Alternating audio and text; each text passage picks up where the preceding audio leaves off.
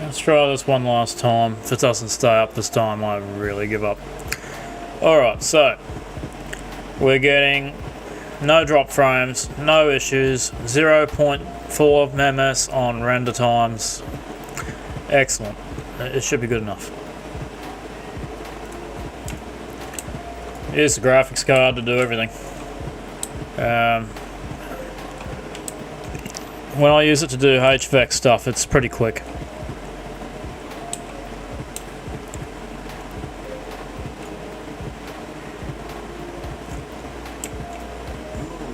Until I have those cards, those new ones, I think I'll just stick to HVAC for now. For this bit rate anyway.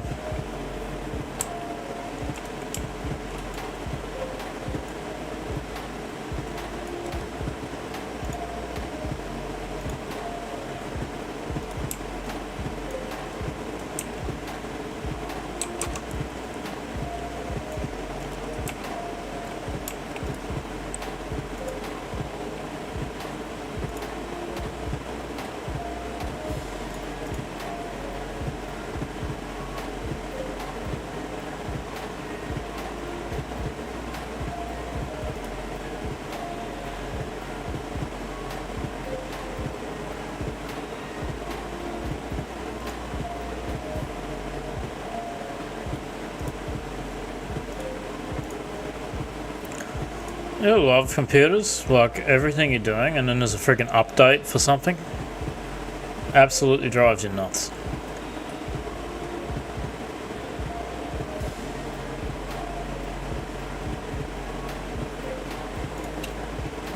Trying to tell friends I'm on, and I've got to sit here and update the program right this second. Really annoying. Alrighty. Progress looks like it's being made.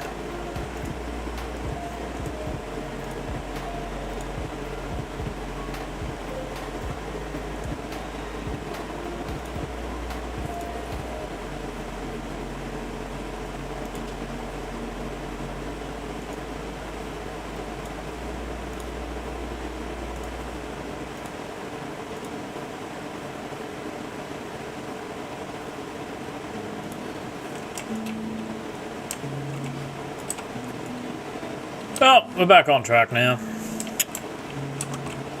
Beauty. So, what are we doing? One of the things I'd like to fix is this add-on.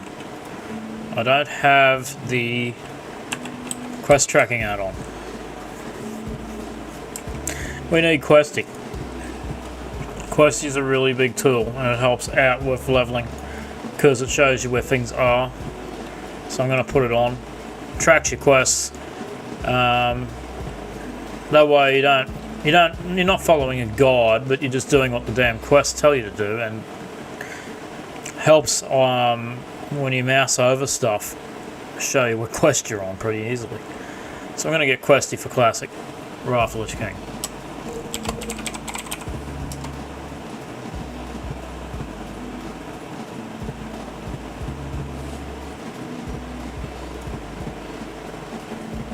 One of the best add-ons you can have.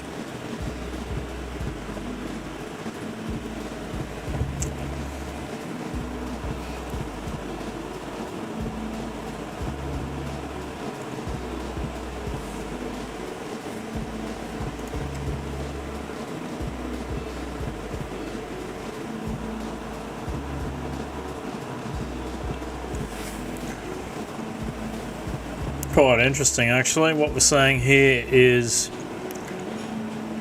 the encoder does no problems with the actual rendering, but it crashes when it's going through the network. So you can do recordings and all that in AV1 on the CPU, but the moment you throw it at the network for some strange reason, it seems to have problems there. Otherwise, it was running fine. Alright, let's see if I can refresh it and get this add-on running.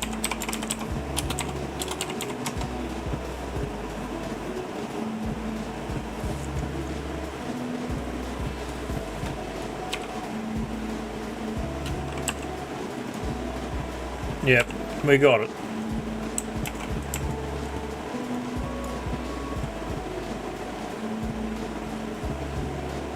Details. Def log, I want that in view so we can see other people in the area. Yeah, now when you mouse over it actually shows something.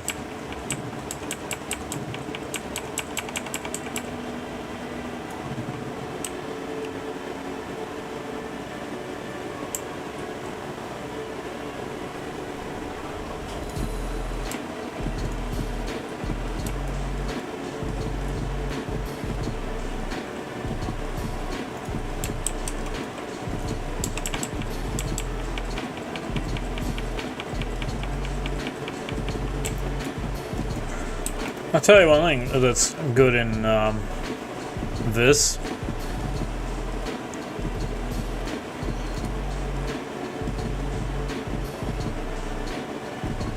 Mana. No issues with mana. That I like. Net limiter needs to be set though. World of Warcraft is not set to critical status. That's very important.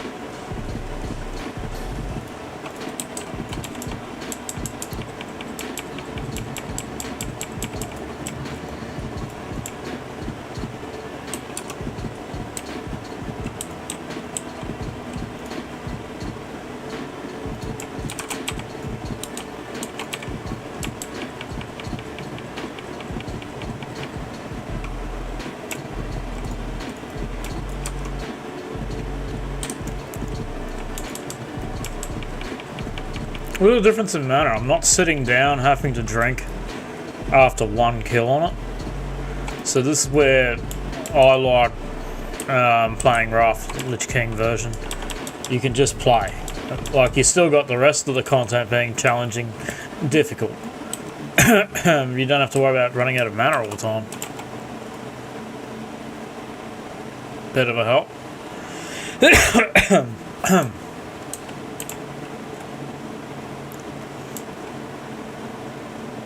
Wait, it lets you wear the book satchel? That's funny.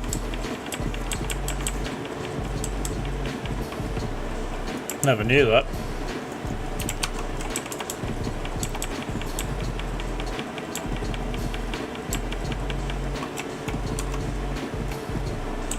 So I think I'm gonna just briefly check this thing and delete the other streams that didn't go anywhere.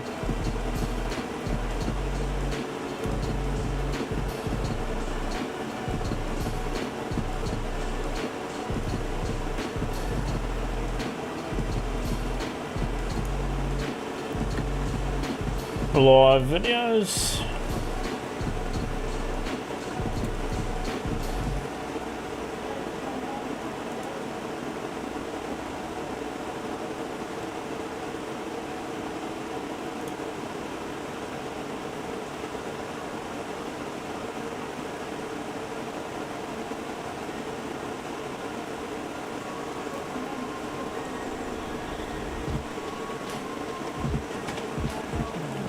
Got it muted again.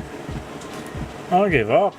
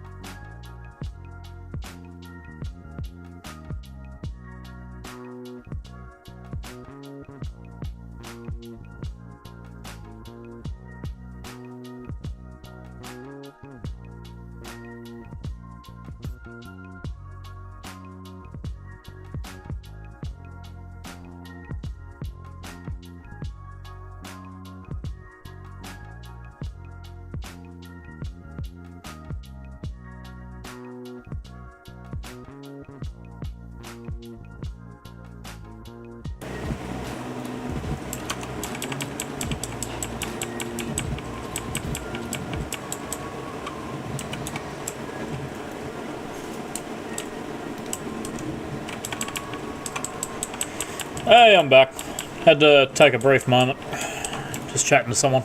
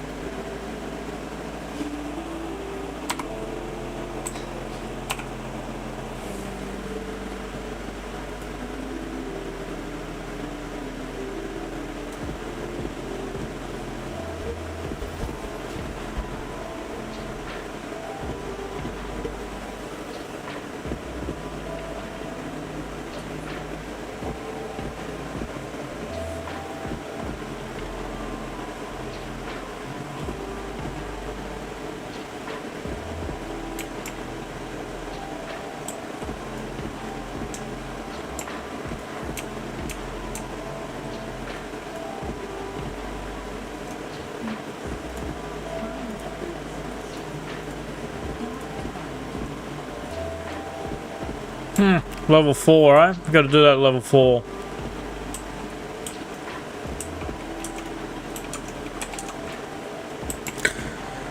Well, that won't take us very long, guys. Sorry about that. Another break because I had to set something up.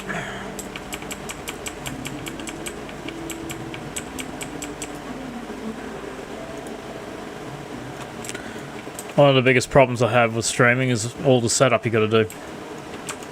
It's constant.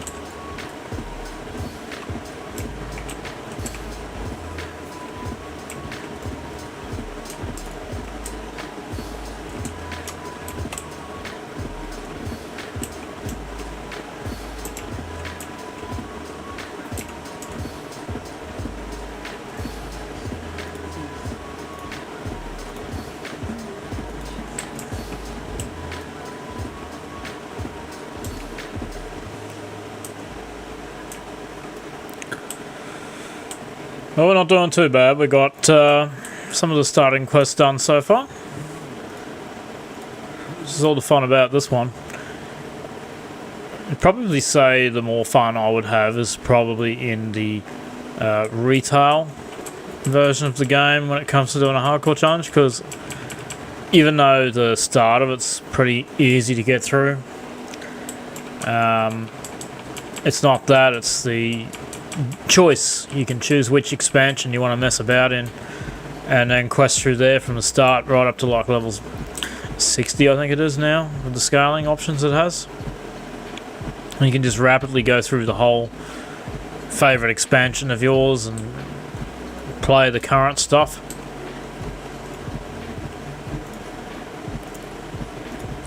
It's a good video. Like, this will be good to watch if you still like want to see classics inspired gameplay, or you're just looking for something else.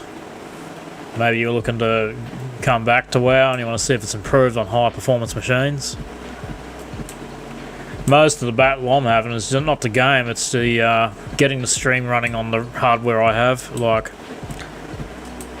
I've got to change to suit all the new encoding tools that this one has. The other one doesn't. X264 is pretty much the standard default option, and I'm running it on HVEC, so I can look reasonably good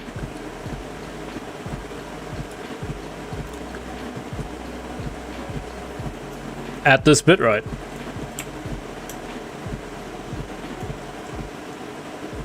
Alright, so it says it's there, but it's not. It's down here.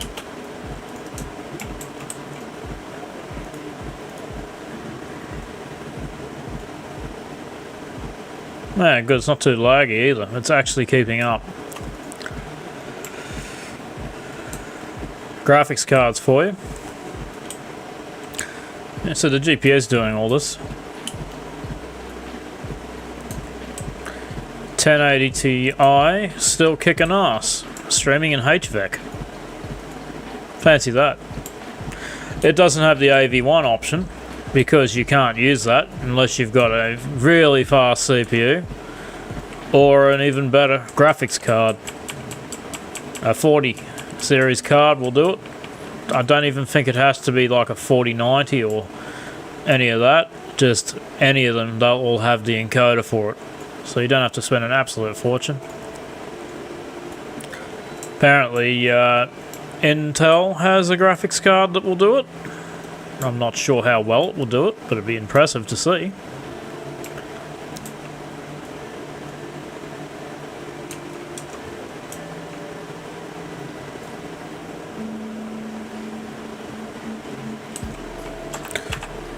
I want to set this interface up and make it a bit smaller.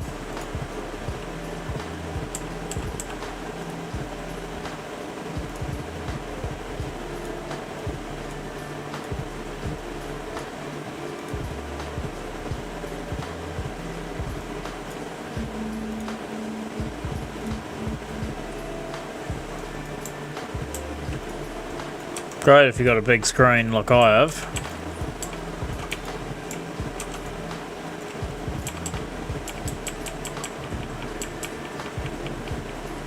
I'm actually playing it in 2K reds because this is an ultra wide and I found that's the best option I can go with.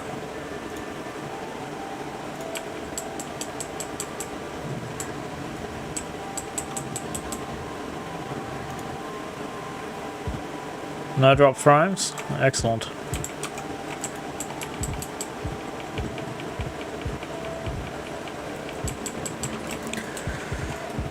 I'll give us about an hour and see if anyone jumps on.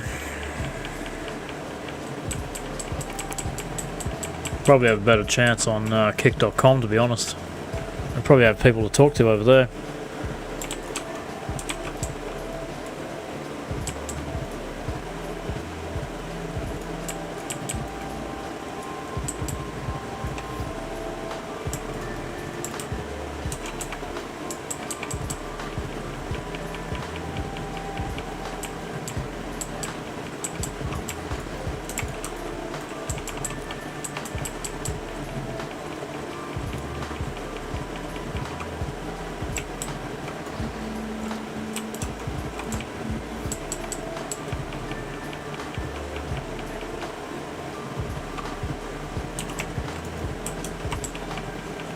I think mages were like in a really good place in Wrath.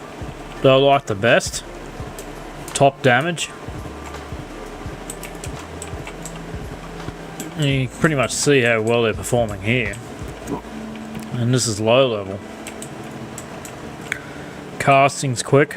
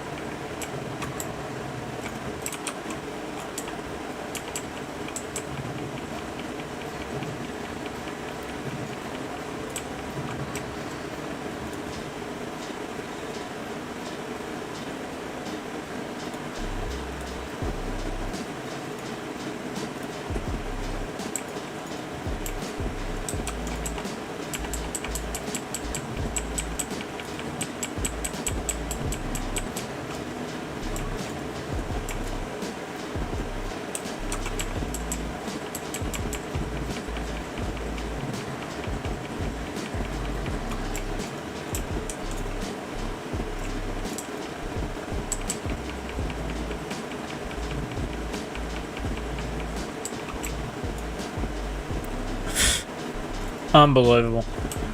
And look at the mana regen. You watch the mana go back up.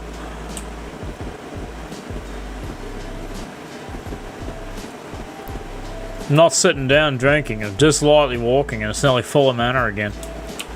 That's really good.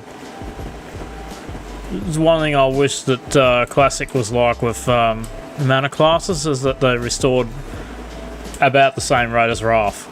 That's pretty good.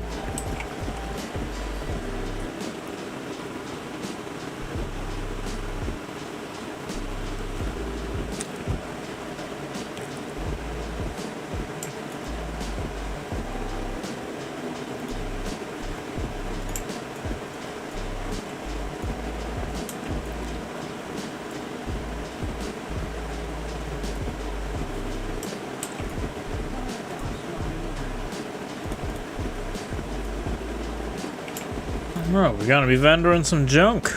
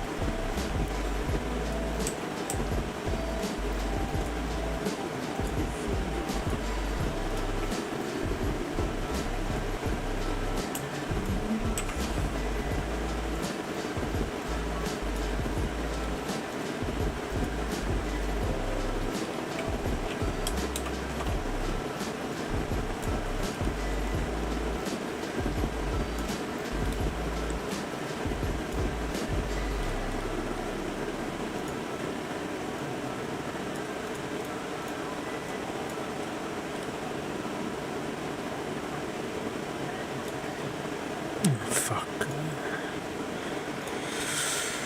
Oof.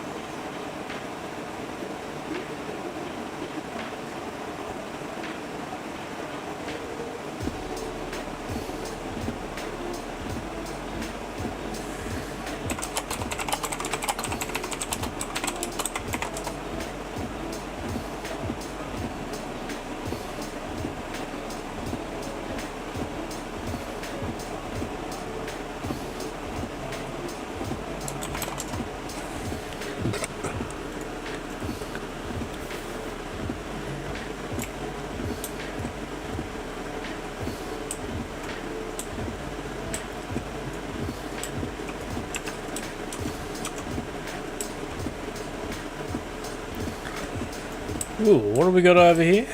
More tenders. Which are the higher levels?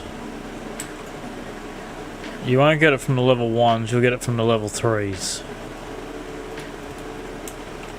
Hang on. I might be half asleep here.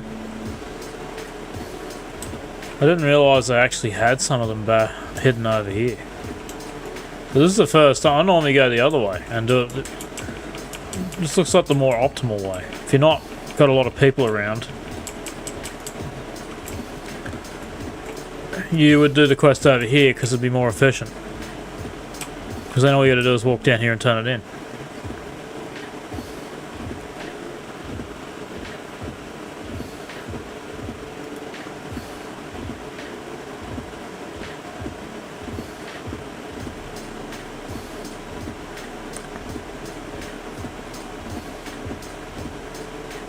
Zero skipped frames, zero network issues.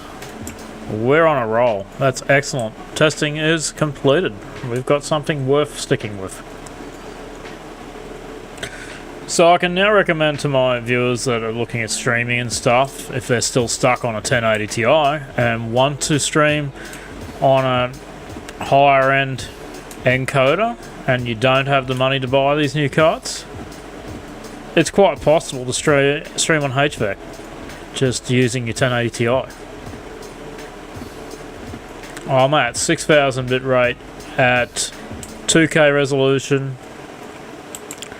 The game's running at 200 FPS, which is pretty amazing.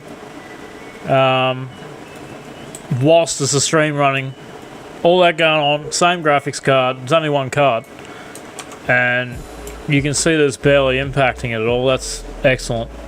So if you're a WoW streamer, you could use HVAC on Google. Honestly, can't wait till these opportunities, these encoder options go up on Twitch and other platforms, because it'll just give them something to, you know, you wouldn't have to deal with crappy looking streams anymore. It'd just look better without the massive performance hit.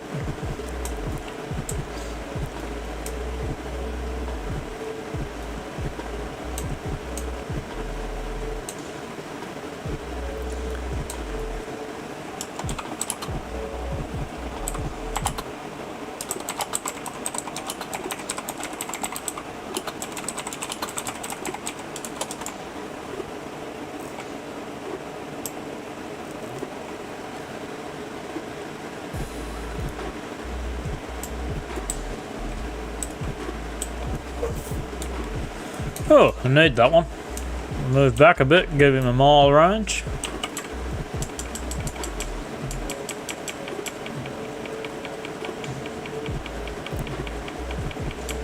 My god, that was quick. Starting to really like playing this mage. Alright, I'm gonna send a friend a invitation. Discord.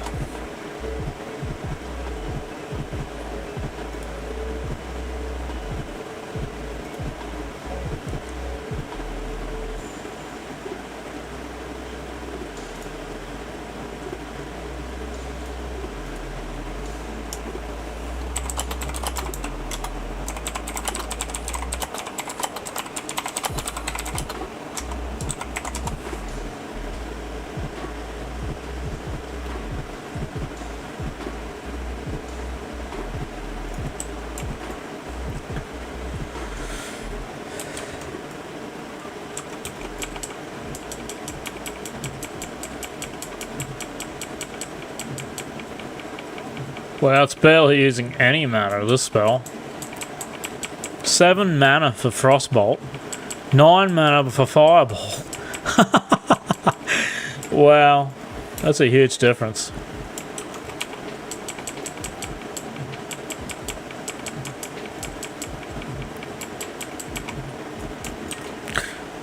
I absolutely loved Raft when I was playing it, when it was retail. I used to love it. I really enjoyed it. I spent hours, fucking 16 hours a day playing this game when I was a teenager. Early 20s.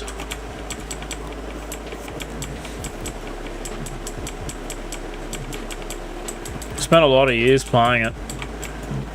Then Cataclysm came out. Got right into that as well.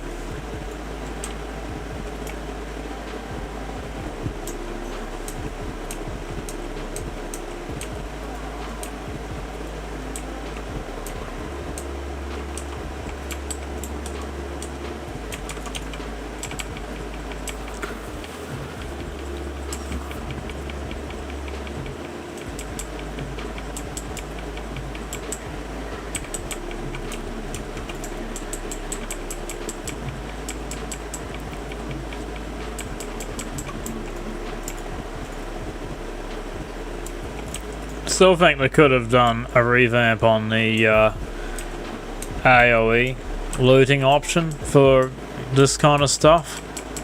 It was a quality of life improvement, I reckon, where it just, you loot one item and get everything around it. It just saves time. Such a small improvement with a massive, small change with a massive improvement. I don't know why they never did it.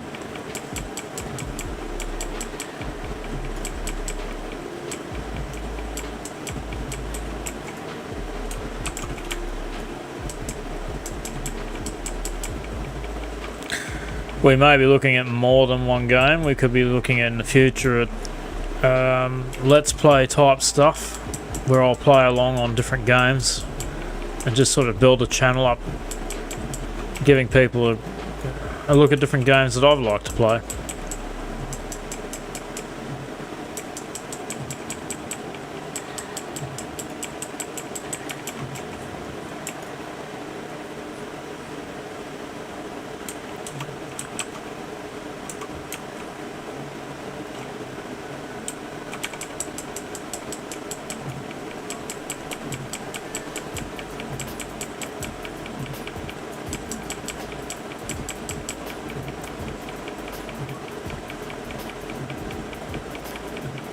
You can see why Frost is king on this. That's for sure.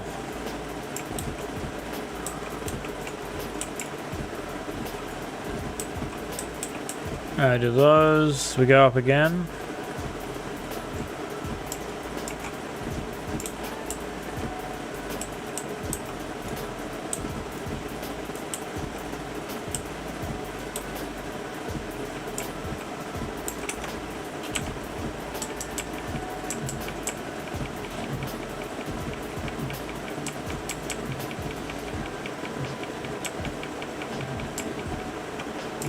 Time he gets to you, he gone.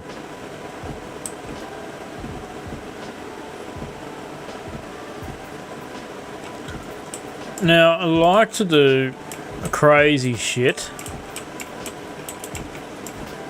Usually the water has to be deep enough. Ooh, very lucky. Yep, I picked a good spot. It could have been a lot worse. So lucky. That would have been a respawn job if it would have had to start again. Didn't land in the right spot. You gotta land in the right spot on that one, or that's it, you've got to start again. Would have been a very costly mistake.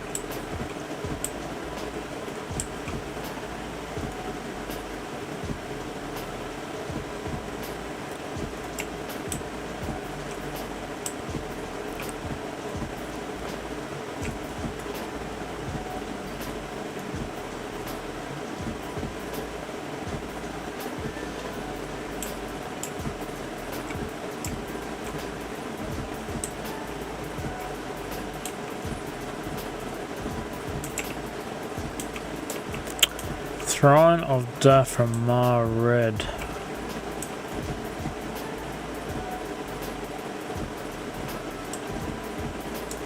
Oh, okay, it's the one up there. I remember that.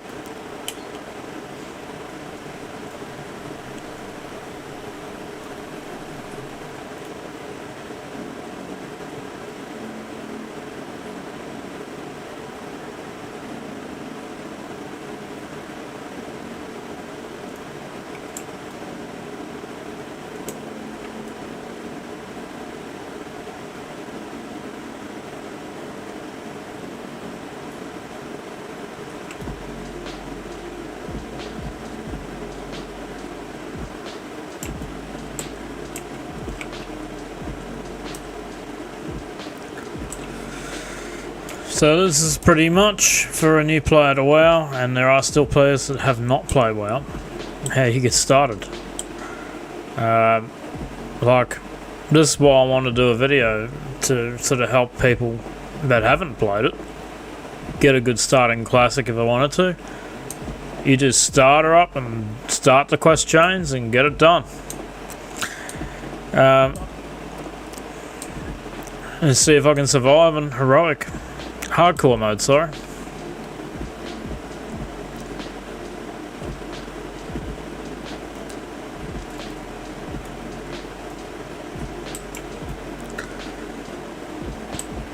Teleport back because I don't want to waste my time.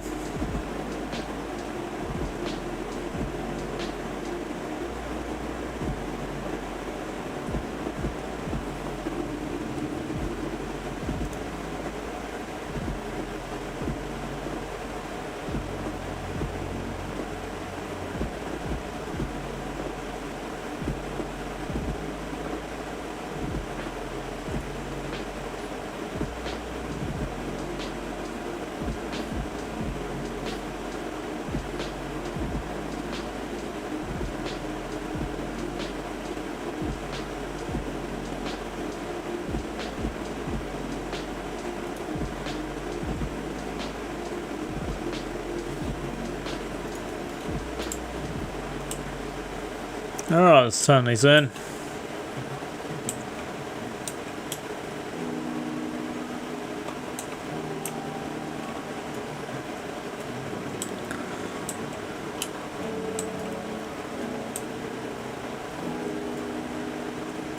I don't remember how many 100 times I did this back in Raft days, leveling all my ults up the first time. It's like a trip down memory lane, to be honest. So much the game has changed several times over.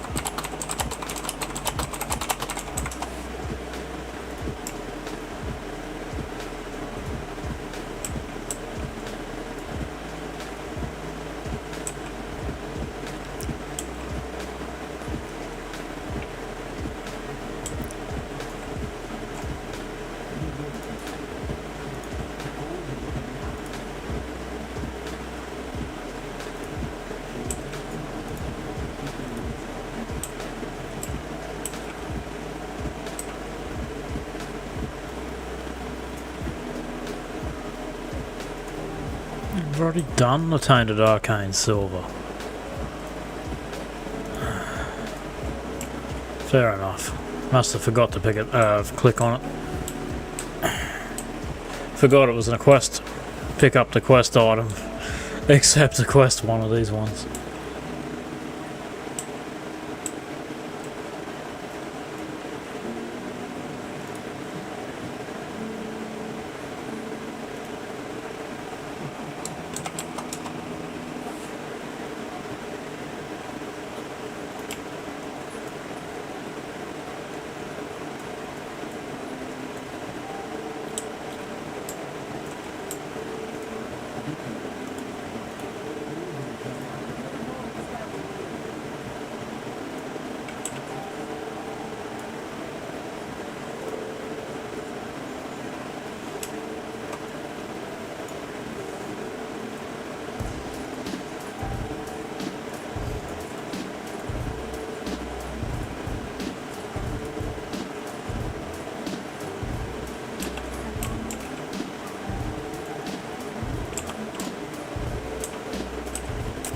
Better go back and check for some skills. Could be an upgrade.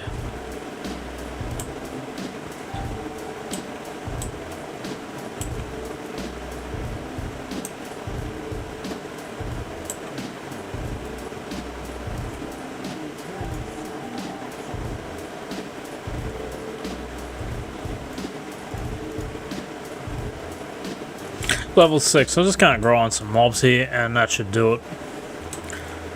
Shouldn't take very long, plus more loot to vendor off to buy the lamb skills with.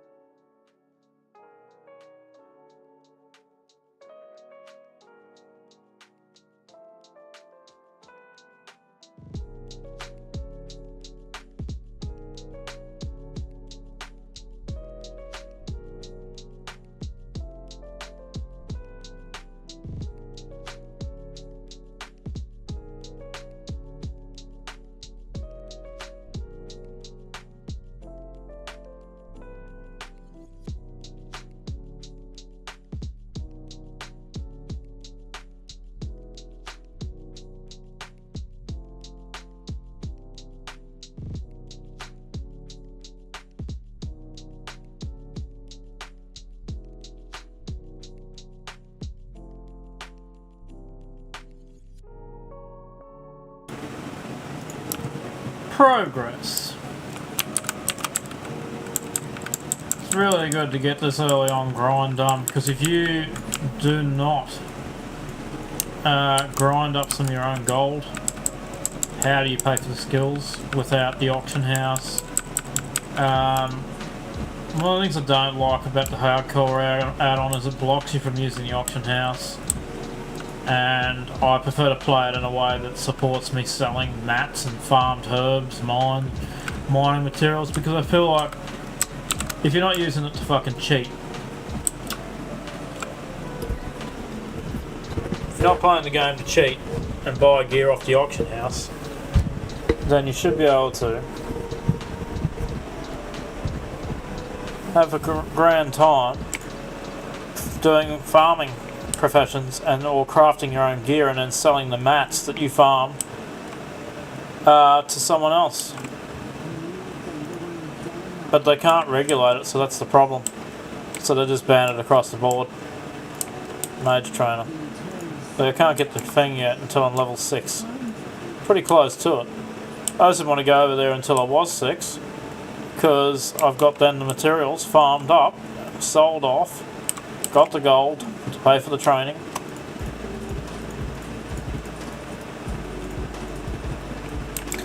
Got 11 now, so pretty much buy them all whenever they're available.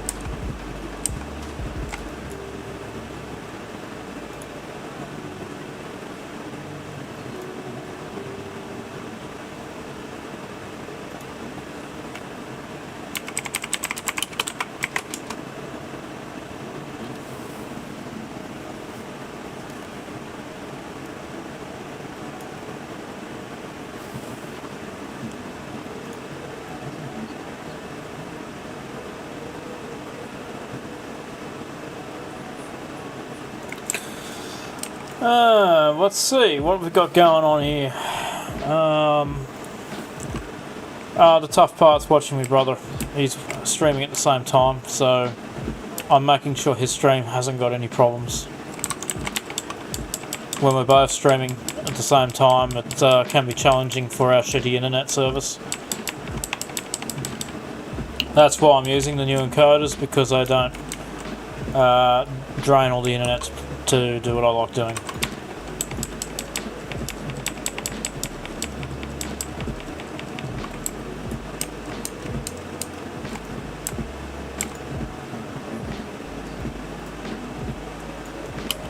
Might go down here and just grind these higher level ones and get it over and done with.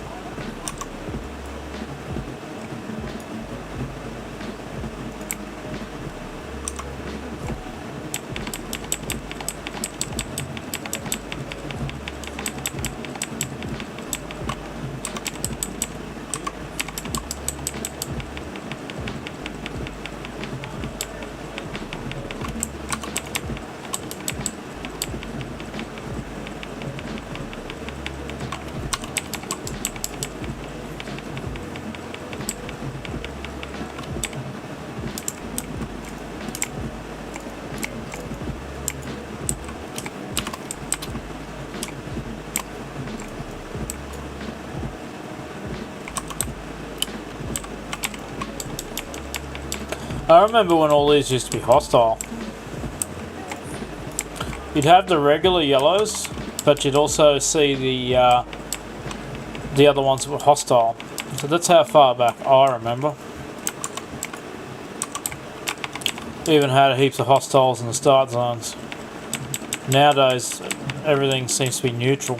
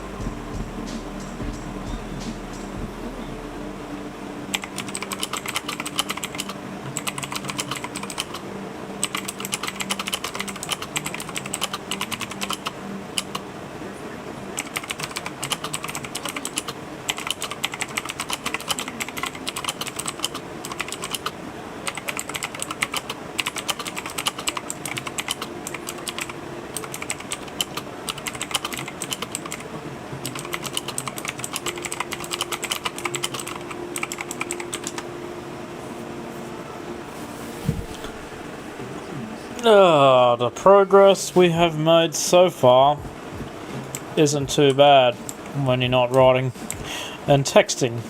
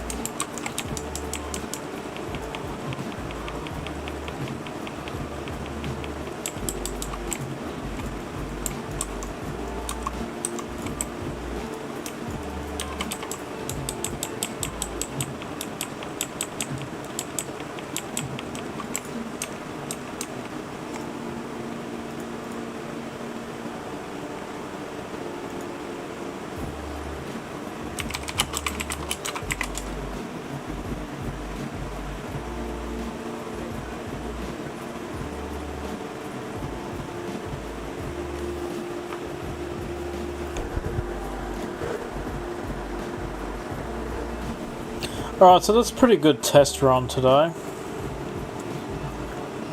This encoder is absolutely perfect. No issues whatsoever. Not a single dropped frame from any of them. No frames missing from lag.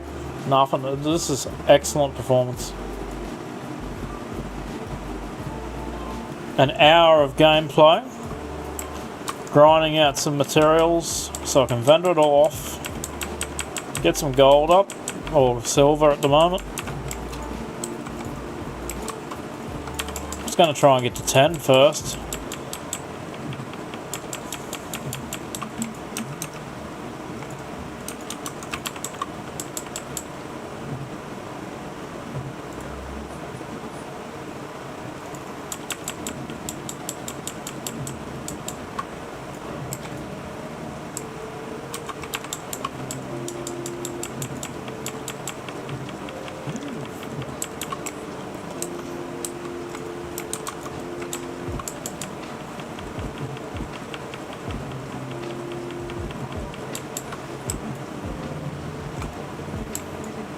Yay, we've made it to 6 levels without dying yet.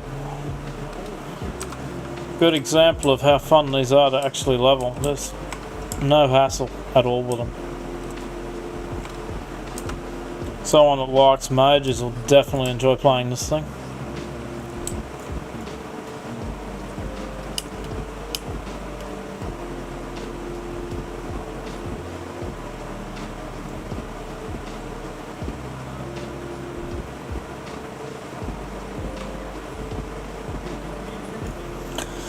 But tell you what, if you don't get yourself outnumbered, the Mage would be the best class to do a solo hardcore playthrough on. It just won't quit. It'll keep going. I might actually just keep playing this one. I might keep the stream going and just play it, but not be doing so much music talking. Just focus on actually achieving it.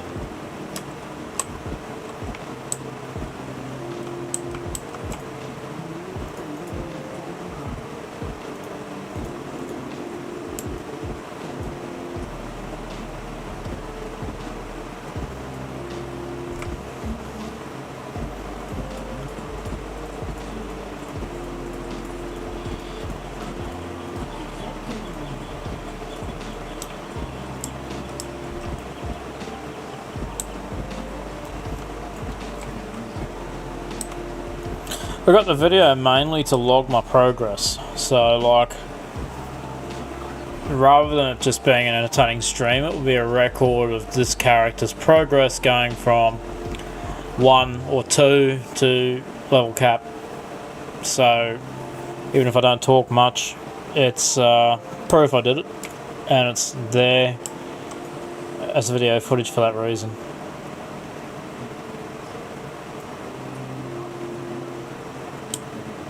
And then I'll be just tagged.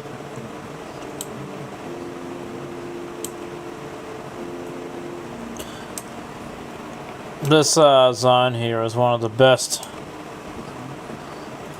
leveling ones in the game. It's the best place to go. It's just quick, all in one area. You can get up to level 20 something in one area. In this zone, rather.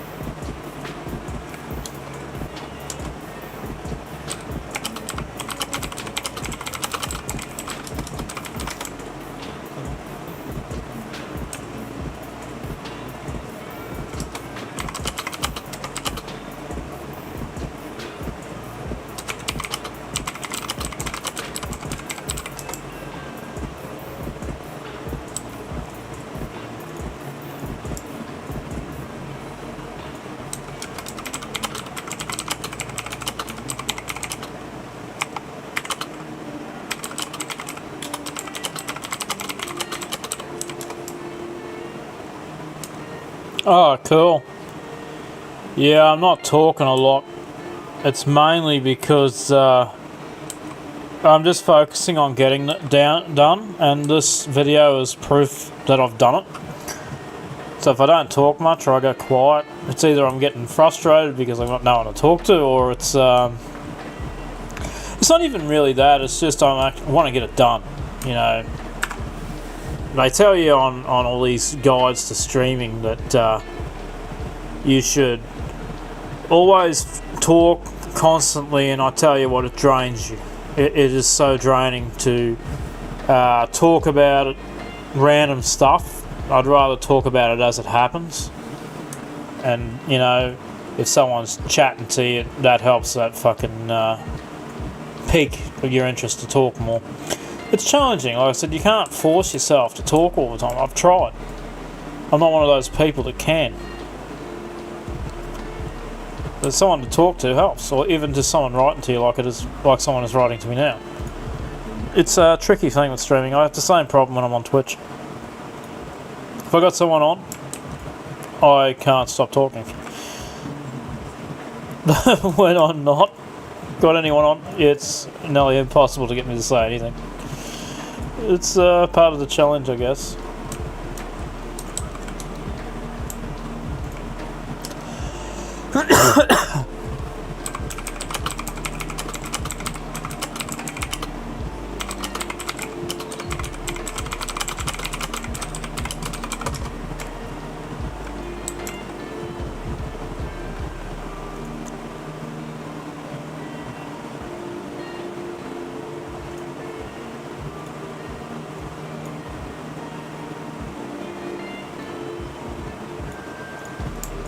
Yeah, it makes it a lot easier. Like, I was on Twitch one time, and because I'm still a beginner to streaming, and I sat on there one time, and I had the shits, and I said, "Oh, so I bet no one's really listening anyway, and I don't really give a crap." And then someone pipes up and says, "Yeah, I'm here. How you doing?" And I'm playing fucking Euro Truck Simulator or something on the stream, and they're like, "Oh, do you drive your Ford like that?" No.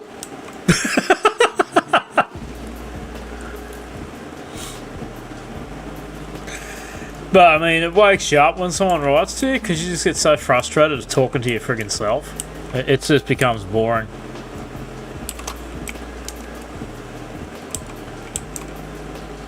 First aid, love first aid.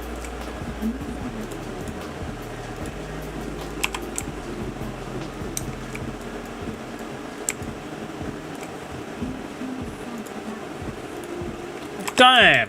Need to go out and grind again. See how easy you get broke? Oh, look, all this stuff. Oh well, we'll get there eventually. Make plenty of gold playing this game. You play it long enough.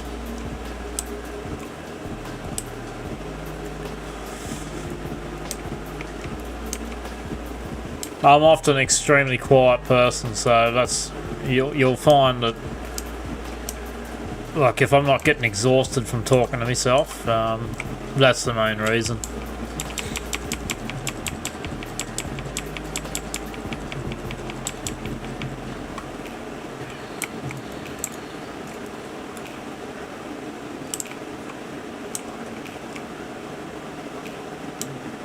Grinding out some bloody mobs over here and doing the quest at the same time. That's going to be a piece of... One thing, like I said, classic Lich King's the better one. For me, because I like the mana. I like it having a fast regen on the mana. It's just quicker, less buggering around.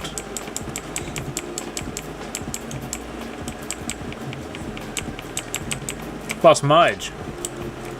My first character was never a mage. My first character was actually a hunter. I had a love for taming spirit beasts and stuff like that, so when I see my dad playing one, I thought, I've got to have one of those. I've got to have one.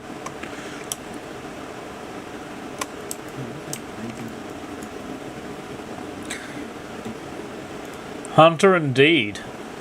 One of the beauties about streaming on YouTube is I'm not getting ads popping up on my viewers. And as a small streamer, ads kills your viewership faster than anything. If you've ever gone onto a Twitch channel and just clicked on as a thing of interest, if I like what's this guy playing? It looks like an interesting game. You click on it, and then this great thing of 3 or 4 ads pops up, and you're like, okay, you want to hit me with 4 ads, and I've just come to check your stream out. See you later. Because that's my attention span. When you go to someone's channel and they've got pre-roll ads loaded up or something, and as soon as you click onto the channel, you get 3 ads. Like, I want to look at the person's stream, decide for myself if it's worth watching, and what they've done just then is said, no, you're not worth watching. I'm not worth watching. Close off. So, I'm happy to watch ads throughout the stream, but if you put them on when I start watching the stream for the first 10 seconds, I'm not going to watch it. I'll just close it and move on to the next one and has figured out how to turn it off. Because, yes, we all need revenue, but we also need to see your channel. You know, we want to watch the content that you're streaming for at least a couple of minutes and decide, oh yeah, this is not bad. This guy's cool. But you don't get a chance because as soon as you click it, 3 ads pop up. And you're like, okay, see you later. I'll actually close the tab and then just go back to my regular shows that I streamers that I watch instead. The counter to that is to buy Twitch Turbo, I think it is. You just pay for one membership thing, this Twitch Turbo thing, and you don't get any ads at all anymore. Or barely any, that's for sure. So that's the workaround for that. is you just buy a Twitch Turbo and you can go to anyone's channel and they still earn revenue for you watching their channel. You just don't get the ads. And it's still pretty cheap too. It's not even that dear. Yeah, thanks for tuning in to watch. I've actually tried to get my old man on to jump on and say good day, because I thought he'd be interested in me playing a hardcore character. You know, do it without dying mode. Thought it'd be interesting for him to watch. It would help if I remembered to rebuff myself. That's how fucking easy it is. So like, I don't even bother with the intellect buff because he's already full of mana. You know how you got to sit down and drink all the time? Watch this. Not even drinking. I'm just standing there and look at this mana. Went from 40% or something back to 75, 78, 80%. Awesome. I don't mind that.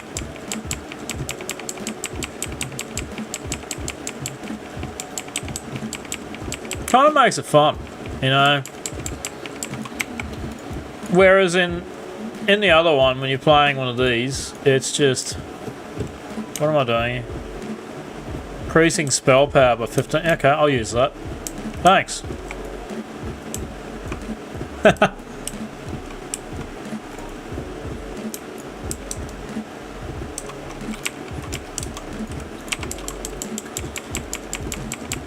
Like I'm doing a series on it to introduce like a friend of mine to the game. He hasn't played much of WoW.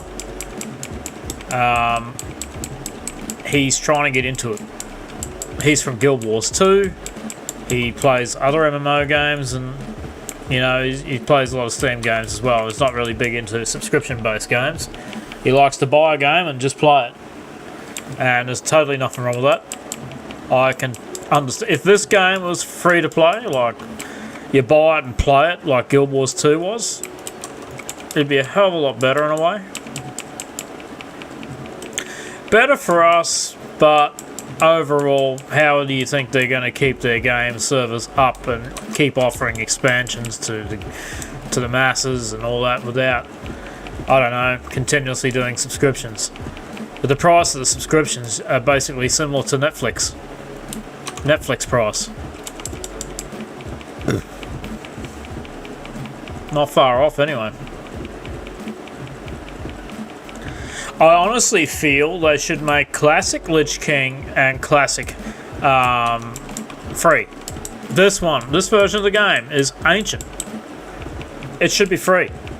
Keep the subs rolling for retail, but put Wrath of Lich King and Classic up for free. No subs. Get rid of the subs off the old game and just let people play it. Keep them interested, and if they want it, they'd love it, or it would actually keep people playing. It would get them to go and do the raids and all that sort of crap and not have to stress about the subscription fee all the time. And then if they want to, they'll go and pay for retail just to play retail because I want to play it too. But then when they're not playing, they can't afford retail for 1 month or so, they go back and play Classic for a while because it's free. I wish that was the case. I seriously do. I mean, it's old. Not a lot of people still play it, unless we're doing hardcore challenges. And the sales from retail subs should keep this one going. Keep Classic running. I honestly agree with you on that. It should be. Like, if you're gonna keep subs, keep it on the main game, and then have Classic and Classic Lich King free. Oh, it's no-brainer right there. I 100% agree with you on that. 100%.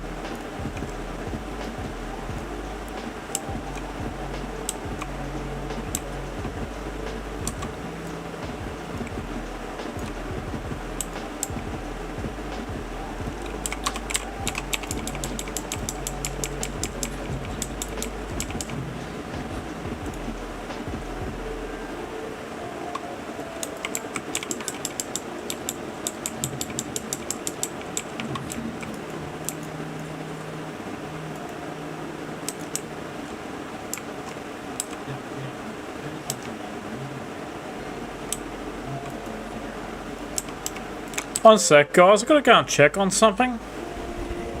Like, I've got to check on my bro, see if he's still happy. He seems to be.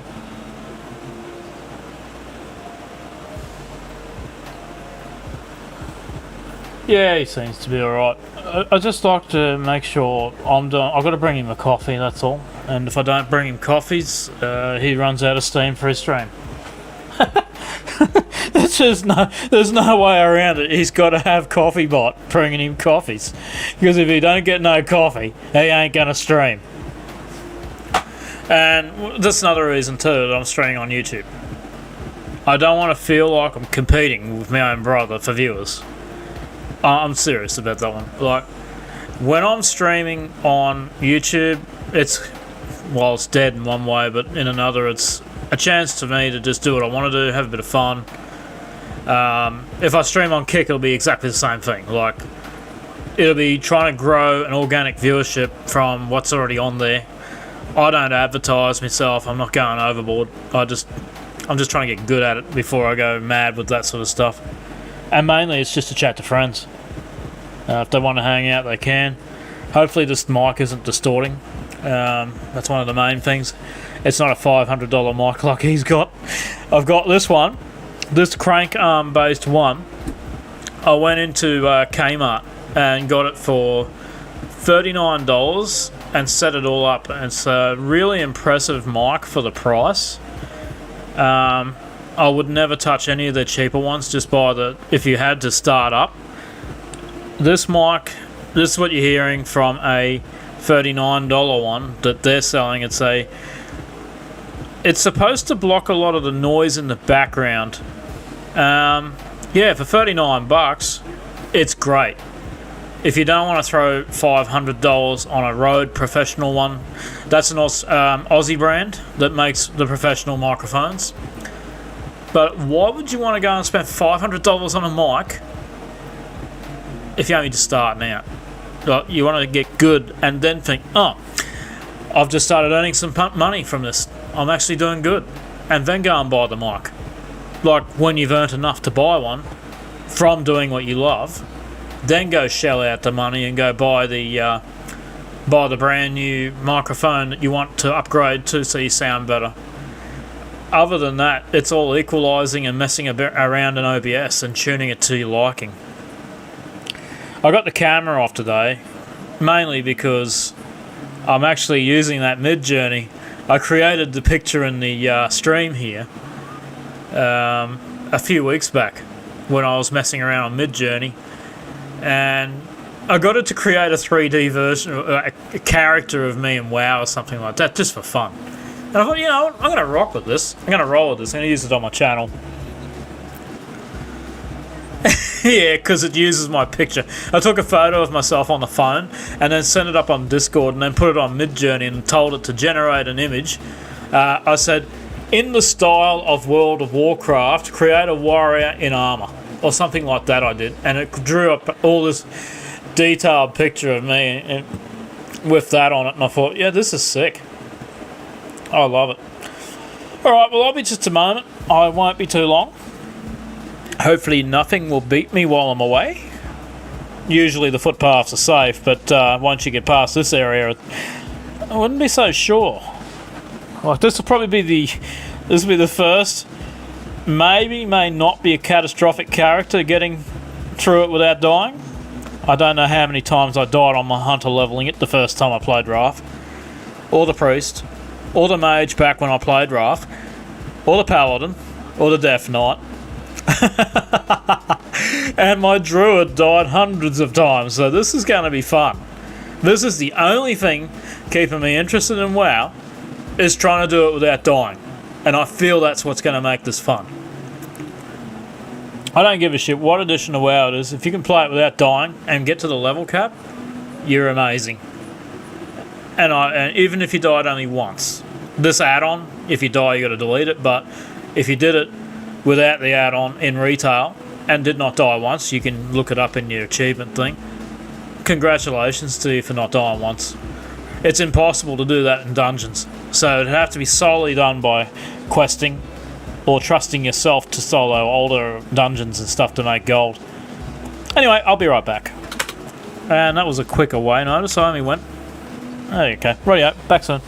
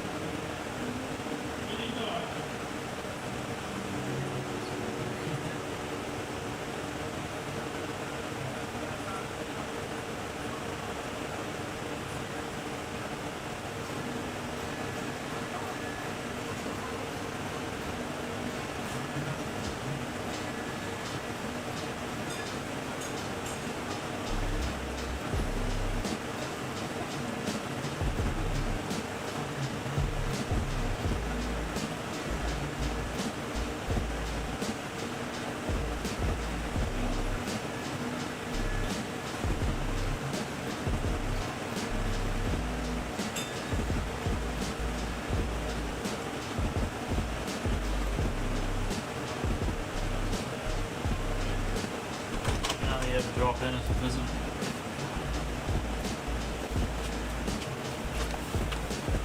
Sorry folks, like I said, I won't be too far away. I'm just finishing up the espresso machine. Coffees, had to clean it. We don't just make instant coffees here, we do the espresso cappuccino machine. Takes a while.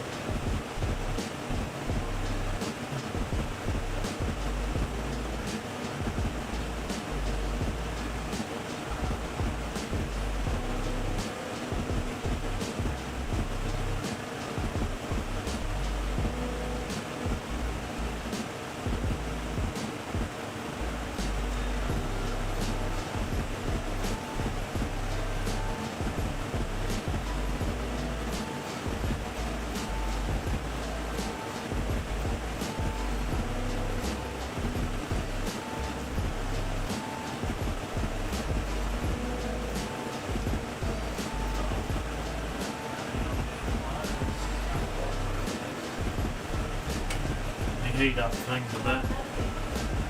Coming now.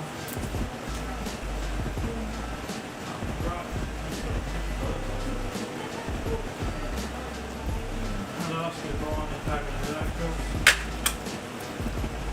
No, this shit.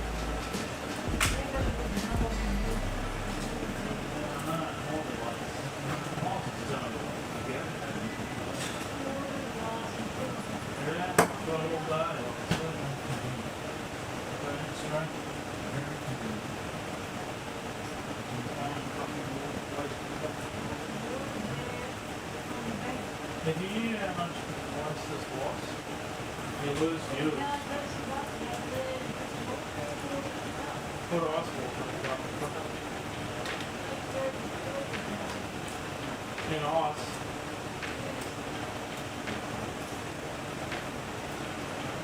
Put to it.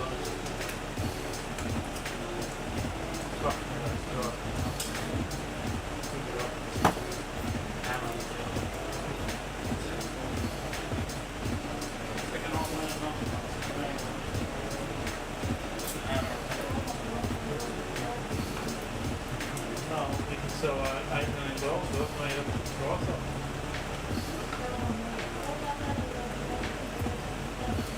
No, you'd have a house to put them in, and then you wouldn't give a shit. Alright, catch up with you later, Mum. Love ya. Alright, got my headache pill.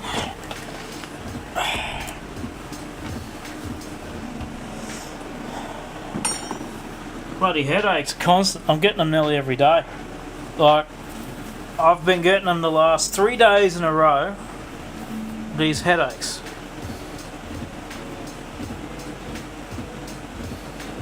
Don't know what's going on with them lately.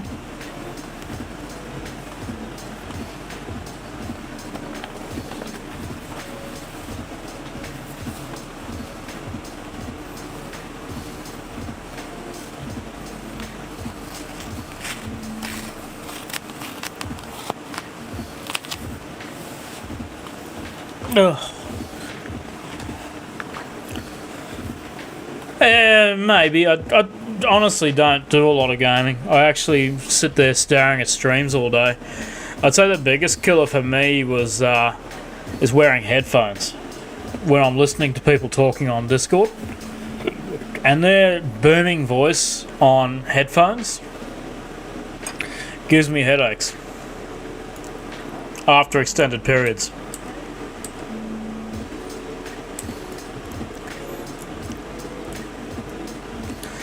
Friggin' pain, I tell you.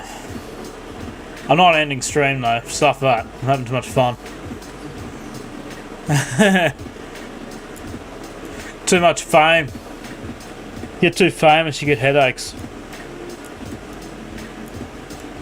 Oh, he's gonna hit me in the back with the famous back attack.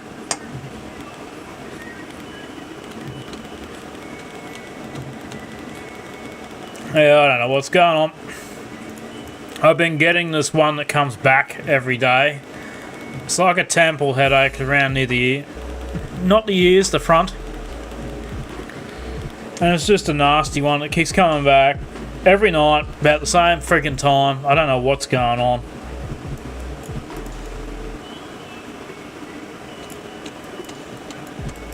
My sleep's been okay as well, that's why I don't get it. Arcane cause. Well, that ain't from these guys. So yeah, I mean, I can understand. I've had one that was so bad. Yeah, my sleep's been pretty good too. Like I went to bed at 9 o'clock last night or something like that. It was. I didn't wake up till 6 in the morning. So I thought, well, that's been friggin' impressive to get sleep like that for a change.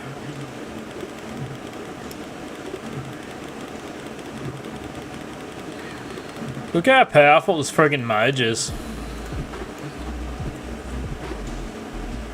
Can't believe it.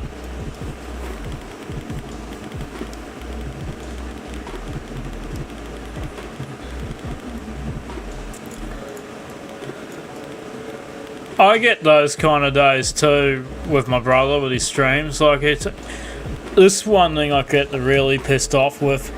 I'll get told I'm the last one to know. If there's a big stream change, I'm the last to know about it. And he'll come in and say, well, we've got to get up at 10 a.m. in the morning, and I'm going to bed at like 3:30 in the morning. And I've got to wake up at 10.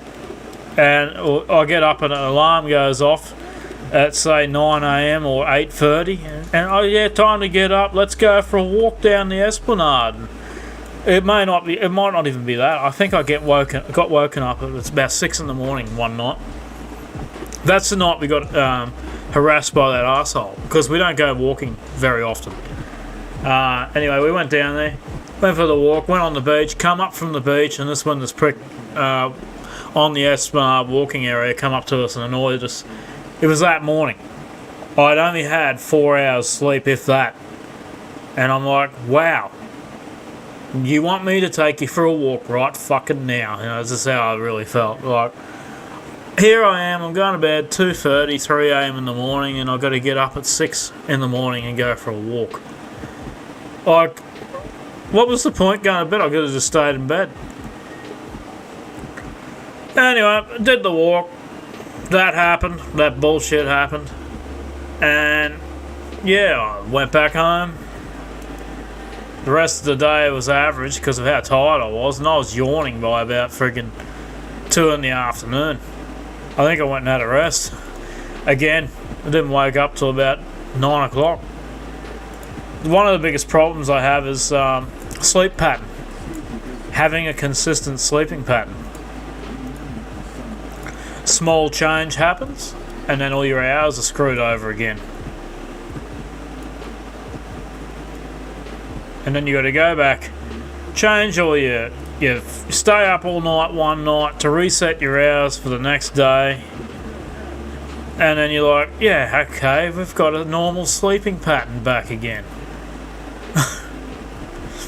It takes you, if you were trying to change your hours to be a nocturnal person, to be up at night time, sleep all day, up at night, which is my normal, by the way. I prefer to be up all night and sleep all day, so I can fast travel through a shitty day and just sleep through it all. Get up at night time when it's cooler, sit on here and game and stream away, or watch my brother's stream and just enjoy that. Like, yeah, it's stressful. Like, you go to bed and you get up on 3 hours sleep, and then you got to go and moderate a channel all day and be ready to do content, fun content on the game, and you just got no sleep. You're like, yeah, okay, no problem. Oh, yeah. Oh, yeah, mate, I'm on my way. Yawn.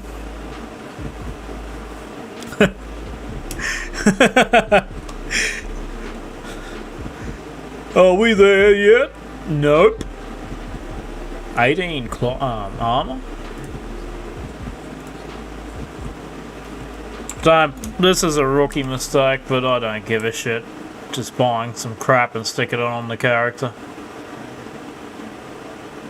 Why not? There it is. There we go. Look like everyone else now.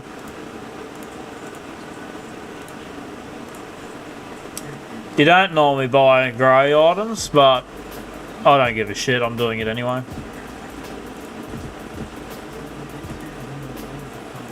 That'll be useful, so I'm going to keep that.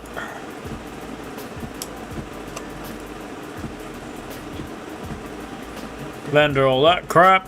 Have a bit of fun. Where's the mage trainer again? Oh, I keep forgetting. You gotta be level 8. Yeah, it's one thing I like about retail. You don't have to go to the trainer all the time to buy the skills. It's just given to you. You know what? I should have went... I'm actually tossing between dual crafting and... Like, I love enchanting. I prefer enchanting and tailoring or something like that, where I can craft my own gear and enchant my own gear. That would be good on a solo character. This is the toughest thing about this. Like, you can craft a full set of gear, right? Enchant that full set of gear. Ditch enchanting after that set's done. Then go dual crafting. Then create all the jewels and do all that stuff as well. Put them all over your character, because you're not allowed to buy anything from the auction house when you're using this add-on. So this is how smart you got to play everything. You get to max level, you gem, enchant everything, you do all that shit. It costs a fortune, thousands of gold to do it, unless you grind everything out. Like, I think it's mining, dash, enchanting. Dual crafting. And then you do every piece of gear all yourself, enchant all your own armor. This is a challenge to it all, because you cannot use the auction house with this add-on. So you've got to do all of that and come up with a strategy that can get you the best gear you can get without going into a raid, doing a dungeon, unless you're soloing that dungeon and can guarantee you will not die in that dungeon. Another tip though I do have, because Wrath will allow you to do this. I have heard you can't farm instances, but I think once you're the level cap, if you don't have any restrictions on it after that, you can run dungeons. And then what you do is you vendor all the shit you pick up.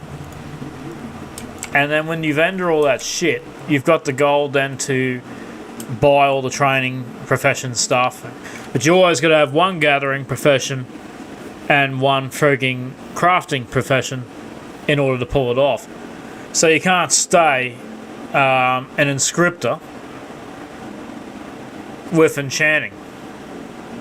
So you basically got to do without that, because you're not going to be selling enchanting materials, enchants. You're just going to do it on your own character, so you don't need to be an inscriptor, I don't think, to do that. Which is a bonus, and then you can be a jewel crafter and an enchanter. It's just you got to get all the materials. You got to disenchant everything, have all the enchant mats on board or in the bank. And I think this allows you to go to your own personal bank, but it won't let you go to a guild bank or any other banks, which sucks. Because anything they think you can get gear out of is banned. You're not allowed to do it, which sucks, but you know, that's the way it is. I haven't died yet, so that's a plus. If I walk across here, if cat will probably kill me though, thinking about it. What's that there? A level 7 cat. First thing I said if I went over here, a cat would probably try and kill me. And there he is.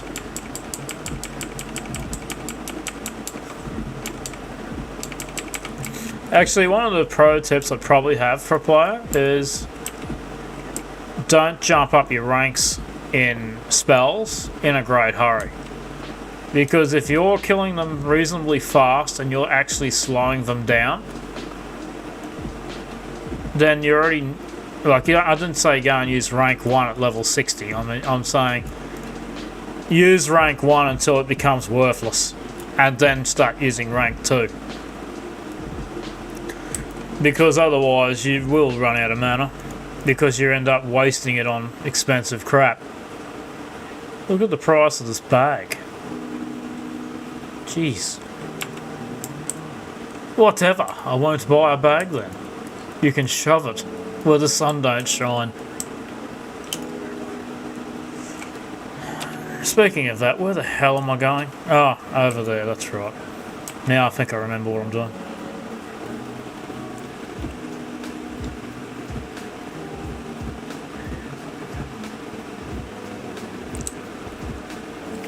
Two headache pills. I use Disprint Direct for my headaches, or just Disprint ones you throw in a cup and drink. Best you can, I've found, that works on my headaches. Everything else makes you suffer forever, whilst the Disprint stuff seems to work pretty quick. And then you're back to work.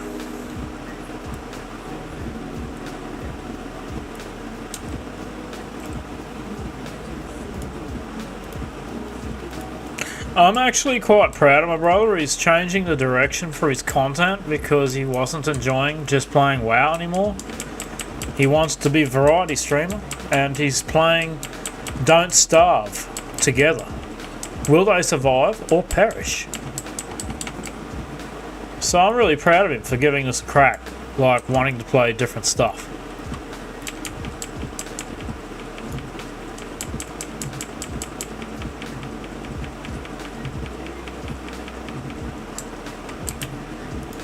Too slow. I already got you.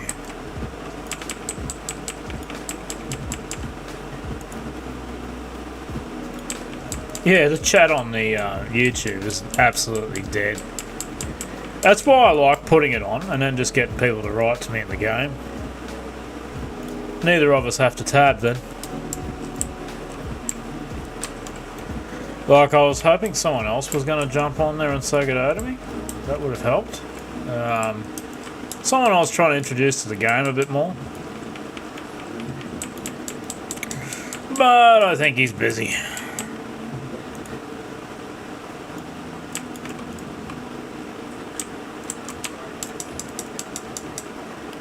And I forgot to buff myself again. Damn it.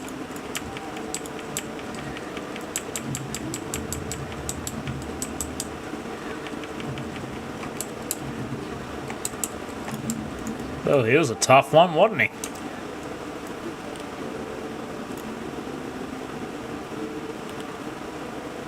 Not a matter. I'll sit and drink and fully heal from just drinking mana drinks.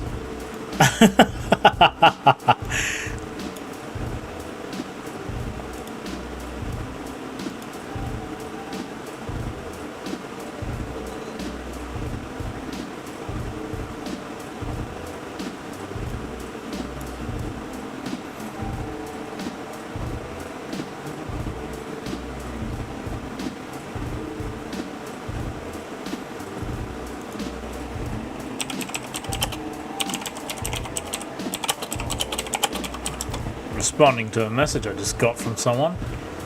He's playing retail at the moment for the first time.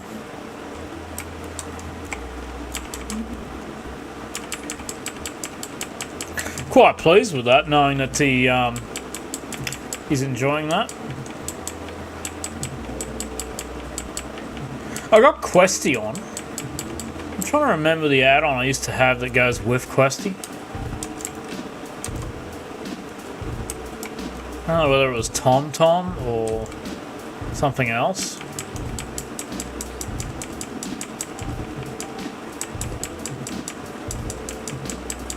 I tell you what, the realm I'm on is probably dead. I'm going to actually type /80. No, who? 80. 9 players at level 80 on the server right now. Wow. This is Ramulus. This is one of the larger, I think it's the only PvE realm on here. That's tough. How many 78s are there?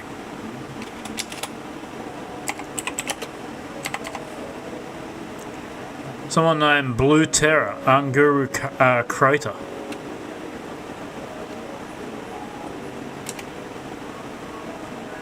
One level 78. If you go to Bloodsail Buccaneers, you'll probably find hundreds between 1 and 15. And probably heaps of level 60s as well. It's one of the largest classic servers available.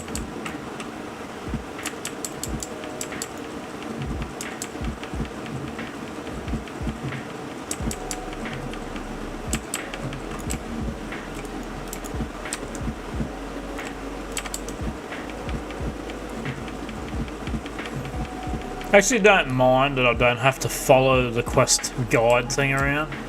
It just puts them on the map so I can find where to go without having the freaking guide. No, intruder defeated. If I defeated the intruder, did I get the quest item? Yes, I did.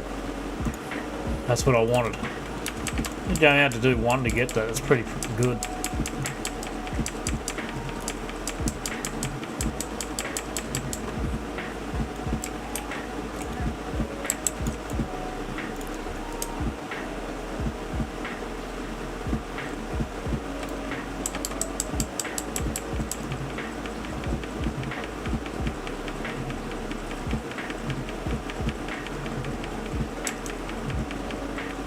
Yeah, me playing this mode here makes me want to play the one on retail. I'm not gonna lie, it's quite fun. I got a warlock that I've started in the hardcore style on that one.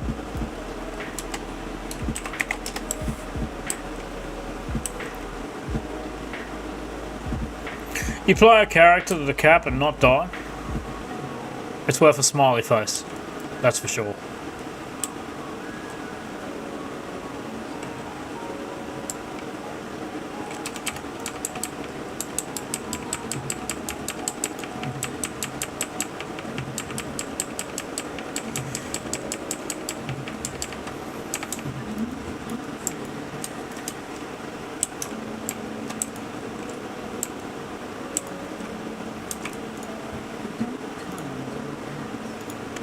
That's an upgrade.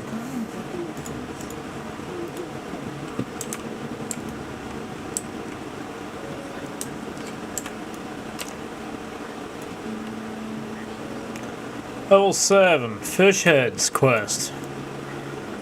That's what I like about the guide. Or not guide, rather, but questy. It puts the ones you forget about on the map, so you go and find it. I don't really like doing this one, but if I'm here, why not walk over there and do it?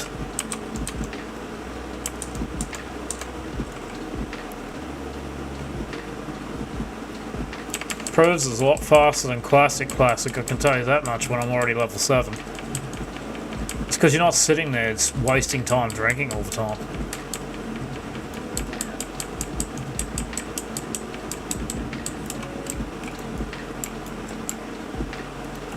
Got a full mug of coffee. I've still got the rest of this headache pill fucking dose here to have.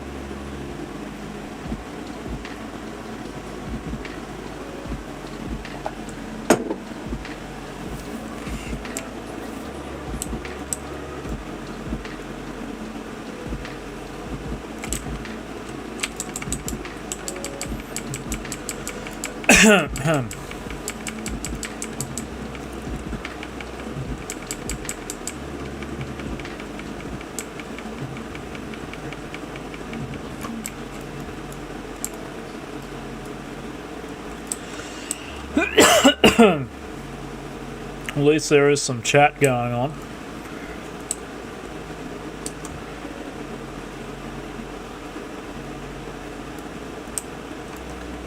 wander around here and pick this quest up.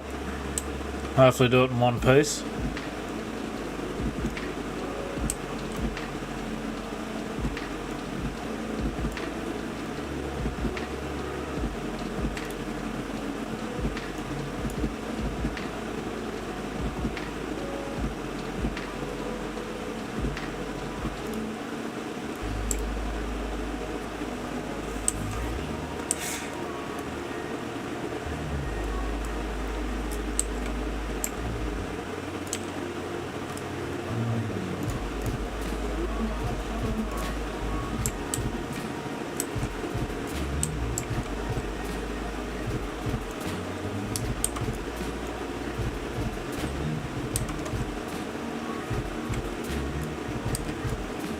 Okie dokie, level 7 quest. It's definitely more chilled than classic. Either that or I just like mages a lot. Doesn't matter. All fun and games. Always loved Wrath, and this proves it. Mage and Hunter, eh, for me. I do love paladins too, like tanks. I don't play it as a healer, I play it as a tank.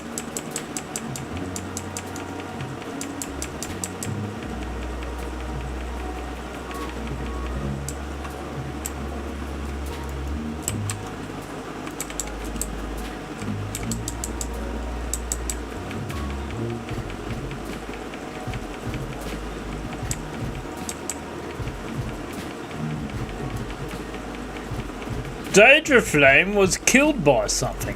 What? This guy one begins a quest? I've already got it. Well, it's another quest. Pick it up and do it as well.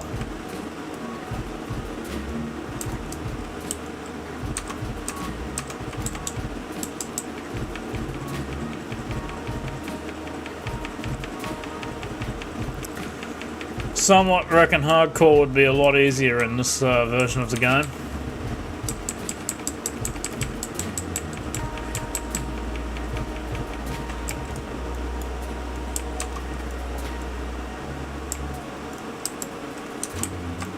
Once you're up in the level 70 zone, that's a different matter.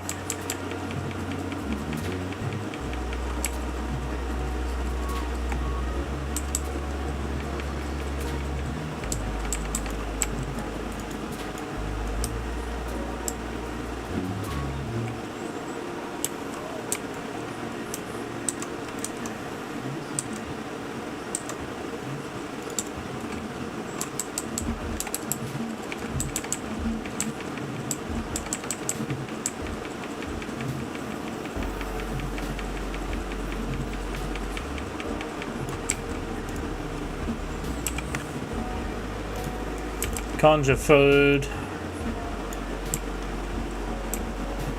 I usually use that much, if at all. Fire Blast isn't bad, but I don't usually use it either. I was looking for arcane missiles, but we're not an arcane mage. And from what I've read and learned, you just stick to the frost spell. It's very simple. You just spam frostbolt, and that's pretty much it. And if you need that one-hit wonder, press number 4.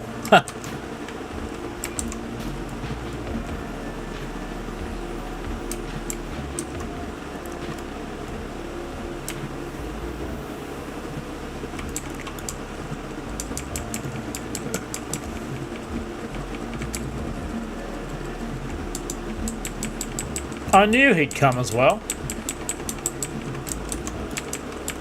Go figure.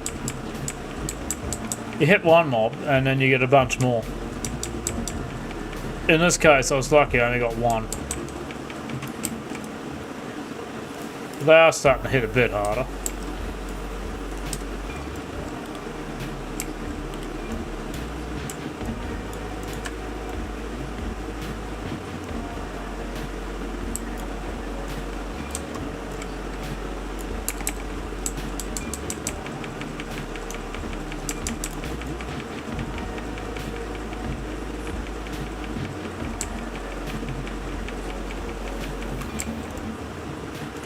You can actually get them so slow that they almost come to a complete stop.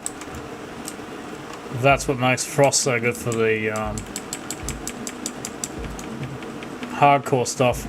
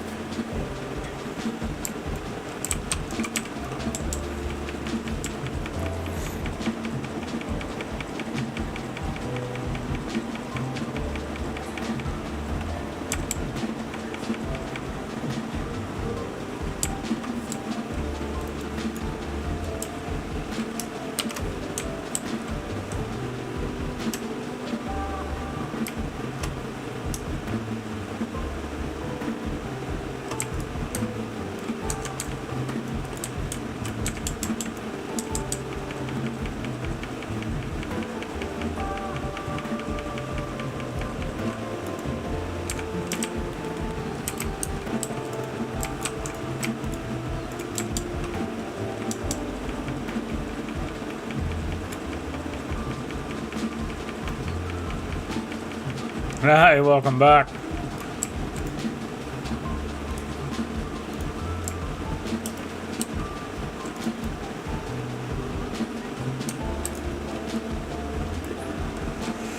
Have I got one left? Yep, I do. Because apparently one of them doesn't have a head. They must be headless. You got a 5% chance you might get a head. Otherwise you stay behind.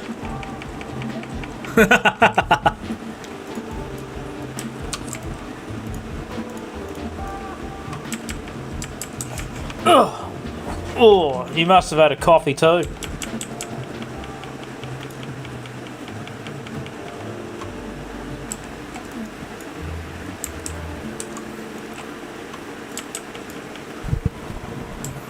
In my world, it's all about having a coffee.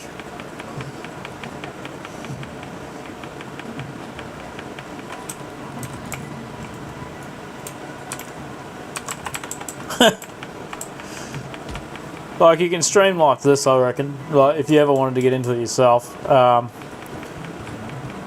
This is the way I'd go initially, just to get used to doing yapping on a camera. Yapping on a microphone to people. But I'd start with a few friends, have some people to talk to, and then that way if you've got a few people that are already talking to you, like a Discord chat, that would be an example. So if they're not watching you, get them on Discord to yap to you. And if they don't care if their voice is on the stream, that adds to the conversation so you can talk to these people. As long as they know all the Twitch rules or YouTube rules of what you can and can't say, then you're laughing. And look, the boss, a level 9. I bet you my mage could still kill it. Probably miss a lot, but actually, I might divert and do that one later. Not that I'm frightened of taking it on. Did it on me hunter and I didn't care, but that's because I had a pet that could die and you could just revive it every time.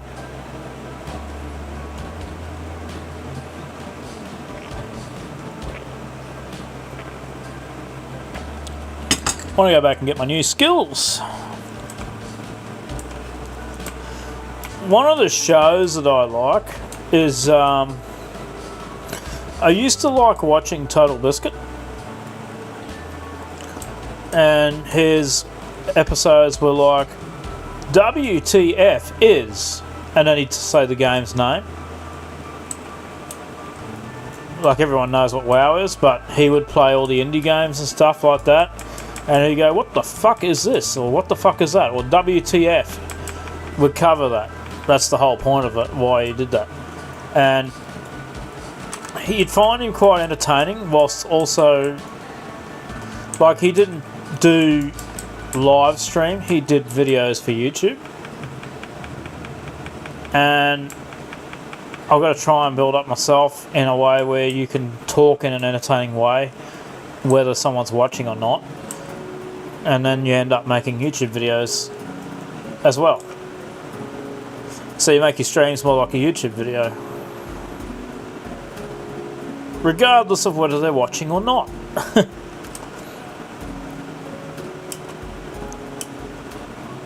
I love Blood Elves. They're one of my favourite characters in the game. It's one of the reasons why I absolutely loved having a Void Elf on Alliance. Love Blood Elves, so making one of those was a no-brainer.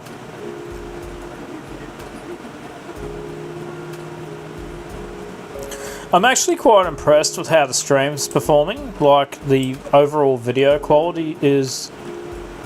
This is only 6,000 bitrate. Like, if you watch my brother's stream, the only reason I'd say it's good is because it's got a really good graphics card doing that. The 3090's got some power, but to stream at 6,000 bitrate on X264, you lose so much quality. I really, like I said, can't wait to see Twitch bring out AV1. As soon as we can do that, and we've all got the cards that can do it, you have to have a 40 series. You cannot do it with a 30 series. It has to be a 40 series. And my brother's a bit pissed off because he already spent $2,000 on a 3090. So he's not happy about having to buy another card. He's not in a rush.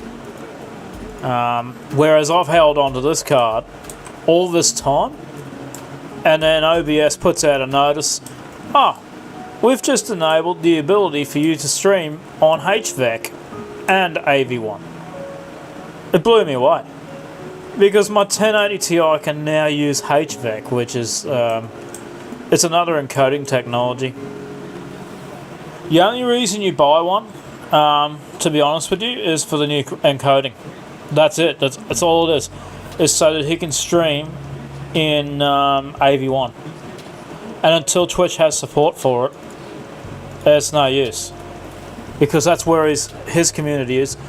YouTube already has it. So YouTube's got, if you want to stream on here, you can use X264 and X265 and AV1.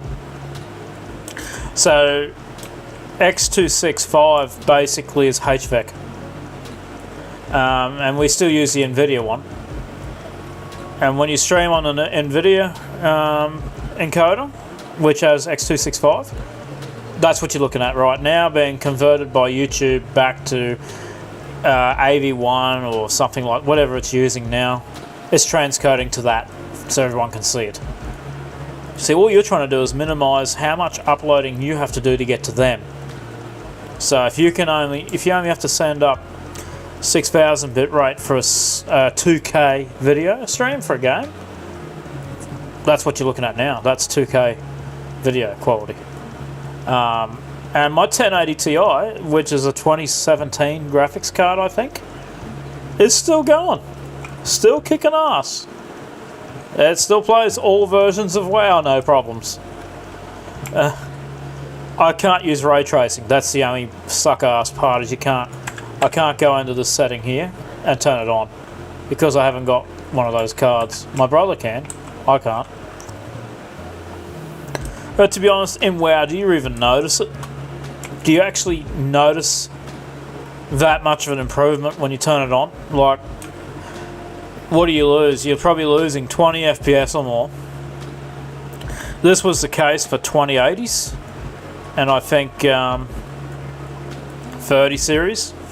You'd lose FPS by having it on the highest setting, and it didn't do that much. I don't know, you don't really notice it in WoW, but you do notice it in things like first-person shooters. It looks fantastic in those games. That's where they were promoting it so much on. Like Battlefield games like that. That's where it looks incredible. Get rid of all this shit. Getting rich here. Rich in silver. Fruit. Didn't even know I could have that. Okay.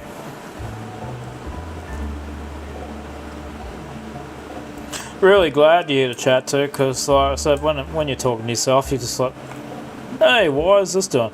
But you got to mentally tell yourself, even if no one's there, that you're streaming it because you are proving that you are doing this hardcore thing. You're giving yourself a reason to record it. So if I turn it on and I've got to go back to this dickhead and turn the quest in. How's that for memory? I nearly left my level 5 quest behind. As a completionist person, I've got the I've got the Explorer, but I've also got the one where you do all the quests in all the zones, just enough, and you get all your reps up. You get that. What was the fucking one for doing every single quest? Or, enough to unlock it. Lawmaster. I think I got that on my retail account back in before Legion. I got the Lawmaster one.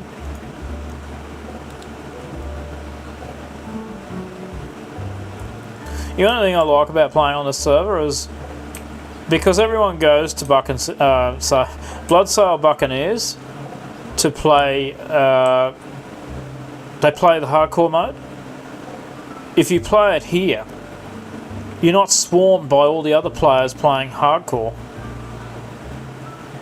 Wait, was that you playing? Now you got me looking through my friends list. Are you?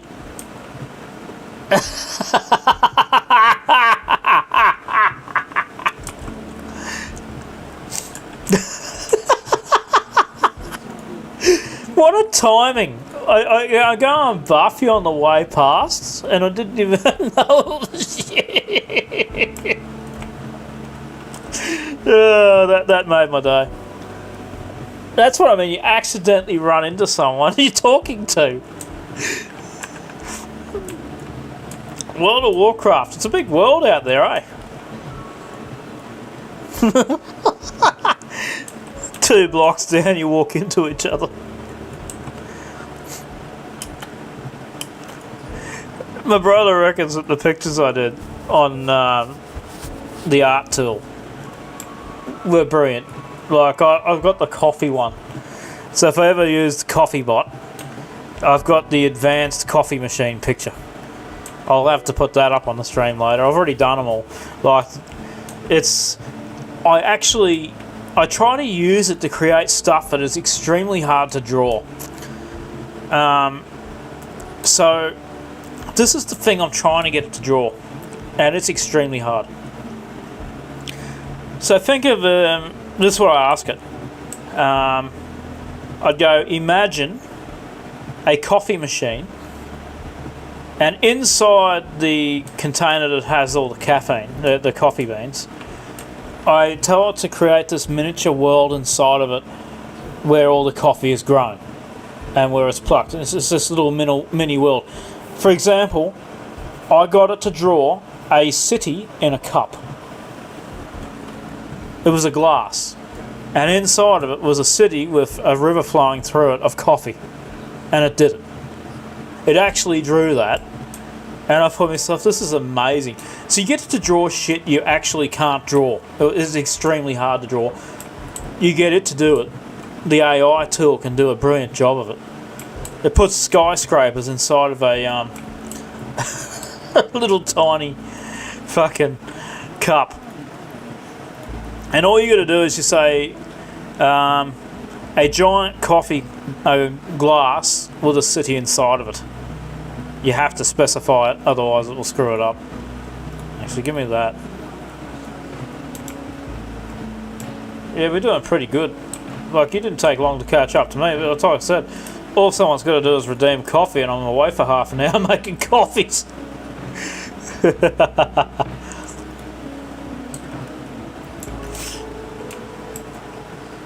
I'm going to go up to me Mage trainer, actually. Like, I might, even though I don't have a lot of viewers, might stick to this format. I wasn't initially either, because the coffees I was having were shit. Like, I used to drink instant coffees or make instant coffees, and I couldn't stand them. I drank them and they always tasted like shit. Like, I don't know, I used to get the powdered stuff, you'd buy it, put it in a cup.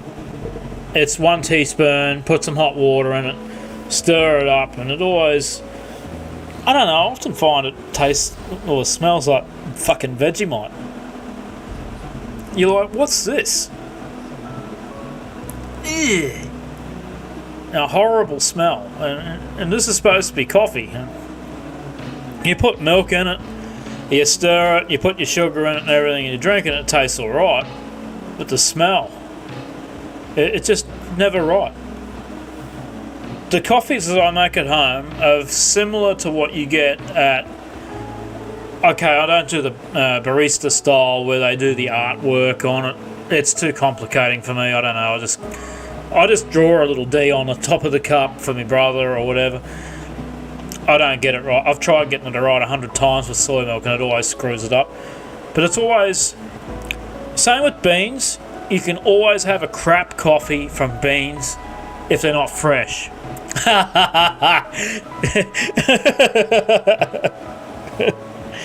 But a fresh bag, grind them up in the espresso machine, and the aroma comes from the beans right off the grind. You can smell it, and it's got this really nice smell to it. You know that's going to make a really nice cup of coffee when it's got the right smell. Put it in the you put it in the thing, you squish it down with a tamper, and you put it underneath the other side, and you press the button in, and out comes your beautiful smelling hot cup of coffee. Yeah, that's the way it should be. The same way you get it when you go to a coffee shop. I'm not going to lie, when I drive, that's been a big help to keeping me awake on drives on the way home from long trips. I almost thought that said Daedra. Daestra. Damn. Yeah, D for dick.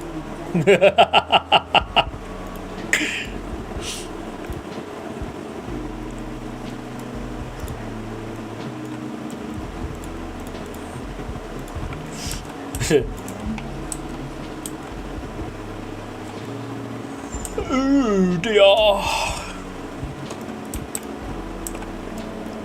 Speaking of that, I'm after the tailor actually. Do I have enough? Yeah, I do. I can just go vendor some crap and get some tailoring done. Come here, you.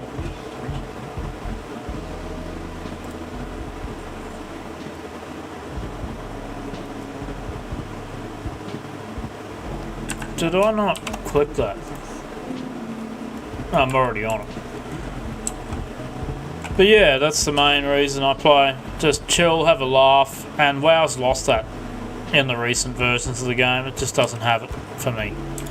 I can't build that kind of guild anymore. Like, I want to start a guild, and I want to run it, but it's the effort you have to put in to get recruitment started.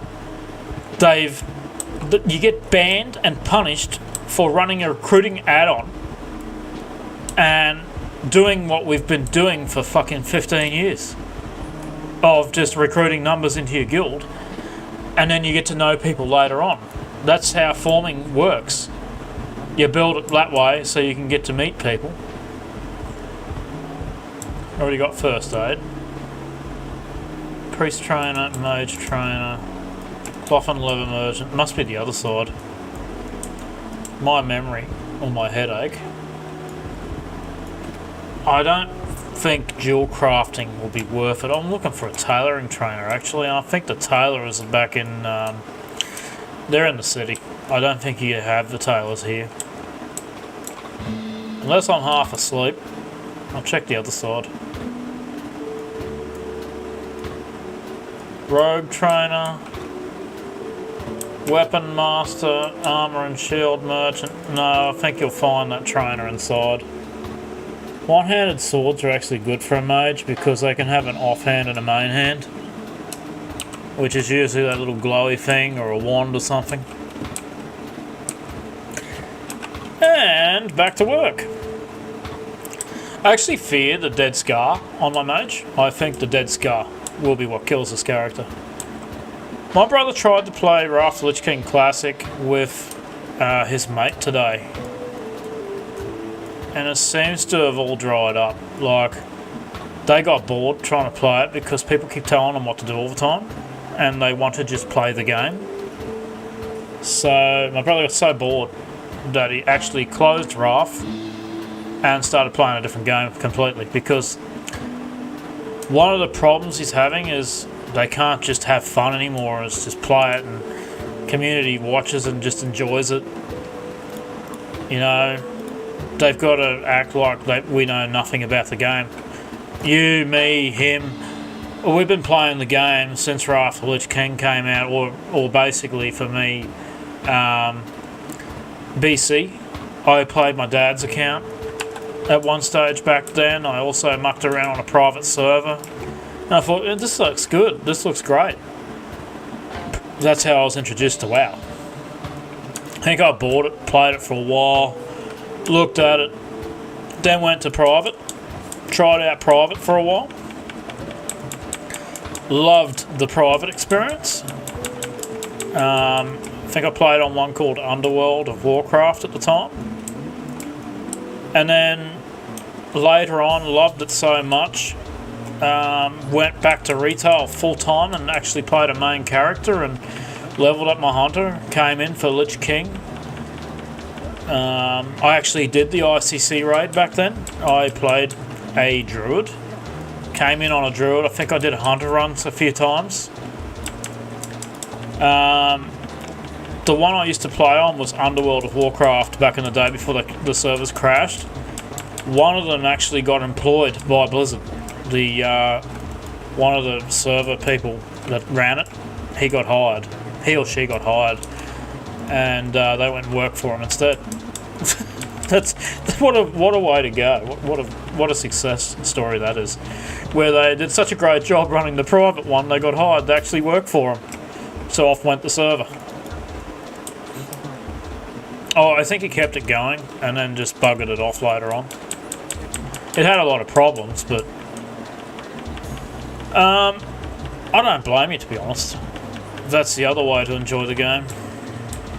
I kind of think that's why it should be buy to play model for Classic. It should be pay it once and just play it. And then the only one on a subscription is retail. That way they can keep bringing expansions out. And it should be bringing more than enough money in to pay for the upgrades and expansions or maintenance of the classic ones. I mean, well, the way they did that I thought was, you know, whatever.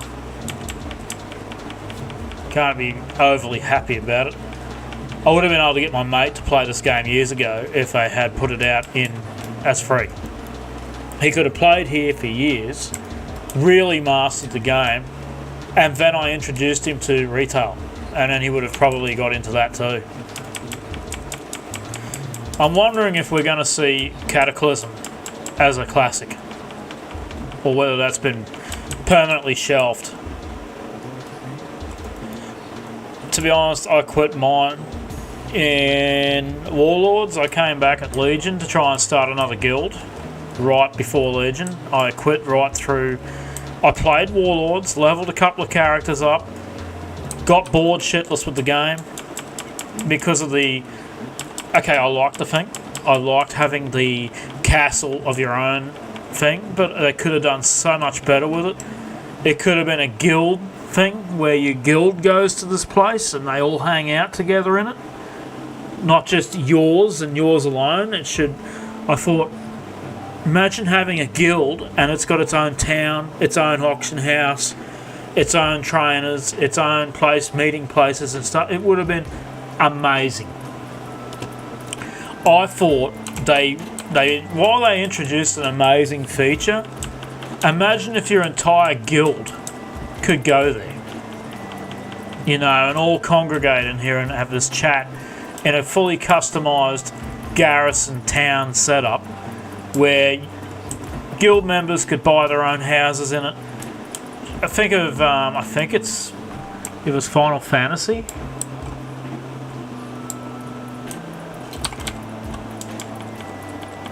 I wonder what for, that sucks.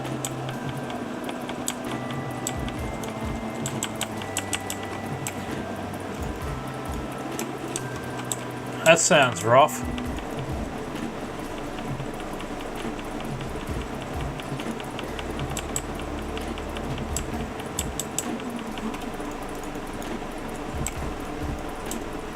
Yeah. Yeah, that's rough. I haven't been banned in this game yet. I have played with... Like I said, I had a mate that used to play this game. He died last year. He passed away in palliative care. I would have given anything to have gone and seen him before he passed away. I used to play the game just to talk with him and hang out. He was a friend of mine. Old fella. He towards the end, he couldn't play well anymore. He actually couldn't sit down. He was in too much pain. He'd sit in front of his computer, and it would be too much pain for him to actually sit and play the game. He loved WoW. He used to love sitting on it and playing it, but they keep nerfing his class over and over and over again, and he'd be trying to play his beloved Warlock. And if they weren't nerfing this, they'd be nerfing that or something else. But he lived with it. He was a hardcore, single-player, daily person. He'd get on religiously and do his dailies every day. Then cancer came. He got told by his doctor he had 12 months. 12 months. I think he got 5, if that. He had a fall at his home, and that was the end of it. Like, he pretty much was stuck in hospital. After that, I think he was like in a coma or something, and that was what the state he was in before he went. Like, he couldn't speak, and it was brutal. Like, I'm glad he went peacefully though, and you know he's somewhere better than sitting there fighting and fighting and fighting and fighting to stay alive. He did not want to deal with that. He knew what was coming. He had it all planned. He talked to his family, friends. Me and my brother were pretty much really close friends of his, and he knew what to expect. And he just had it all, everything sorted out. He's one of these people that done stuff around. He just, yeah, it was hard for me. Like, his best friend's my friend as well, another friend, and she lived with him. So I got called up by her, told all about it. And it's not just your typical, well, our friend passes and that's it. We were basically at the funeral with him over the phone. Well, that too, actually. She rang us up at the funeral, and we had to say our things on the phone to him. And she wanted to put something on the box for him and everything from us. She used WoW references and stuff, talked about World of Warcraft and how we were the best friends, his best friends on WoW. Yeah, so much to go into, but like I said, we got to say goodbye to him over the mobile phone in the hospital, and it was incredible to have the chance to say goodbye to him that way. At least I wanted to drive there, but it was just so far away. It's the other side of Australia. Like, it's South Australia.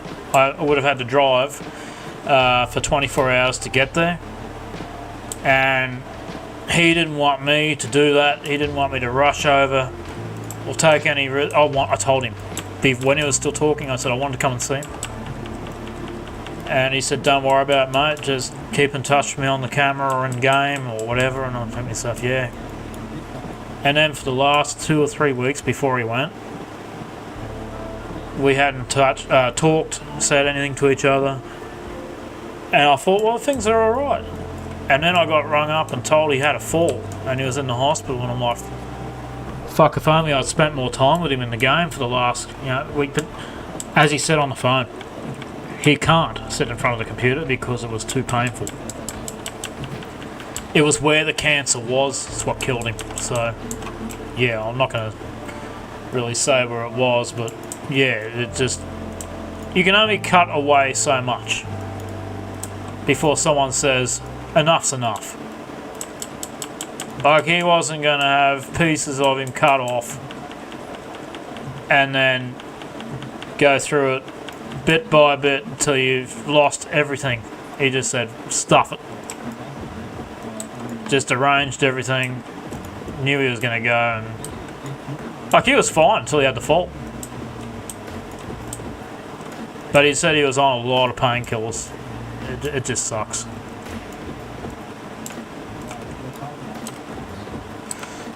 Same as me mum. Yeah, that's what mum said. She's been through it. She's had it and won. She actually beat it. They told her she was gonna go fucking 20-something years ago or more, and she's still going. So even my mum spoke to him, and said her things to him about cancer to help him keep fighting, because it wasn't as bad when she spoke to him, to give him a bit of hope. But it was just so advanced. This one was a really rare one, and it hit so fucking quick. Like, they didn't get to it in time. They were too friggin' slow. They were screwing up on tests. Things like, you'd be waiting weeks for the outcome. By the time you found anything out, it was too late.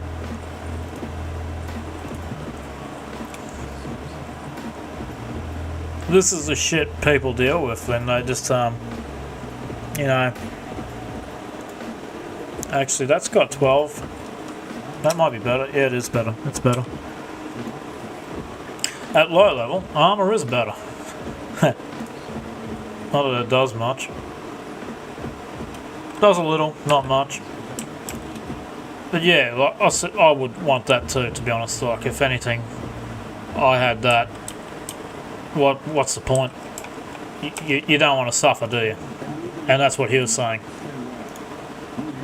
He wanted to go peacefully, and that's how he went. He was in palliative care, so he couldn't be in any more peace than where he was. He was on painkillers to keep the pain going. I just kind of wish he woke up and said goodbye to me. But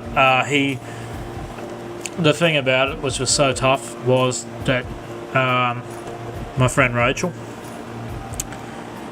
she said he reacted to our talking on the phone to him like it actually touched him. Because he had no kids. He had no daughter, no son, nothing. He just... Yeah. So we treated him like an uncle. A good friend. A really good friend. I to this day still haven't gotten over it. It's been tough. Like,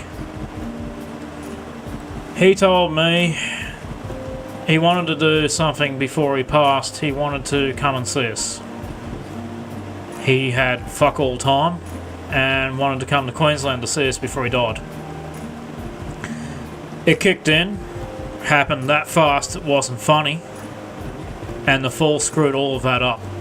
He was going to come and see us, probably fly over or something like that, and yeah, just visit us before he passed. And then he couldn't leave because he was going from one hospital to another hospital with appointments going on. He had to arrange all that stuff, and then within a few weeks that was it. I don't even think he went 5 months. I would even say probably less than 5 months from when the doctor told him he was going to go. It would have been more like about 3 months. I don't know. It was just so fast. And I'm sitting there thinking, yeah, I got more time. I can spend more time with me mate. I can spend more time with me mate. Then he's gone. Basically my only real friend. As a person with autism, making friends is fucking impossible, to tell the truth. It's borderline impossible because of just trying to connect with people, and he was a really good friend. Takes a lot, I tell you. 8 to 12. Does that even give you any? Nope. So you can actually stick this on now, train it. Wouldn't make a difference, and then you'd wear an offhand. Definitely rough. So my advice is to hold on to anything you get, and if you do get a chance to meet someone and can afford to do it, like if a real true friend, meet him before it's too late, for Christ's sake, because I wanted to go meet this fella and shake his hand. Yeah, I wanted to go there and say thanks for being an awesome mate, and shook his hand before he went. That's actually what I was going to do. I was going to drive the whole trip, 24-hour drive, just to shake his hand and thank him for being a really brilliant fucking mate. And I couldn't even fucking do that. That's what pissed me off so much. But he told me not to stress about it. This was when he was talking. That he would be alright, and don't waste your money on that kind of thing. You know, he was one of these people that don't like people wasting their money to go all the way over there to see him. He wasn't depressed in any way, but he couldn't see the sense in me wasting me money to go that great distance. I could, because I wanted to meet him in real life, you know, and personally thank him for being an amazing mate. Closer to me than my own father sometimes. I've told him that. Just sometimes, you know, because your old man you get along with sometimes, and sometimes you don't get along with him. I do get along with him. I get along with my dad now. We've been getting along for ages. Me and him actually talk pretty good now that I'm in my 30s. You know, way older and whatever. You know, we get along. It's not the issue anymore. It's more of a not being able to go and see him before he passed. I've got one other friend.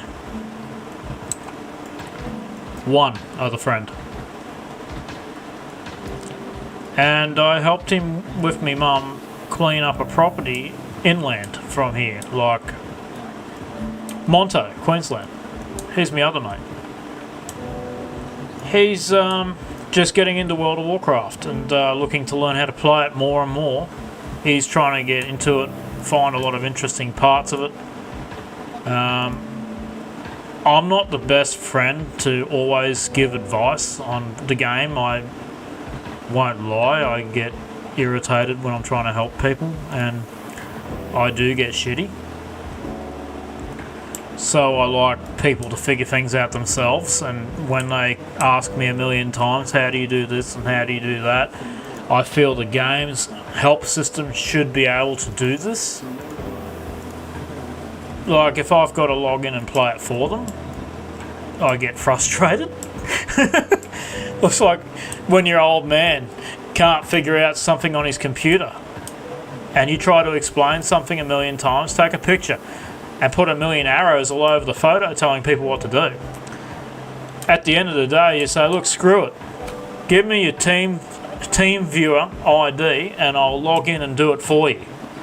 And you get so annoyed because people get so distracted by what they're not listening to you when you tell them what to do, and you've done it a million times and you feel like you can't relay the information to them any other way other than to say, give me TeamViewer, give me your ID, I'll log in and I'll do it myself. And to tell you the truth, I've done that. I did the job in 2 seconds. And it's sad, but I feel like when it comes to helping some people with, with problems with their computer, or they're not getting onto the site right or something, you know what I mean?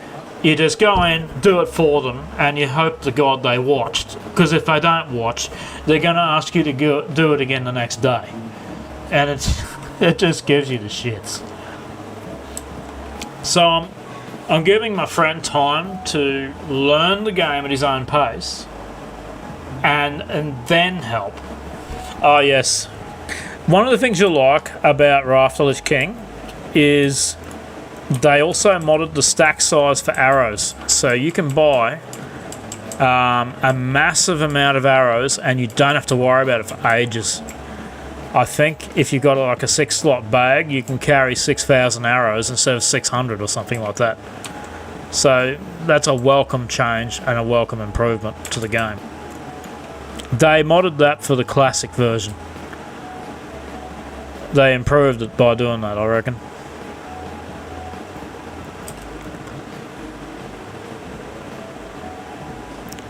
I'm actually really enjoying playing this hardcore run and just chilling, chatting to you.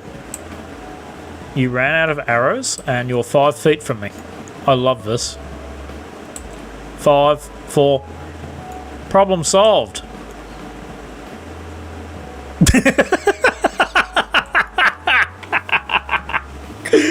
I just walked up, pressed one button, which was Fire Blast, and kept walking. I love that in Classic, eh? That's fun. You're like, oh no, I ran out of arrows, and I see you in the great distance as I come across to go and do this quest, and I'm one-shotting the mob on the way past, and now you're like, thank Christ, now I can go and get some more ammo. Oh, that's awesome. It feels good.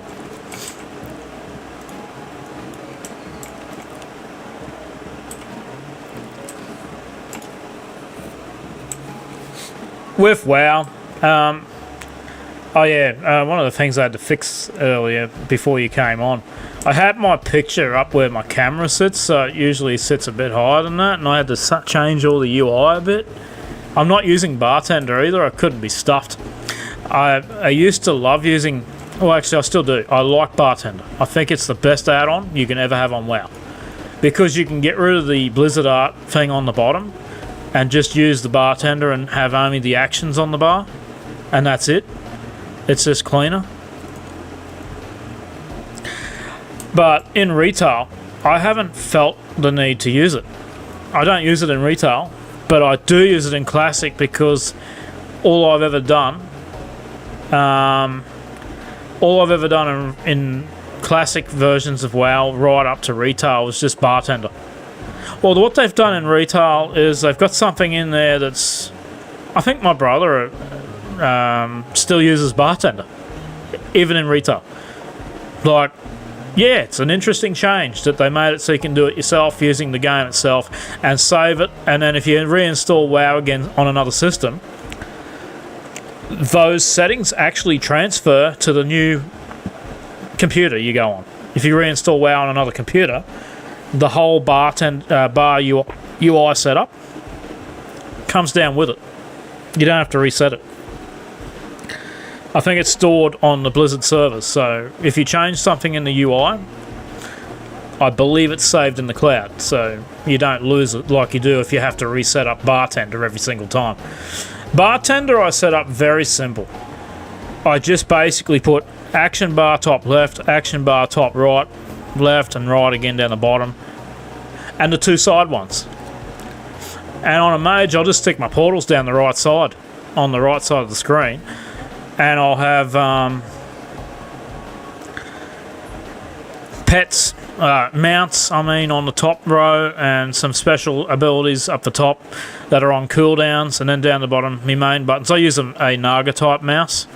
It's actually a Corsair Smitter, or Scimitar. I call it Smitter, but I think it's Scimitar. And I think it's a brilliant mouse. It's a 12 button on the side mouse. So you got all your clickers on the top, your scroll wheel and everything, but on the side it's got the whole action bar basically sitting there. And I actually can't stand playing this game without that mouse. It's $100 well spent. Fantastic mouse. Love playing WoW with a WoW mouse. I can't stand playing it without it. It's stressing enough how much I hate playing the game if I didn't have this mouse, which has your 1 to 12 sitting on the side of the bastard. Yep. You got a Scimitar as well? It's a Corsair mouse, and I'm quite impressed with what you get for your money. Like, one of them broke on me. I had the scroll wheel break on one of my Scimitar mice, but what I have as a problem with the Razor ones is the lasers keep going on them. They don't break, but they start wandering on you. Like, they just... like, you clean them and everything, and they drift off the screen. And there's another thing that goes wrong on them. I think one of the clicks... yeah, that's the thing, and you got to go and clean it. There's a full YouTube video on how to fix that problem. It's a pain in the ass. Yeah, and I went to the Corsair Smitter mouse, or Scimitar mouse, and I never looked back. Like, it's simple to set up. It works both on Linux and Windows. So I'm a Linux user. I'll play WoW on Linux and Windows. So I use, if you've ever mucked around on computers, like Linux that is, I don't mean have you ever mucked around on computers, I know you're mucking around on a computer right now. If you've ever experimented with anything other than Windows operating system, I use Manjaro, because Manjaro is easy to install. And then if you want to install a compatibility tool, all you got to do is open up a package manager and type what you want. So if I want to install CurseForge on Linux, it actually has a client. So you can go and install that client on your system and play it. Not play it. Start installing your add-ons for World of Warcraft on Linux using CurseForge over there. It has it. It works. So it feels like slowly but surely Linux is becoming more game friendly, especially for MMO gamers.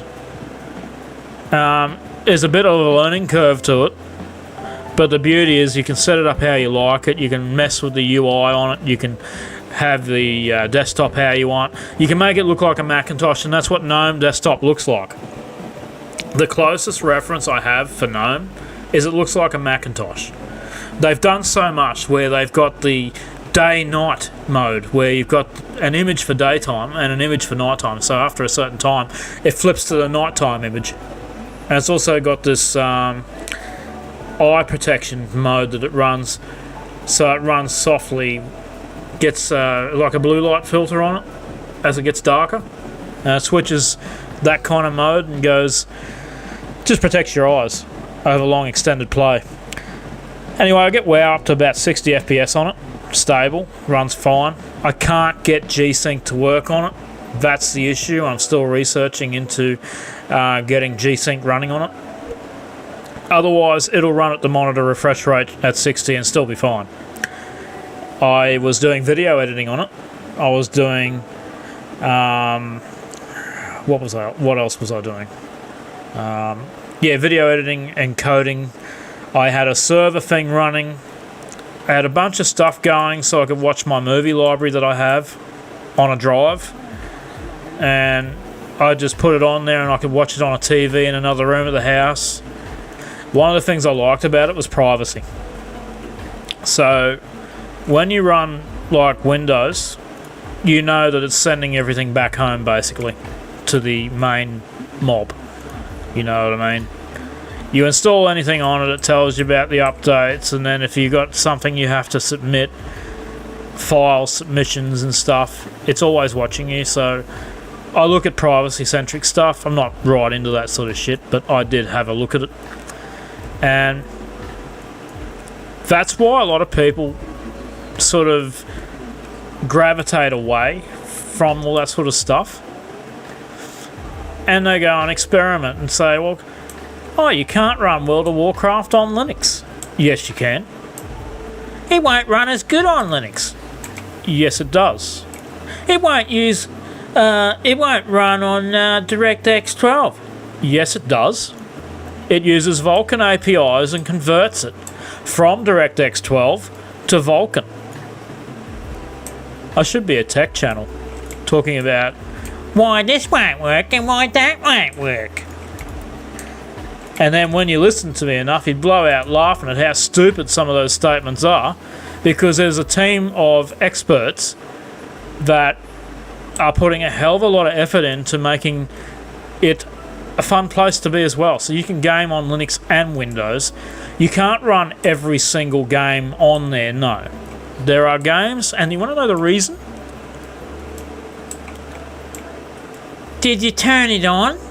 Oh, yeah, well, that might help if you actually switched it on first.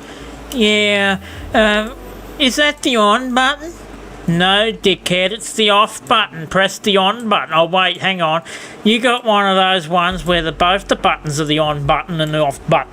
Well, hold it in for a few seconds to turn the bastard on and press it once and it'll turn it on. Don't hold it all friggin' day. It may not do anything. Keep your hands off it once you press it. You get people like that, trust me. But, you know, sometimes when you're playing games, it is actually a rewarding experience to get a game to run, because it challenges you, the person. Can I get this game to run on this system using Linux? So you go through the learning curve to install the compatibility tool, which doesn't take much. You just type in Lutris and then you press install. Basically, this is how easy it is. You install Lutris, you go into the Lutris application, and then you type Battle.net. This is how simple it is. It installs Battle.net, right? And if you dual boot Windows and Linux, your WoW's already installed. So the only thing you have to do is install Battle.net, and then you've got to mount the hard drives onto the Linux side so it can see them. So while you're looking at the hard drives there, you go into this thing called GNOME Disk, or just Disk it's called, and you click on the drives, and you go into the settings thing, and it says mount at startup, and then you assign it the name to make it simple to do, and then you boot in. Oh, sorry, you don't boot in. If you just turn them on, you tell it to mount them, and then you go into the folders, and then, Battle.net's opened up and it's installed, right, with the compatibility tool, and it says locate World of Warcraft or install. and then you go and tell it where WoW is, and it finds classic, retail, the same thing Windows does exactly the same way. And then the beauty of that is, if you go to Windows and you're playing WoW there, it updates the game on the same files. So, there's an update release. So when you go back and forth between the operating systems, you're only updating the same files. So if it's updated over on one side, it's also updated on the other side, so it doesn't matter. The only thing you've got to worry about updating then is the Battle.net app itself. Whoop-de-doo-dah. And that's how I've managed to figure out how to play. So this same installation, you don't have to be an idiot and install 3 copies of World of Warcraft to play it when you're experimenting on Linux. And when you're playing Classic, it's really simple, and I'm slowly learning how to actually get things to stream over on Linux as well. I think I have footage on here. I think I did a video on my channel on YouTube where I was playing WoW, and yeah, it was a tutorial guide and how to play WoW on Linux, Manjaro, and it was actually got someone asked a question and I answered their question. I was quite rapt in it that actually someone expressed interest in it. Because you always got these people telling you, you can't do this and you can't do that. Challenge yourself. It'll work. You don't have to do it. I'm not saying you should do it. I'm just saying I've had people tell me that they can't do it, or you can't do this and you can't do that. And I had someone on their YouTube, a big YouTube channel, or reasonably sized channel, say don't use DirectX 12 when playing WoW. It doesn't work. Doesn't work. I was able to log in, set it to DirectX 12, enjoy the frame rate improvements, and play the game. It looked good.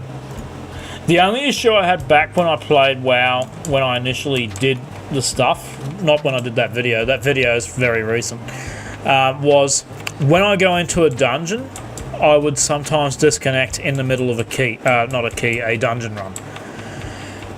No problem anywhere else. So I'm hoping that's been fixed, because otherwise it was brilliant. Like, there's so much stuff you can do on Linux that other ones limit you on, or you think you can't do. I've got an example. Do you like watching Netflix? Well, the thing I use is if you've got your own DVD library and you've backed them all up onto a hard drive, for example, this program would load a server thing and bring up a full interface for your television. And then you would turn your TV on and go to this website, which is how it works. And it's this full, like going to Netflix sort of experience.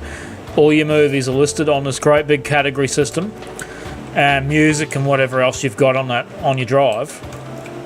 And you can go and watch them on a network connection, on your television, anywhere in the house. So if you're not on the net, or your net goes out, well, you can still connect to it and watch TV on your private network at home, because you've got them all on there as well. It was an absolutely brilliant setup I had. I've had to reinstall everything, but I've got it there. I know how to do it. It's fun.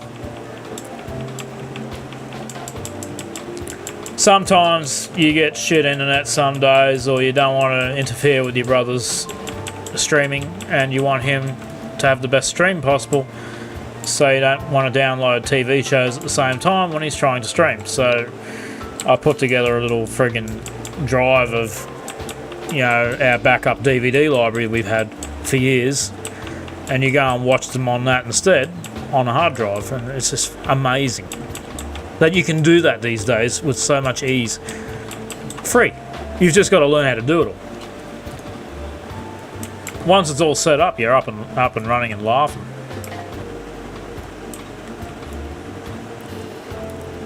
But that's me. I'm a tech person, and I love sharing my knowledge on that sort of stuff as well. I'm not Linus Tech Tips though. That guy's amazing. I'm not Jay's 2 cents. He's also amazing. I highly recommend checking those guys out if you ever want to build your own stuff. If you're not already good at building computers, they're fantastic resources. I built my system. I got sick of going to retail shops and buying computers, because every time I bought one I had problems with it. At least now, if anything breaks, it's my fault because I'm the idiot to put it together. I yell at them when I'm putting them together. The beauty of building them yourself is you can sit there and hand pick every component that you put into the computer.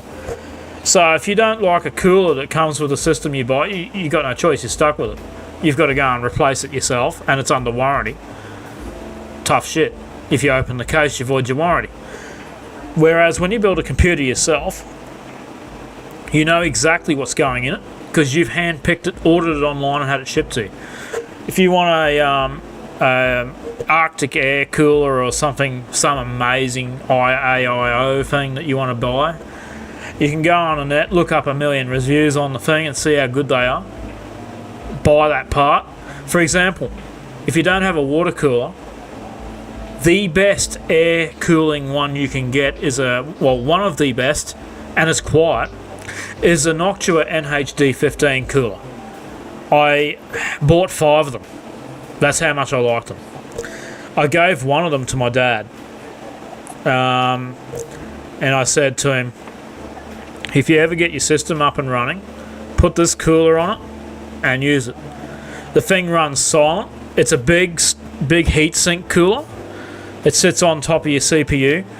But I'll tell you what, it was just as fast to install as putting a water cooler on it.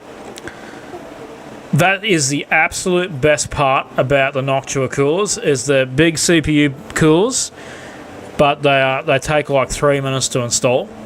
So they're just as quick as putting a AIO in your system. I love the one I've got. I've got a Celsius S36 from Fractal Design. I bought a Fractal Design case and Define R6 back when they were being sold all the time. It's lasted me, I'd say, 3 builds so far. If I have to strip my system out and rebuild it, it's counted as a complete rebuild. And also another thing when you're building your own computer is you can strip parts out, move parts from an old computer to another computer and keep going with those same parts. When you buy a new system from a shop, you basically have to buy everything. And that's the rip-off. If your hard drive's working fine, why? Why replace it? Keep it. Get another generation out of it. I swear, I've got a fucking SSD drive I've had here in my system. It's not even a Samsung one. It's a cheap one. I think it's a Crucial one. It's still going after about 4 computer builds.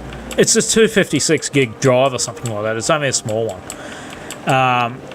And I use it for all my installation work. And every time I replace the computer and upgrade, it's just one of them square, rectangular ones that you put in, a SATA one. Keeps the cost down. I swap it over to another system and put it all back together again, and it just keeps going. And that's what I like about building my own system. You can save so much money because old components can move over. So you want to buy the new... For me, I'm on the Ryzen line, so I have all their chips, CPU systems. I started right back on the 1800X. I bought the 1800X first, and I built a system with a 1700. You'd probably laugh. The 1800X overclocked to about 3.8 gigahertz, 3.9 if I was lucky. Anyway, I bought that one because I wanted the extra headroom that particular one had, and they're pretty much right near the edge when you buy them. And then I bought my brother the 1700X, and I overclocked them, so I don't go overboard. I tune them to, say, 3.7 gigahertz, something like that. I keep them around where they're supposed to boost to is where I'll set it to, or just back from that. So they say they're going to boost all cores to 4 gigahertz or something like that. They will never do that with all their cores, ever. So I go back like 3.6, 3.7 gigahertz, or whatever the stock is. I set them all just a little bit higher than that, and they run 24/7 at that speed. with the 3900X, I have it on an all-core overclock. They tell you to use its automatic boosted thing. No worries, I'll wait.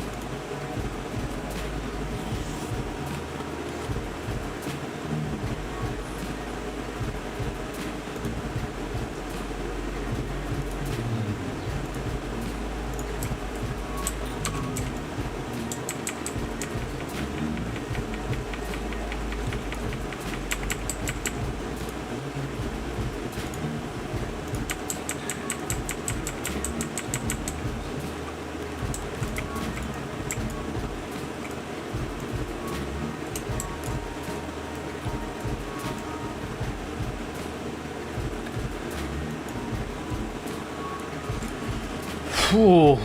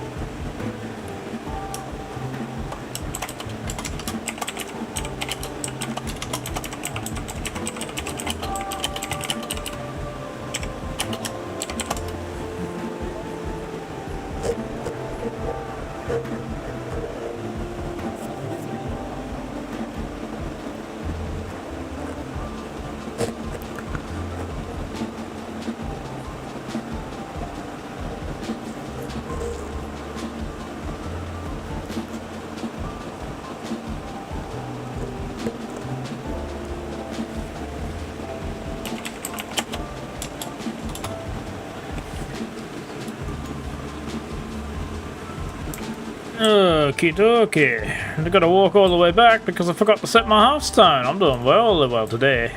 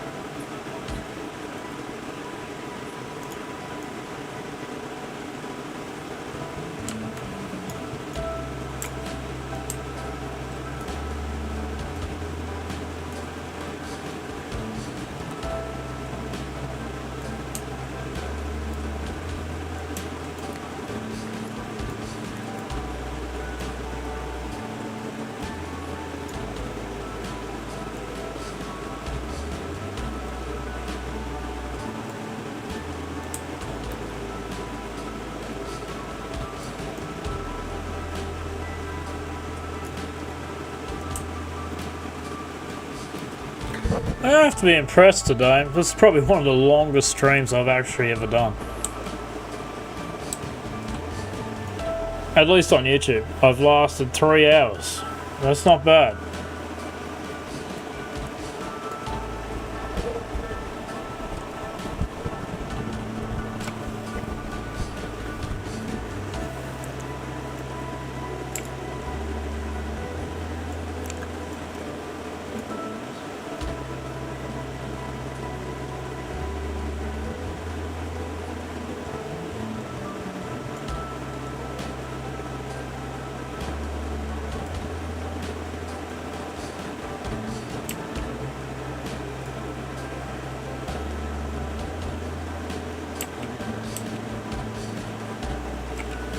Let's sort of check something on my OBS.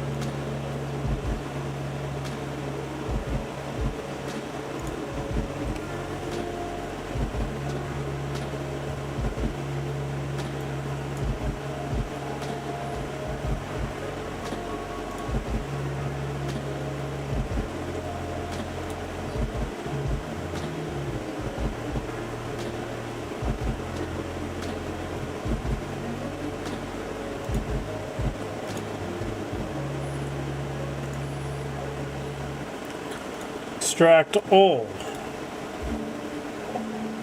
Sorry guys, I'm just setting something up in OBS.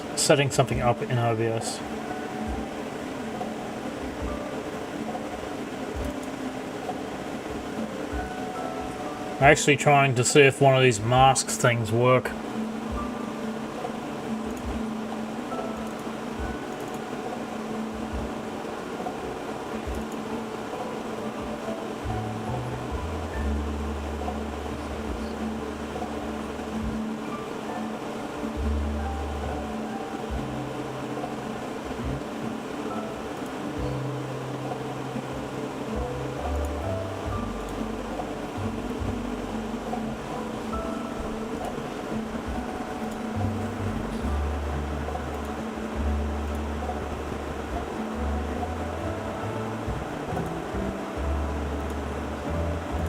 That's funny.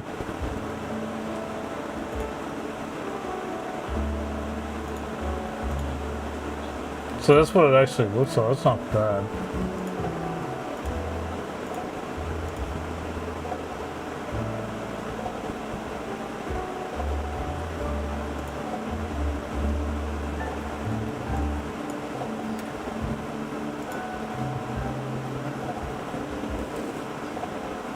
Not that I'm going to use it. It's trying to change it to image mask blend. Just saying what options it gives you. Film wide.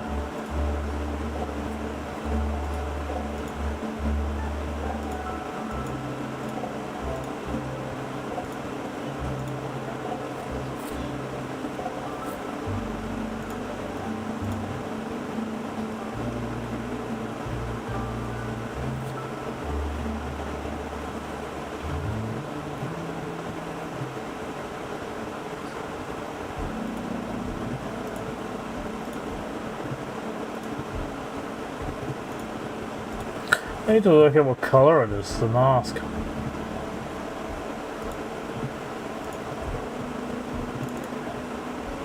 White, so it's just a white mask.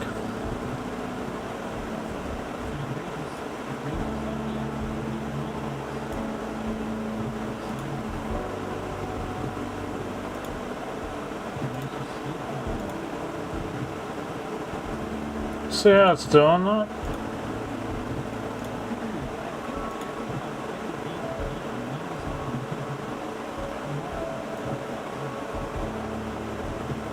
Not bad. Seems like it's more suited for the cameras.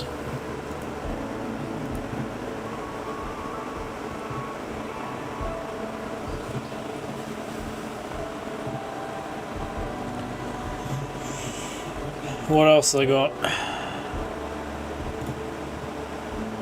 Image masks.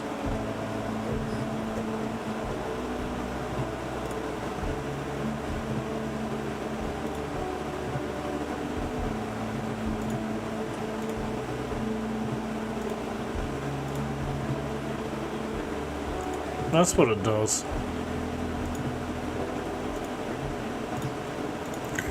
If you don't use the right one, it won't work.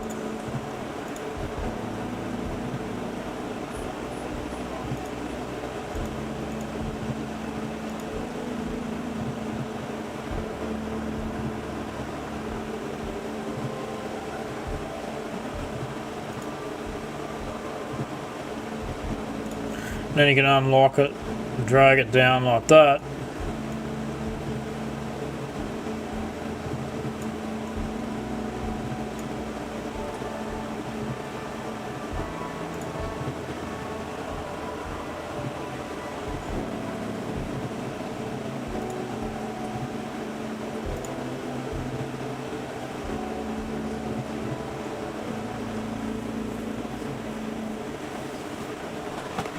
That looks kind of cool, actually. You get more of the game too. Mess around with it a bit more later on. Hey, Koenig, sorry mate, I've been setting stuff up, trying to mess around with UIs, and I didn't even know you'd be on here, actually, to be honest.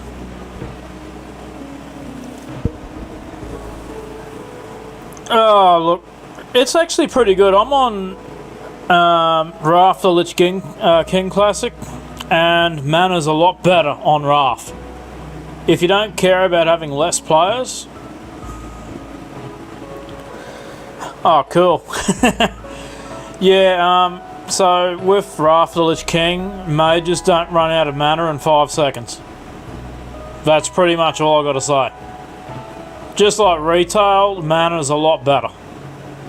When you play Classic, your mana runs out 5 seconds after you start attacking a low level.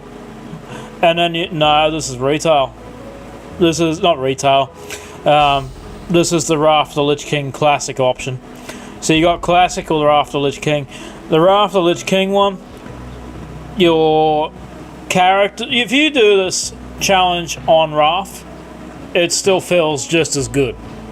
You're just not playing the one that ooms in 5 seconds. So I'll give you an example.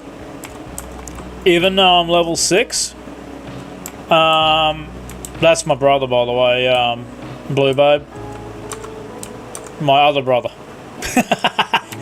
So when I'm sitting here, I'll show you what I mean. This is what mana's like. Add-on. It's an add-on. / hates same as Classic. Well, I don't want to die while trying to prove it. I'll show you in just a second. But if you want a more... It's still hard. It's not going to be easy. Wrath was never easy to level in. You die very easily. The level cap is 80, not 60. But it's actually rewarding still. It's still going to be rewarding to do it. So, Classic Hardcore. The Death Knight one's ridiculous. I wouldn't bother doing a Death Knight. Because you've got a level 1 character to level 55. Then you have to delete the level 55 character that you make. You have to press the sacrifice button on it at level 55. You got 5 minutes, then you have to log out and delete that character, and then you can make the Death Knight. That's the rules of Classic. Rules of Classic Hardcore.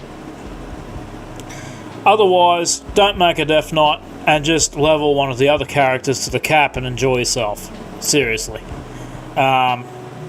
You don't need to make a Death Knight a hardcore character. I've already got one. Yeah, I'm doing pretty well to get to level 9, mate. I won't deny it. But this is how much quicker things die. It's still not a piece of piss, but mana's less of a pain in the ass in Lich King. One of the reasons I like playing Paladin in the Lich King is they don't oom so fast either.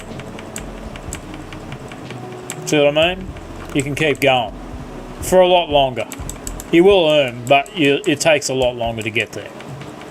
I'm just showing you. Even at level 1, you'll notice this. It's a bit more fun. You're not so fucking bored.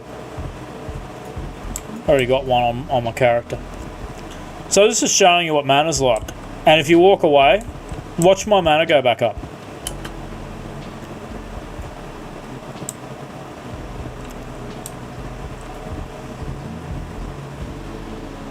See how quick the mana goes back up? Back at full. I didn't even have to sit down and drink. So you'll still feel an accomplishment doing a WoW Classic Wrath the Lich King. You just won't be on a flat-out server like Buccaneers. Buccaneers is the biggest one to play on in Classic. There's players everywhere. But if you want to play and just get it over and done with and experience it, yes, Wrath's going to be hard. Yes, Burning Crusade's going to be hard. Yes, level 50 to 60 is going to be a pain in the ass. Honestly, I think anywhere is going to be a pain in the ass after you've left the start zone. Even this zone will kill you. So, what you're going to have to look out for is down here in Ghostlands. In here, will kill you. There is a quest area down there. You have to kill the boss that's down there. It's actually like 3 or 4 players have got to join you to do it. In Warcraft Lich King Classic, there actually isn't enough players to pull it off. It's too quiet. Would I suggest you do it? No. Grind it. Go and grind the fucking shit out of it in the Dead Scar and do it that way.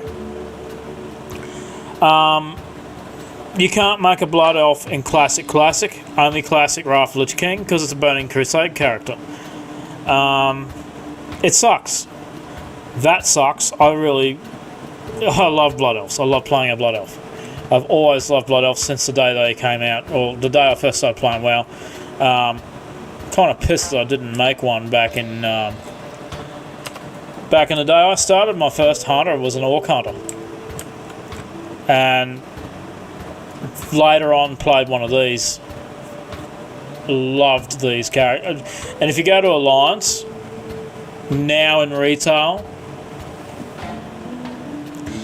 Wrath's the best expansion I've ever played. I fucking love it. Wrath is a bit like retail in a way of how mana is. The Paladins don't on fucking BC the same way they do in Classic. And Classic BC was shit too when it came to Paladins. I had a fucking hell of a time. Love Kata. I actually played Kata too. I got someone texting me on the game at the same time, just so you know.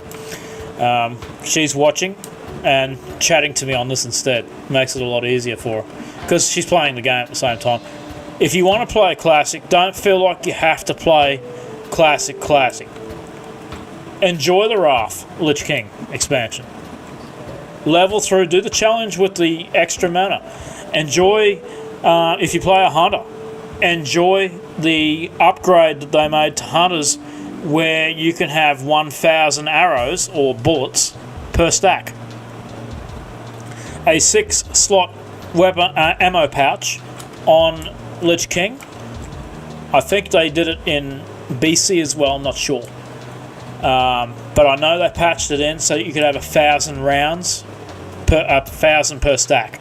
So you're not constantly running back because your stack was limited to like a 100 or a 200 or something like that. It's 1,000 a stack now. So you can stay with the ammo on the hunter for ages without having to worry about restocking. You'll probably forget well beforehand. But just be careful in the Dead Scar. It will be brutal. It's not brutal now. It doesn't get brutal to about level 15. But why I like Blood Elves is because you start there, up the top in some strata Isle. You go to Ruins of Silvermoon, and you work your way. You clear both sides, over here a bit. You're just doing this area, and you stay here all the way to 20. 22 even. And then you go out of there, and you go into Ghostlands, I think it is. And you do Silver Pine Forest. I'm honestly interested to see if they do Cataclysm, because when they redid all the stuff, I kind of loved it when they introduced the Worgens. It was also the best expansion for rogues. I fucking loved playing a rogue back in Cataclysm. I tanked dungeons on a rogue during the pre-patch to Cataclysm, because somehow, I think it was when they released the expansion, the Cataclysm greens went on the auction house and rogues could tank. I'm not sure if that's real or not either. I think money talks, and that'll be a different answer if they can get more people interested in it. Like they have, I don't even know if they've got the final raids out yet for this expansion. Springport Pelts, I'm going to do that first. But just showing you now, you can see that it's more retail-like with the mana. In Classic, it's boring because you have to sit. I'm honestly, I'm not even sitting down drinking on this mage much at all. If my friend Blue Babe tells you, She probably barely watches me sit and drink. This is what classic Lich King's like. If you're not sitting there drinking every 5 seconds, it's fun. She hasn't seen me, she just wrote back, has not seen me sit and drink. If I did, it was because I took on 3 or 4 mobs at once, which is when you do it. You're not going to have a drink to kill 1 mob, and that's where it makes sense. I'm actually want to pick up herbalism later on too, so like this is a full hardcore turn. What I like is that I'm just streaming and mucking around. You're not watching this on X264, by the way. This is a HVAC encoder. So YouTube now supports HVAC and AV1 encoding. I can't do AV1 because my CPU, whilst it can do it, seems to have a network issue when it's going to the server. I keep getting network drops. But 1080 Ti's and older cards can actually do HVAC, X265. You can use a lower bitrate and stream to YouTube on HVAC if you don't have a 4000 series card or an Intel card. You can just tune in and use HVAC instead on your NVIDIA cards and stream here if you wanted to. A beauty of this, by the way, is that you've got video proof of your playthrough. So if you got griefed or died from something to do with the server, then maybe you can get away with it and not lose your death count. Don't have to delete it. Because the server went down, randomly complete disconnection, you have video proof to send them. And then they'll reset it for you. I believe so. I think you can have the thing reset based on a server disconnection that's caused it. That's not your fault. Or someone griefed you. Most people would just delete it and not deal with all the hassle of waiting around for them to clear it on the add-on thing that you've died. But to be honest with you, at least that's an option. You have video proof. You can say, yeah, I died, but it wasn't my fault. The game freaking disconnected or something else, and then you log back and you're dead. It's not your fault. If you stood there and a mob killed you while you were AFK, you can't petition that. That's your fault. Something like that. That's what they were saying. They would say. If you AFK'd, walked away and came back and it was dead, that won't get rolled back. Like the game server's not going to do it, but their add-on will. You can mitigate it by complaining about something, and you've got video proof of it. Someone griefed you or whatever, then yeah, good chance they can have that reset. As long as you're not cheating, you know what I mean? When you're on Bloodsail Buccaneers, you're fighting 200 plus MS. This server is 34 MS or lower. Because I'm streaming, that's why it's a little bit higher. I'd rather 34 MS when I'm doing a solo challenge than having 200 plus MS. I was dealing with nearly 300 or 400 when I was on a VPN.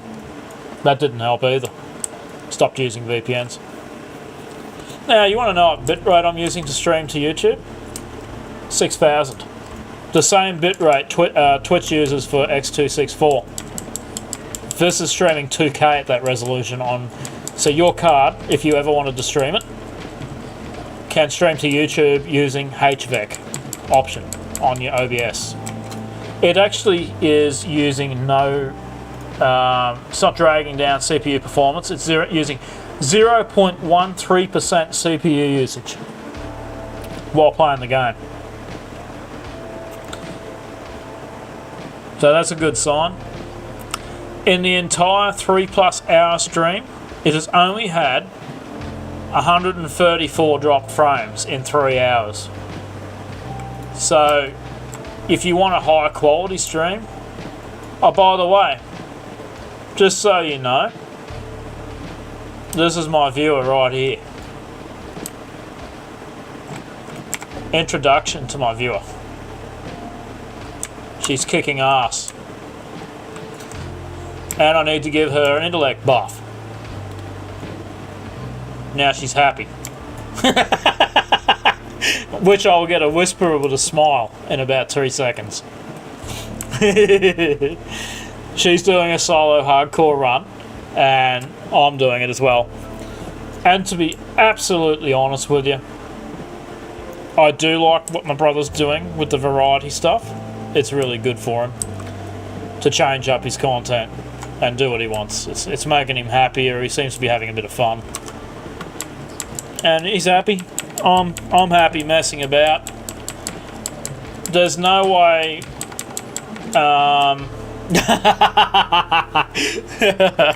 Yeah, she needs it because in Wrath, hunters have intellect.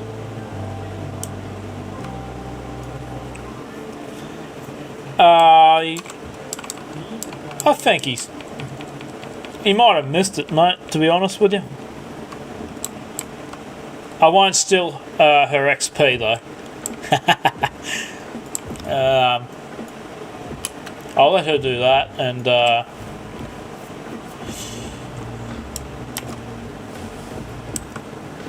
like, to be honest with you, he's borderline quitting streaming altogether. So I'm happy that he's doing something else. And he talked to someone last night, had a good conversation with them about variety streaming. And he said, well, mate, it's time you start playing games you want to play and stop worrying about the viewers. Worry about what you're enjoying when you play the game. Because if you keep playing the games the viewers want, you're not going to be happy. And even Stream Scheme said the same thing. He used to play Minecraft for viewers. He used to enjoy it. And then eventually he couldn't stand playing it anymore. It got to the point where he just could not stand playing it anymore, and it was affecting his ability to enjoy streaming. So he changed up his content and started doing what he wanted to do instead. And you just got to do it. I'm just hoping it works out for him and he stops letting numbers affect him. He just restart, reset, build up again. Don't stress. Play what you want to play. I was looking at this guy playing a game that was like Diablo. I'd never seen it before. I've actually forgotten the bloody name of it, but it was like a Diablo game, and it looked like a hell of a lot of fun.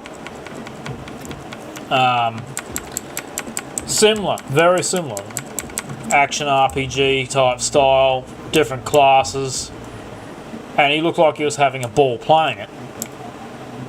And my bro says, well, there's only 200 people or something streaming it. 200 viewers watching that game, if there's any at all. And I said, well, who knows? Yeah, it sounds like it. Hunters can be rough until you got your first pet. Once you've got your first pet, Blue Babe, everything is a piece of piss. Because your pet does all the dying for you. That's what makes hunters fun. With the mage, you've got the elemental. As you can see, mate, Wrath is the one to play if you just want to do the challenge and have fun.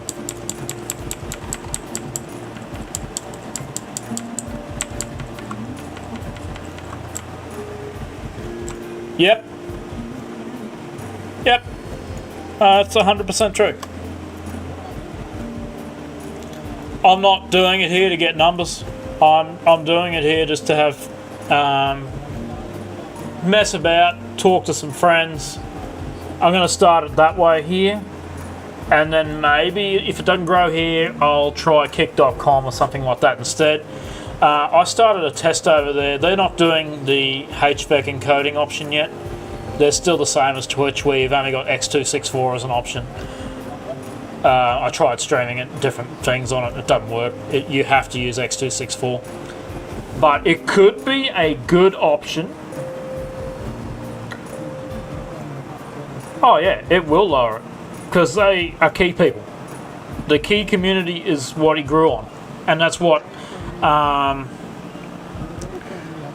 Triples told me. He was talking to me about this. He said it's very hard to change from just being a key streamer to variety streamer.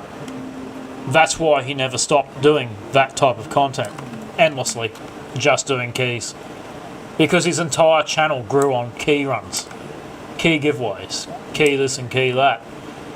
And if you try to change as a key streamer when you've got a massive following but are there for keys, you're looking at the result. You can already see it.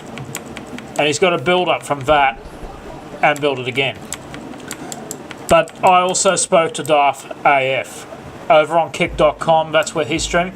If you're going to start ever streaming yourself, I highly recommend going somewhere that's just starting out.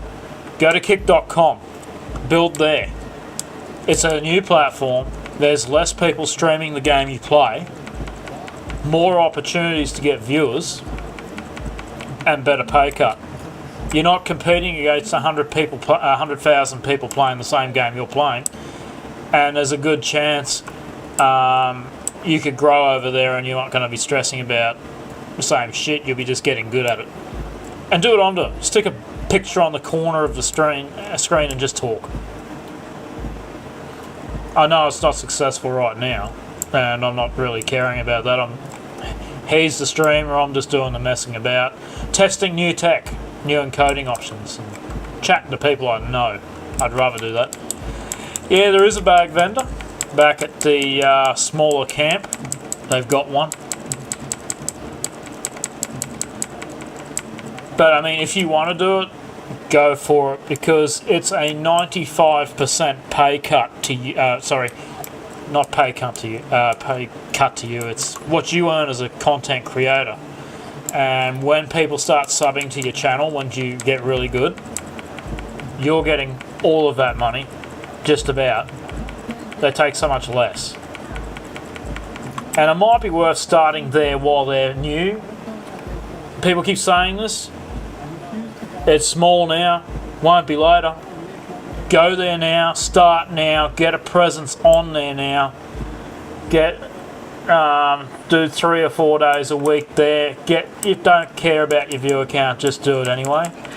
And as people start going to watch you, the chat system's definitely better. You can right click someone on there and whisper them. You can't on Kick. I don't like that. I like being able to right click a user that's on your channel and send them a whisper. I don't like that you can't do that on the other one. Or at least you can't do it until you're an affiliate or something. I've got to do some more research on that. But another beaut thing, there's no ads. You're not going to be watching an ad popping up, and people that come to watch you aren't going to see 4 ads before they watch the stream itself. So that's something to keep in mind. Fine leather gloves. You know, if you didn't have the add-on on Blue Babe, I would actually give you that item. So if you weren't running it, I would trade it to you, but this add-on blocks any attempt to trade items. That's one suck-ass part about it. 25 versus 84, toss that. Maybe I'll vendor it, because I'm not going to do leather working on my Mage either. But I think you'll like it, and I think your knowledge now with the raiding experience that you've had over the last 6 months. Is it 6 months? I think it's more. You've probably been doing it for 8 months, not 6 months. Your key experience, all that kind of stuff, and your other content. You're going to be just doing WoW. You'll be doing bloody Rust. You'll be doing fucking PvP in WoW. You'll be doing all that kind of stuff. And I think you have the knowledge behind you, and you can bring your friends over and get them to watch your stream initially to support you up getting up and running.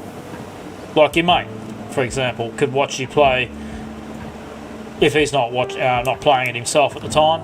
Could watch you play one of those. What the hell's that other game you used to play? One where you parachute and down player unknowns, battleground type games, those things. Fortnite. all that kind of stuff, they're still popular. I had it up and running in about 2 minutes over on Kick. I've already done a test run. I'm Kudasun on Kick.com as well. I'm not CoffeeBot over there. Yeah, but like I said, the bloke that was over there, Darth AF, he actually quit streaming for 6 straight months because all he was a key streamer, and that's how he felt. And he changed. He used to be a 200 plus viewer Twitch streamer. Big one, fairly big streamer for what he was doing. He was one of the original key streamers. And he got so burnt out doing it that he quit for 6 months straight and didn't bother. He was playing the game, he just wasn't streaming. He did not want to stream anymore. He had enough of it. He wants to help people learn the game, not carry them through the dungeons. So his entire focus now on Kick.com is helping people learn how to do the keys. Just play the damn thing and learn it. And he just gets people to come in and do runs with him. Doesn't care if they wipe, keys don't get timed, he just does it. Kind of what we were trying to get someone else to understand, if you know what I mean.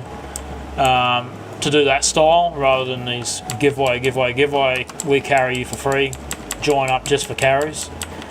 He's changed his content up and he's growing completely from scratch.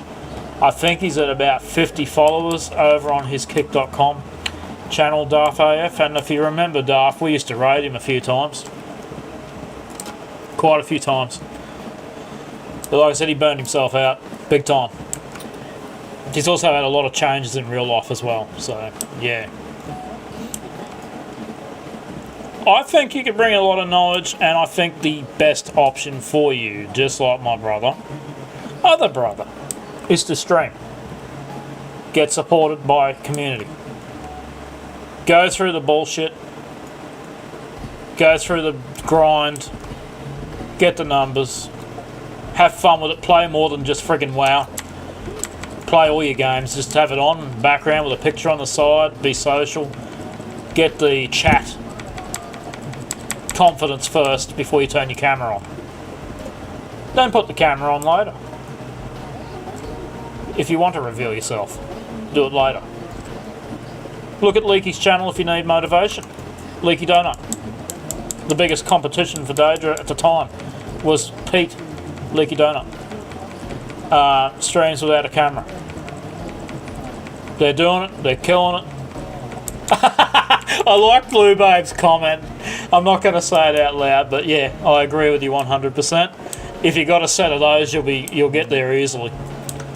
So, someone will just throw 3,000 subs on your channel just like that. I'll text that to you. Carnix on Discord.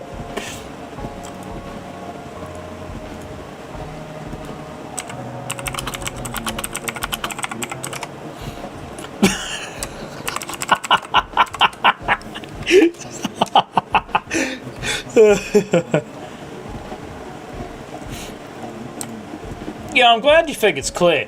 One of the main things is I wanted to upgrade, show off what old crappy looking hardcore can do, old graphics cards can do, even though AV1's not supported on this card. My CPU can do it, but I think it's just not there yet, and graphics cards are 10 times better at doing encoding for live streaming. If you wanted to encode a video, the CPU is actually better because it does it a lot slower, compresses it a lot harder, and it's a smaller file when it's done.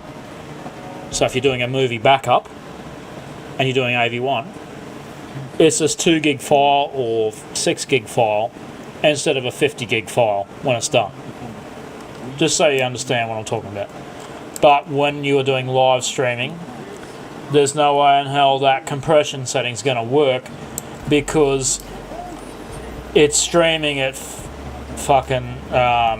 it's doing that encode at 15 to 5 FPS. Now the CPU can do the fast one, but it looks like shit. It doesn't look that good. So what this graphics card's doing looks amazing. fact, I recommend if you got an old 20 series card, 30 series card, unfortunately, I think 30 series should be able to do it, but it doesn't. Stream with HVAC on YouTube, or go to Kick and just stick to X264. You don't have a choice. You've got to use X264. But guess what, guys? When you stream there, you can stream at what Twitch used to do for partner. You can actually stream at 8,500 bitrate on Kick.com from what I've seen. They're not limiting you.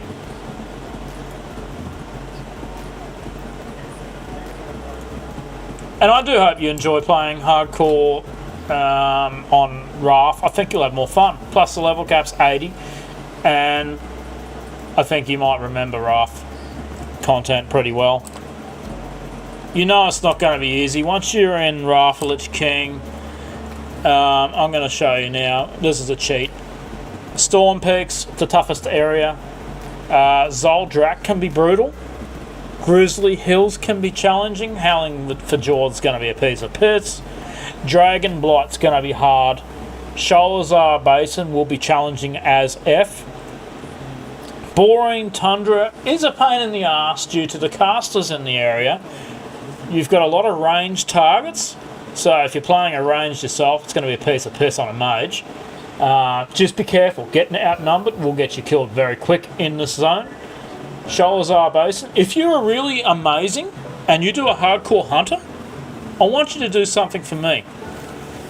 Not only do you cap the character, but you go in here and you go and tame the Spirit Beast. The one Dad's got, I've got, and the one I got for my brother. Go and get that on your hardcore character and not die. Tame it and fucking save a picture of it and have a big smirk on your face that not only did you cap it, but you found the bastard and you tamed it as well. And you know which one I'm talking about. Loch Nahak. Find Loch Nahak, tame it, and photograph. Level 80, job done. Loch Nahak tamed. You've got one of the hardest ones to get, and if you're really lucky, go up here and look for the Spirit Beast skull. Don't care about raids, nothing. Just tame the Spirit Beast on the hunter if you do it on a hunter, and smile with pride that you've just done a hardcore character and you've got the Spirit Beast that are the hardest pricks to get. Loch Nahak is a prick to get. This one over here, I'm probably standing where I can get killed. Nope, I'm safe. The one that's even harder to get, there's a bear that's in Grizzly Hills. He spawns here, along the beach. It's not a beach, it's a river thing. But it sits there, and I have never seen it. Never once have I ever seen it. So if you ever play Classic for that, tame all those. That's good enough. You've gone above and beyond. You've gone out on a hunter. You've not died once. You've tamed the the three Spirit Beasts, and you say, Dad, I got to level 80, not died once, got all three Spirit Beasts, and kicked ass. You don't have to do it. I'm just saying, if you wanted to, find Loch Nahak because it's the best of the lot, and Skull, the dog one. The dog one and the cat are the best. The easiest one to get, the easiest Spirit Beast, is the one in Zoldrak that spawns in about 7 different spots. I've gotten it around here somewhere, but I've seen it spawns up near the dungeon too. I think it's over here somewhere. Around near there I've seen it, but I've gotten it most of the time down the bottom section of Grizzly Hills up near the dungeon. I reckon you'll have fun. I love killing Skull. I was once looking for TIPD and Scanner when TLPD, and then it went off for Skull, and I covered up the icons so I couldn't target him to find him, and then found the dragon dead, so now I run around killing Skull if he's up.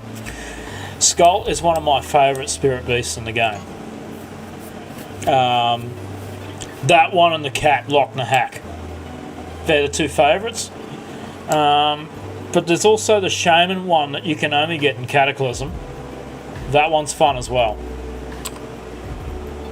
Am I walking the wrong... Yep, I'm walking the wrong effing way. I'm doing really well. I actually might take a 5-minute break and go into the city. Because what I want to do is I want to go in and pick up enchanting. It's not going to be an easy one. I think tailoring and enchanting will be the best to pick up for a mage, because then you can make your own gear and enchant your own gear, and then ditch enchanting later on. Once you're in the best gear, you can craft yourself, and then ditch enchanting and go and get JC, and then craft all the JC items for yourself. It's tough. It's really hard to do on classic, on hardcore. Simply because you've got to screw around and swap all the professions around, because you're not allowed to use the auction house.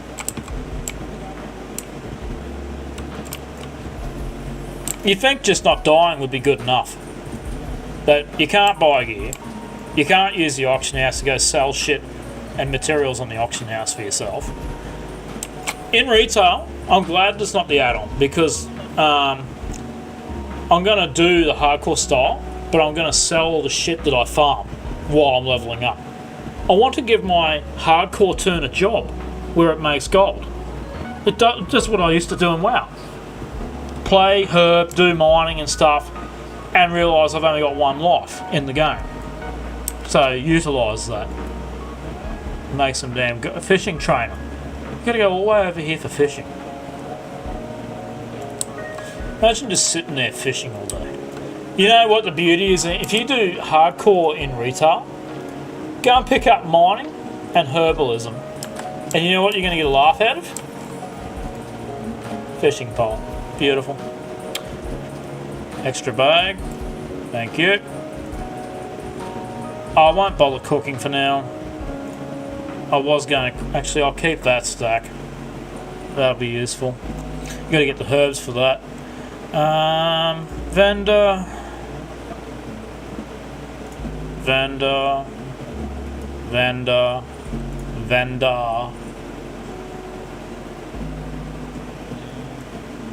Yeah, I don't blame you. To be honest, if I was playing a hunter, I'd probably...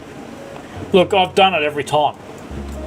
One of my other characters never could get Loch na Hack again. And I got so stressed out with it, I got really pissed off, because... Well, the beauty of Classic, I don't think the servers are shared. So you're not going to be fighting 30 different servers to get the Spirit Beast. So that's a good thing. If it spawns here and it's a dead server, it's yours. There's going to be no one there. And that's a good thing. More chances to tame it. Then go and transfer it to a more populated server. Just because you got to the cap at hardcore and finished it, that should be good enough. I'm not going to delete a level 80 character if it dies, for example. I'm only giving a shit about it is if you die when you're leveling it up. That makes sense to me. I'm not going to go and delete a max level character over it. It's just, can you do it without dying leveling up? After that, they can get stuffed. If I pull it off, survive, I'm happy with that. Because I'm similar to someone else in my family. Probably AFK too much, go away, make a coffee, and bang. There I go. Fast guy, great, allows space within their halls. Weapon Master and Silverman. Yeah, that ain't here, that's... The Weapon Master is back where I was.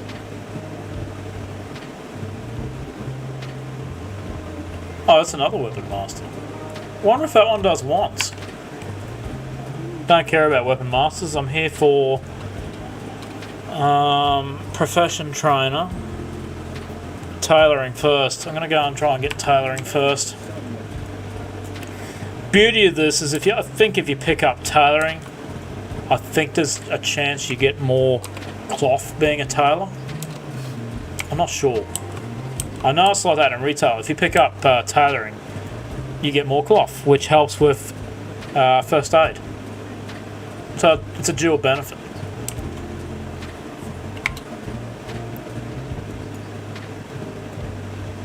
Yeah. See, that's what I mean. Like, if you pick up tailoring in retail at least, you will get higher chance of cloth drops. So when you go farm cloth, it's easier. And then when you're doing first aid as well, you're getting a dual benefit because you're getting chances to get more of it. Here we go, white linen shirt. Is that it? That's the only thing I can make. Yep. You know, they should make one on tailoring. Toilet paper. Here you go, Taylor. Let's make some toilet paper. But at least we've picked it up. I think the coarse thread is the one you need for this material.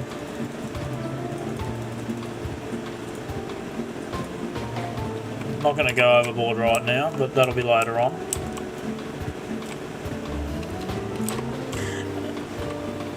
You really cannot play anything other than safe music on YouTube. It's not like Twitch where you've got a VOD track and you've got your main track. So you cannot play whatever you want on YouTube. No, doesn't have it. I've tried looking into it and I couldn't find anything on it. It seems to be exclusive to... I'll look it up. Let me know if you find anything, because I've looked it up. And I don't think you have that option of VOD track and regular. So when you stream, you've got to play Spotify playlists, stuff like Stream Beats. Well, they tag everything and it gets the flag thing on it. When you finish streaming it, it all gets flagged. It'll tell you to mute a bunch of sections, and then you got it destroys the video, basically, because everything you're talking about. If you're doing a tutorial, for example, and you're playing copyrighted music, it'll tell you that this section of the thing has been silenced. You got a choice: silence it or use their advanced AI technology thing to try and remove it. Still don't work. You've just got to silence it. If you're trying to monetize the video, that is. Otherwise, it just gets monetized for them, and they make all the money instead of you. Which is fair, I guess, but I reckon it should be split. You know, you're making the video, so you should get a share too, not just the music that you used. I feel it should be fair all the way around. Honestly, just go to kick.com if you want to start up initially and build a following there. Much smaller competition base for WoW players, or anything. Get confident there, and if you still don't think it competes with the other platform, then go back there too. You know, it's up to you. But as a small streamer just starting out, maybe kick it off over there and see how big you can get. You only need 75 followers. It's like Twitch. Instead of 50, it's 75. Pretty easy to do, I reckon. And then you get the affiliate status, basically, where you can start earning and getting subs.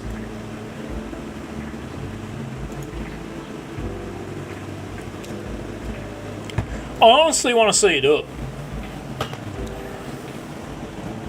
There's no way there's only one of us can do it. I'm talking about my brother. You got in there and you kicked ass with the raids when you said you would. You did that. Use it as a motivation to start streaming as a challenge. I wouldn't do it as a competition, but more of a, this could help set me up for life. You could start another one. But in saying that, that one's already an affiliate. You could simply rename the channel. There's a thing you can use that actually unfollows. You can remove them. I wouldn't remove them all, but I'd remove the certain people you don't want following. Google that too. If you don't want someone to follow, don't ban them, but you can actually have a... I think there's a thing that can remove them. My brother was telling me about it. Yeah. Google how to remove someone without banning them off your Twitch channel. And I'm sure it'll come up with some way to do it. It'll tell you how to do it. I think it's like a bot that does it. A tool. One of those things does it. I don't know if it's Stream Elements. I think it's something else. But it'll help you with that. You can rename the channel if you don't like the channel too. Like,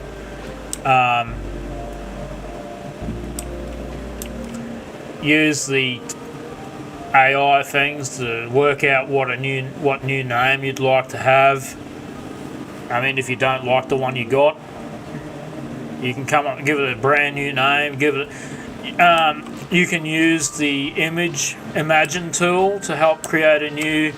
You upload your photo to it, and then have the AI create a 3D World of Warcraft art style version, or whatever game you want to do, in the style of this, and then it redraws you into a 3D artist impression. Similar to paying an artist on Fiverr, except you tell it what environment you want, like in a magical world or in this kind of a world, and it'll take your photo and convert it into that, and it does a beautiful job. This is an AI generated one you're looking at now on the stream. I had it draw that for me, and I went with it. I thought, this is pretty cool, I'll use that.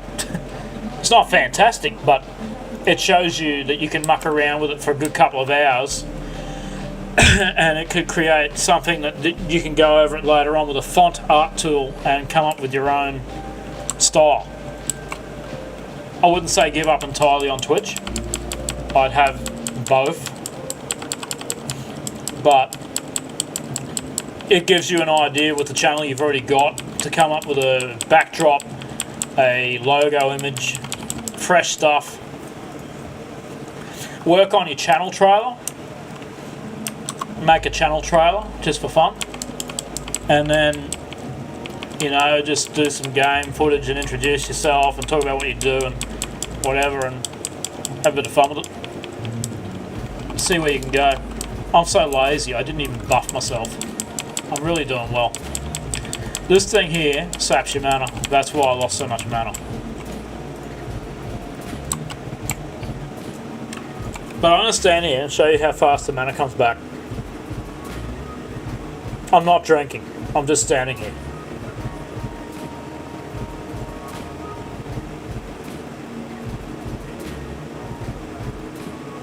I'm too lazy to sit down and drink. It's already doing it here. Yeah, but all that matters is you're having fun.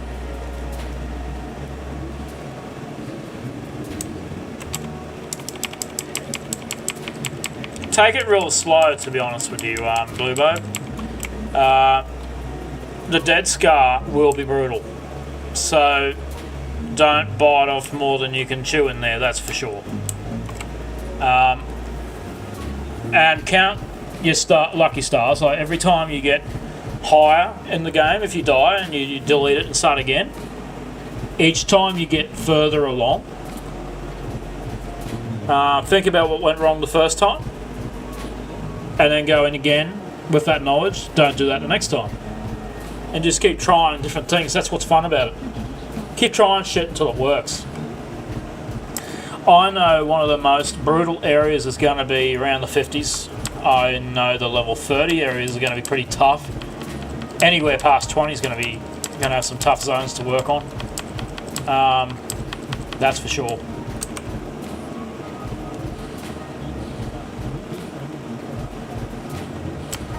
Actually, I should have used Fire Blast then.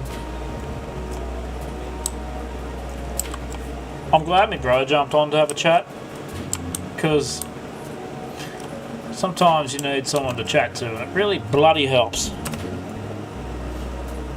Seeing him come on and have a chat. It reminds me that people are getting the notifications when I'm live.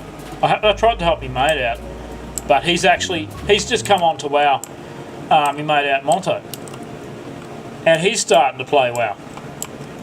He's giving retail a shot, learning the game from scratch. And I said, oh, you can jump on and watch me stream. So I'm going to be streaming retail, doing a hardcore style play as well. Probably the best thing about streaming on a channel that doesn't have constant freaking ads is that you're not getting interrupted all the bloody time. So that's the best thing. You just focus on making the damn content, having a good time. I wanted Dad to jump on and have a chat too at one stage, because he was doing a priest on Classic at one stage, but I think he stopped playing it.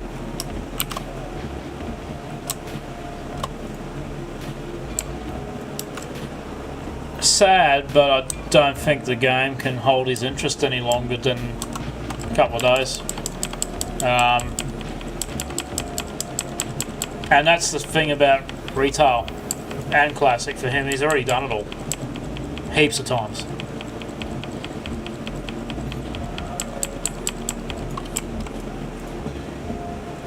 New gloves.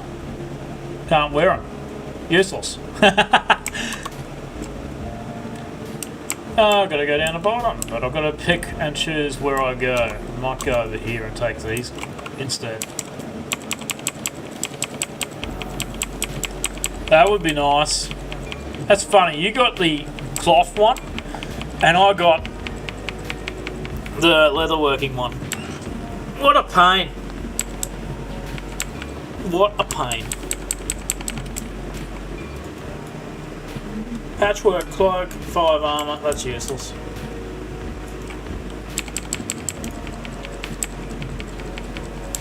Yeah, go on kick.com and set it up. Turn it on, just put the box picture in the corner like I'm doing. Or go on YouTube, whatever, it's up to you. Just mess about. Get it working first, make sure you got all your encode settings right, and see how it performs on your network. No one's going to know you there, so it's going to be nice and quiet initially. And yeah, with kick.com, you've got to set it up for a custom. You've got to put it in custom mode. There isn't actually a OBS option that says kick.com or kick. You've got to go custom on it and then set it manually. But you've got to go into your stream on kick.com and change the title of it and everything and update it all. And set the game, because it won't set the game until you've done that in the stream thing itself. Yeah, you got to really play it safe around 9, it starts getting more difficult. The mobs start taking a bit of health out of you, or you start using more mana to kill them now, because you've got to go up a rank on your spells. But as you can see, I'm still rank 1, and with rank 1 mana doesn't cost anything much. Tailoring, haven't got any more cloth. I've got to go to the cloth farming spot later on. But I'm going to start crafting stuff to level it up and just replace my crap with other crap. I'll come watch you too on it as well. I'll lurk to help. Doesn't matter if it's Twitch or Kick, go for it. But like, if you wanted to grow on here, ultimately this would be the place to go. But yeah, you're not going to get the same thing with streaming like it does, and that's a boss. I'm really happy about the choice of this thing. I might be able to get him. I might be able to get him. I might be able to get him. I got him. Got him. I got a rare. And it's a useless item. All that trouble. And he's worthless.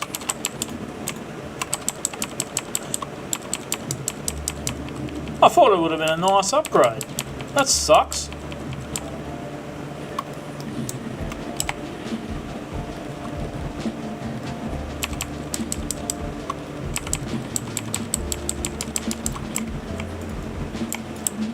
Oh, was that an item? Chain, a mail item. Useless. Gonna eat. Might have that. That should top me up pretty quick.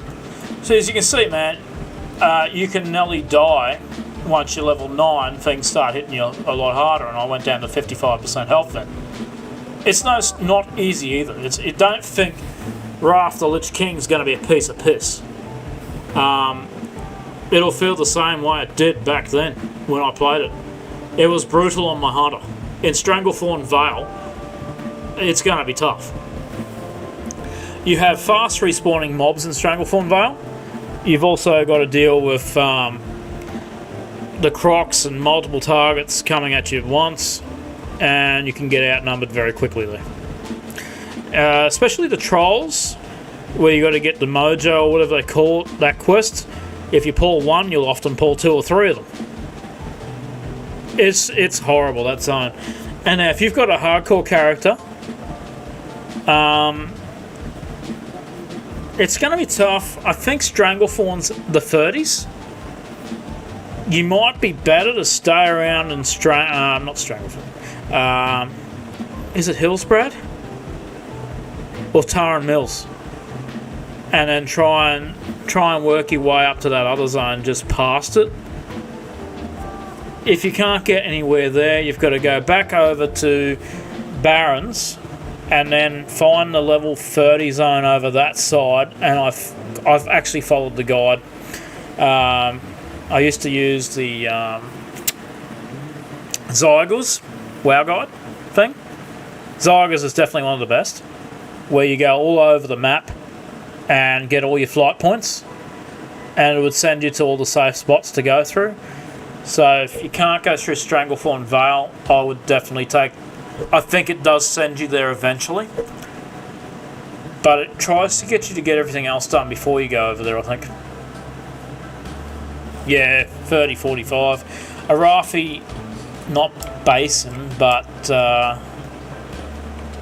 that one just above Taran Mills is a brutal fucking zone as well. Lots of elites there. I know this because it wasn't long ago I went through on my Paladin and played that back in Burning Crusade expansion. Classic.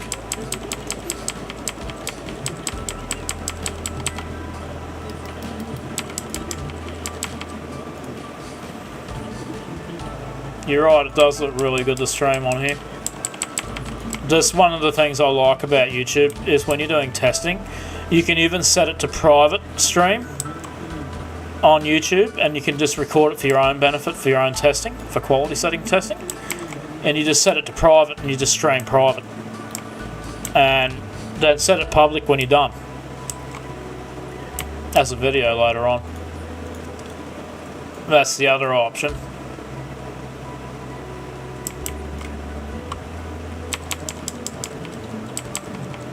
Highlands, Arathi Highlands, yeah, that's a level 40, I think 38 to 40 zone.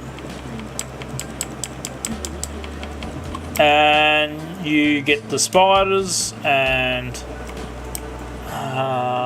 like raider mobs that are running around, and you got the farmers, and you can accidentally walk into a alliance zone and flag yourself by accidentally walking into it very easily.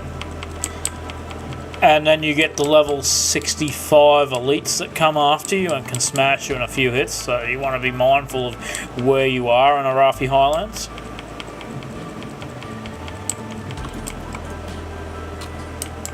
I love it when I'm talking to people that know what I'm talking about and how much of a pain in the arse it is. Leveling in retail, the fastest route, I honestly think, is going through Warlords because it's quick. It's a lot of condensed content. And if you were to do a hardcore character on retail, you would go through it in Warlords because it's quite quick to get around the map there. Especially the start zone, unlocking the garrison, doing the quest just outside the garrison. You end up level 20 pretty quick, 21, 22. By the time you're done, I think in that whole expansion, you're probably level 60. I'm not sure. But I think that's what they were trying to do, where you do one expansion and you get to 60, then you go to the main expansion you're playing on, and then you're done. Job done. Move on.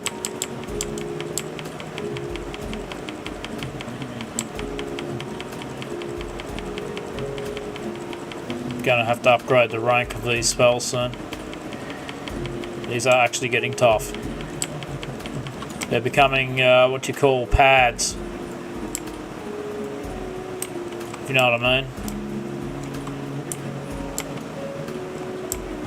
I think I got to get one more of those. Yeah, there's no point in doing that.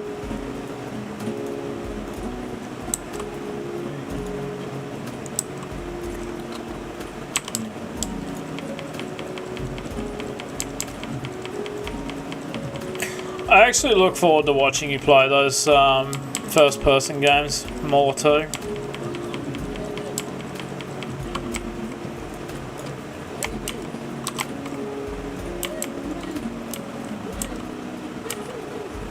You just got to find a niche that works for you. Whatever gets the viewers your way, without controlling your channel for you, taking over the show and telling you how to run it. Yeah, that's one thing I'm so glad about. If you did stream here, I would set up Stream Elements tip page and put the tipping feature on your YouTube channel. If you wanted to stream here, I would have it so that you get tipped instead. And if people want to support you, they can do it that way. Encourage that kind of stuff. Because everyone loves tips. Helps pay the bills.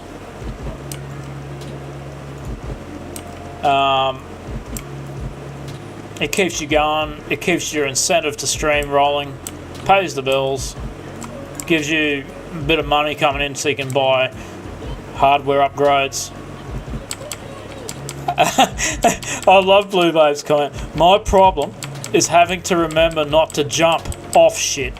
Yeah, my advice, pan over your character and look down before you jump.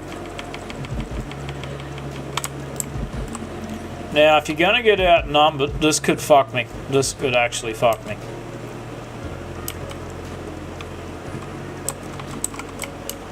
This is a brutal fuck up, but I've got to go. Got to reset the threat.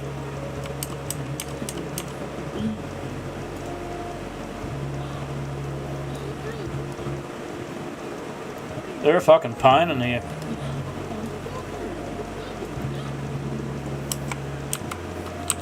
I survived it. This is how you got to play a fucking mage. You don't screw around. You must walk away from it. Put a hot on you. Put one of them on the bar. That helps. I didn't actually make my potion stuff, but as you've seen there, I nearly died. You think it's easy, but two of those pricks can come up on you and get you, which is why I want to get my new spells. And Grat's on level 9, mate. Let's throw that piece of crap out. Like, I find the Mage would be one of the best characters to play. It has got a lot of grunt. Lots of power when it needs it. But the problem with them is, if you're not mindful, their health pool is atrocious. Run if you can, and as soon as you get that freeze thing that you can do on the ground, use it, run away, seriously, no choice. I've had to use that on my other mage in Classic to get away from 5 elementals that were coming for me. Beautiful, got my first talent point. For Mage, Frost is the best. You want that, you really do want that, because if you can freeze the target for 5 seconds, don't care about reducing the time. Reduce the cooldown of your Frost Nova, Cone of Cold, Ice Block by 7%, doesn't matter. This matters. Why? Freeze the target for 5 seconds, you can get away. If you accidentally use it on something that can kill you really quickly and you fucked up but the ability still froze it, you've got 5 seconds to get away. Before you didn't. So yeah, you max that one out. You want to max out anything that can slow a target to a crawl, stun them in place, keep them that way. Because once you've got Blizzard, later levels, you can freeze multiple targets in place and they can't move at all, with that really high chance to freeze them in place. And yeah, it's game over for them. And hopefully not you. See how this one's missing?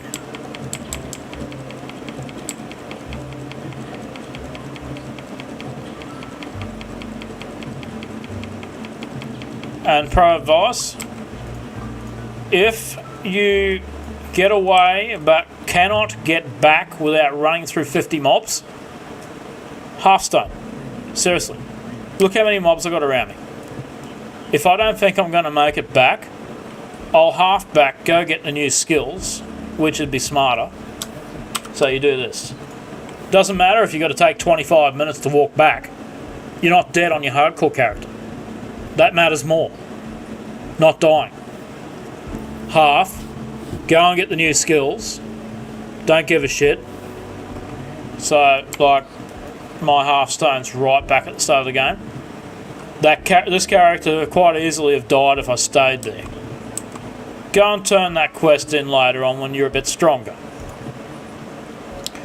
Right, so what have we got?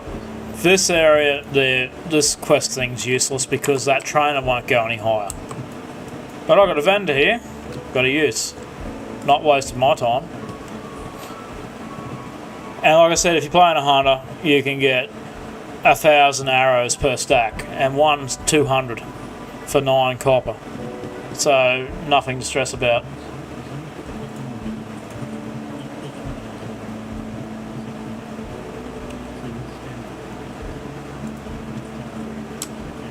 Junk, junk, junk. Mana wasn't even a problem. Vendor, don't care, don't care, don't care. That's useful in an emergency. Don't care. Useless. Don't care. Next. Freed up some space. You get to chill before you go back out and take any more risks. Where's the repairer? You're going to need to repair. It makes you rethink when you're playing a hardcore character. You'll be as cocky as you want on a character that can die 1,000,000 times. This character nearly died twice just doing... And my other mage nearly died 5 times trying to do this special mage quest for the elemental. I didn't get the elemental yet, but I'm still on the chain quest for it. And that mage nearly died doing just the mage quest. It was brutal for it. In Classic, the secret is you got to go down to a corridor and stand there and use the quest item. Otherwise, you will spawn 5 elementals on you, and one of them alone is hard to kill. You got to knock its health down to nothing, and it stuns it, and then you got to use the ability on it, the quest item, and then you got to click on it, and you got to do that 3 times. And if you don't do it right, you die, and then you got to start the whole thing again, do 15 levels again.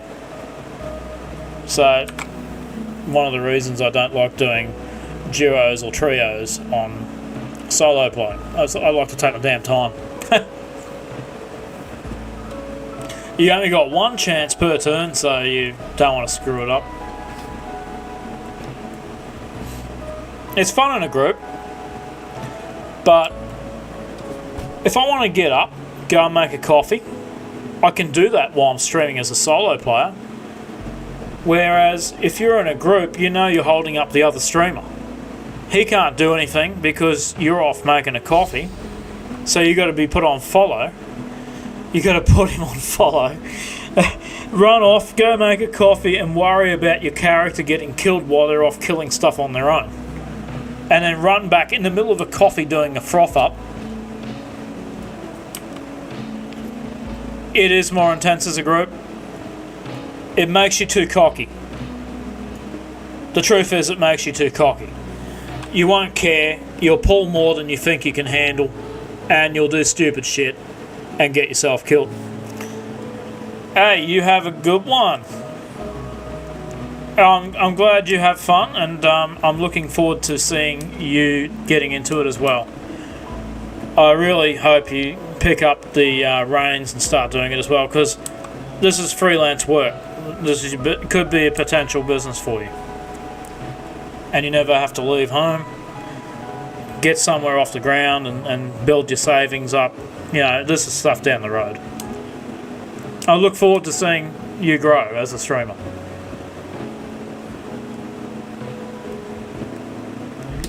Well, even if you just turned it on and then chat to a friend on it, that's a start. 2 friends on it, chatting, playing the game, do it that way, and people will see that you've already got 3 people yapping on Discord to you. Have the comms on. Stream the lot. Make sure they're aware of it. Because they can hear a conversation going on. The channel's not dead. They're all talking to you.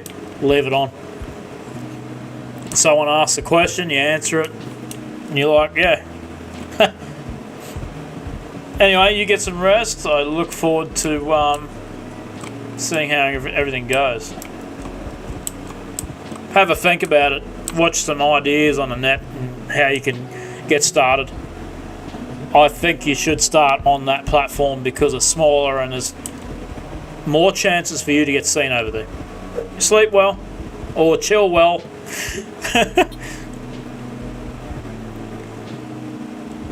Cocky is a hunter anyway. Been playing since late Burning Crusade.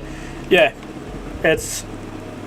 you can be very experimental with a hunter because with the take care.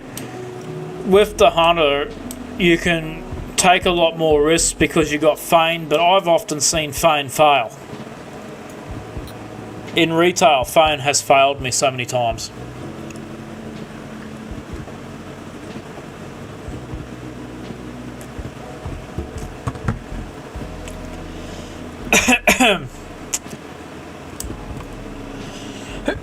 I'm not gonna lie. Feign I used thinking it would save my ass, got me killed so many times. Pardon me. Like I put it on and I still get killed by the mob I used it to protect me from.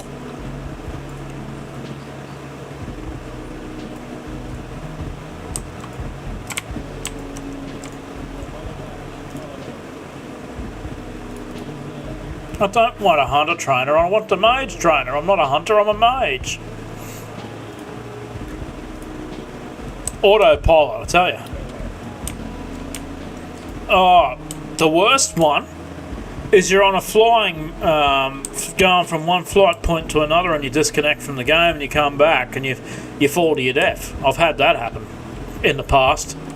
I think they've fixed that from happening. But that's such a dangerous thing.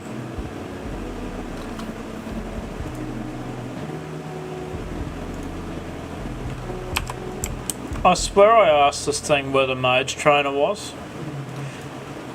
I know there's a portal trainer. I think it's all up the top. That's probably why it's not telling me. It's in the Sun Fury Spire, I'm sure of it.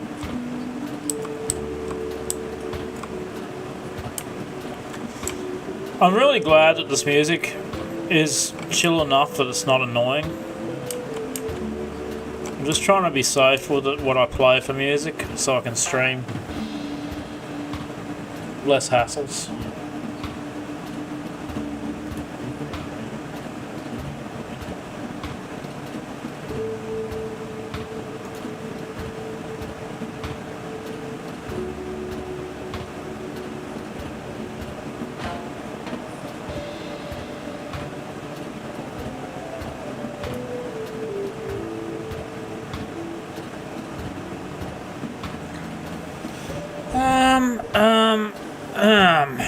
Let's see, I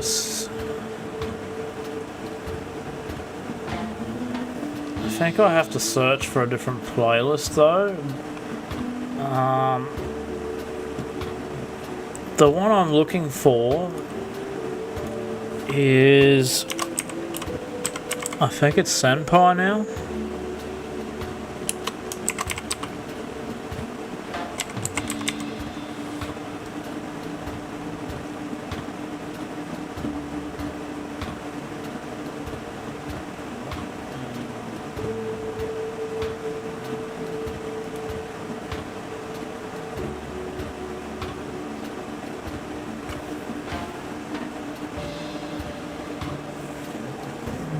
It's hard to do. So let's just go back to stream beats. Artist.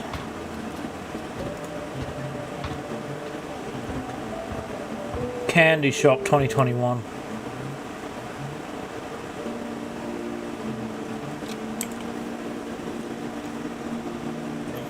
Sorry about that. It looked a bit laggy in that, but might have looked like it disconnected. I'm actually proud that you're watching on the TV, and I hope it's presenting well on a TV, being the TVs are usually 4K. My graphics card can actually encode to a 4K, but the bit rates are insane for 4K, so I didn't bother to use it. I'm guessing the TV's probably got upscaling from 2K to 4K, so it looks clear anyway. That'd be why.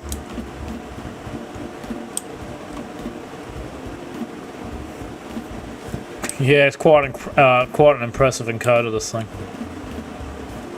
Mage Trainer. There we go.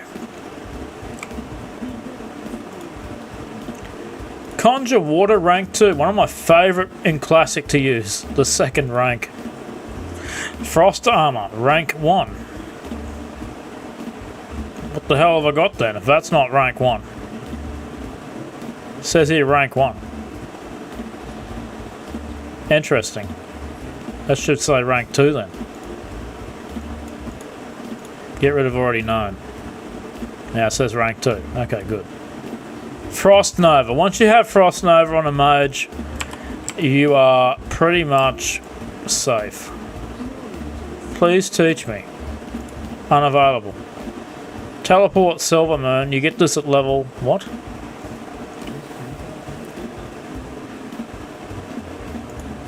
$40. Level 20 for Silver Moon. The best thing about mages, teleporting.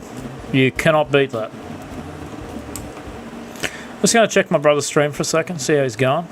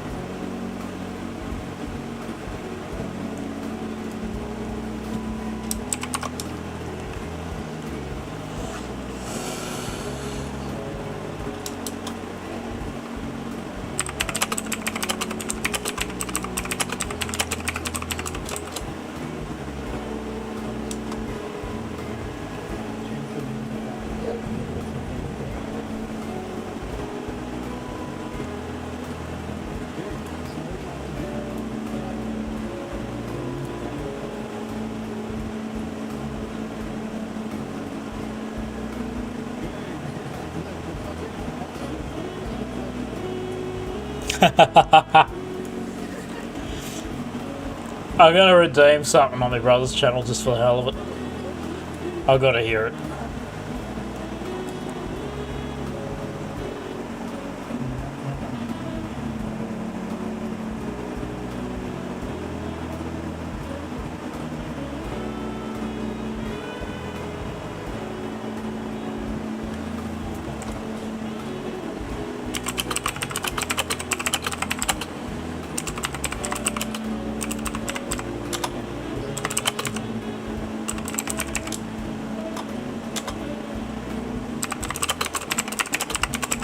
Yep, got a coffee job.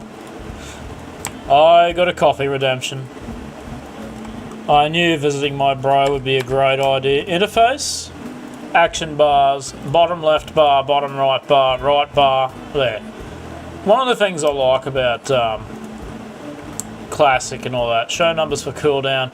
Check this to show a number countdown for action button cooldowns. That's really helpful for your main cooldowns and stuff. You can see the countdowns going on. Titles on the name. Don't even have to bother joining any guilds because no guilds on here are recruiting. Really annoying. But actually, I don't really care about guilds anymore.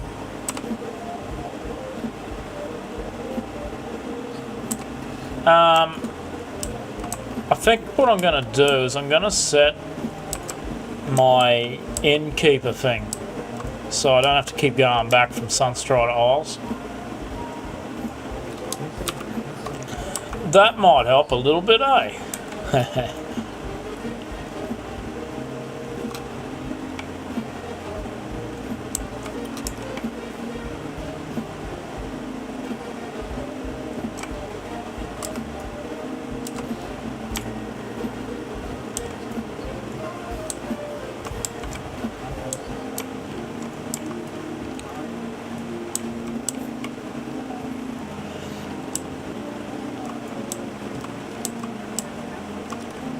Innkeeper. This one might do. I usually prefer the one near the auction house, to be honest with you. But I'll use this one.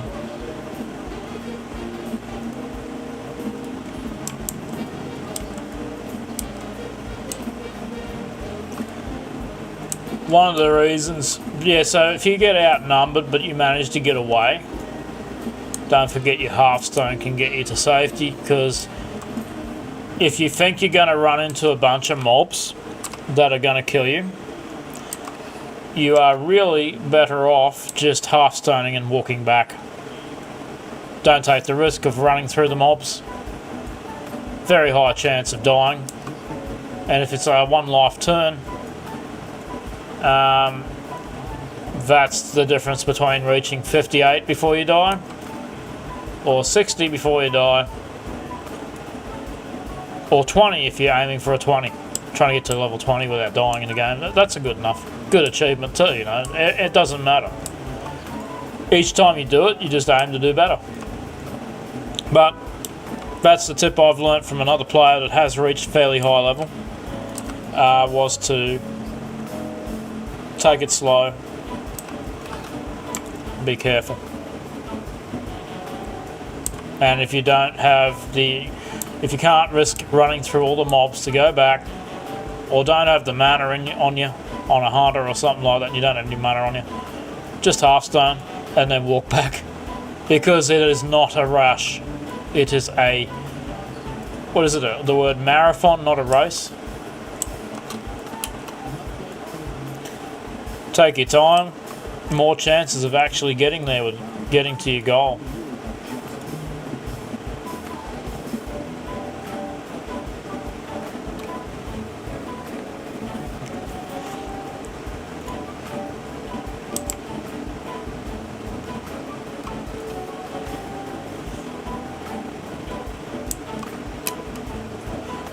I won't be just streaming WoW either. There's a high chance that I'll be doing like content I really like playing. There is a game I love playing, and it's called Satisfactory. So if you get sick of WoW and you like playing survival dash building things games, check out a YouTube video on the latest updates to Satisfactory and what you can do on there. You can build railroad systems, you can build buildings and conveyor belt systems that run from one factory to another to process materials. You have got enemies on it that you have to take out. You've got to clear out caves to build mines and stuff in them. It's an amazing game.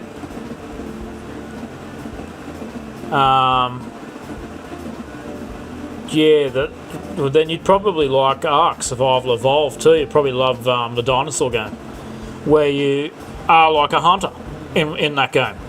You tame dinosaurs and you breed them. My father plays it and absolutely loves it. I've tried to get him back into WoW hundreds of times. I've given up. We've bought him expansions, bought him game time, all sorts of things. Well, we've just tried everything to get him back, but he keeps going back to Ark Survival Evolved.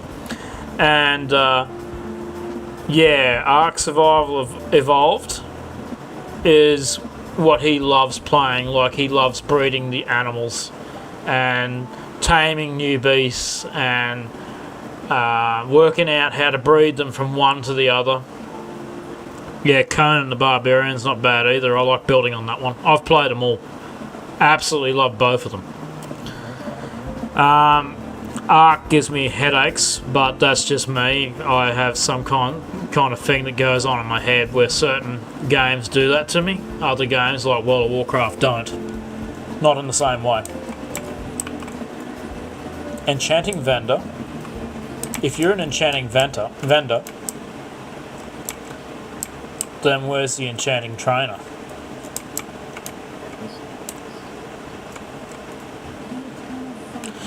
You need that. I'm going to buy that now because I know I'm going to friggin' need it. The copper rod. We're going to need that. And we're going to need the strange dust later on as well.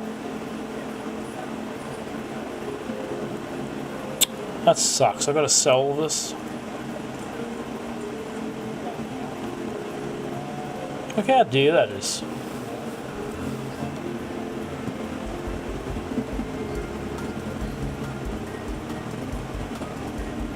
Tailoring and enchanting go hand in hand because you disenchant the greens that you create to level the enchanting profession. That is the absolute most optimal way to do it. Is by using tailoring, because tailoring does first aid and creates the items that are greens that you disenchant. Conan the Barbarian was the one I played about 4 years ago, I think it was. 3 years ago maybe. Got right into it.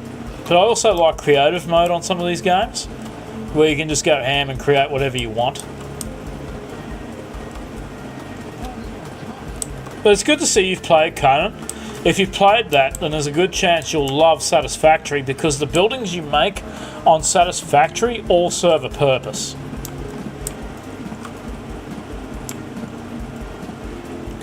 So, for example, when you need to make a certain item, you can make them yourself for a while at a crafting bench, but it'll be far more efficient to have the factory build it for you.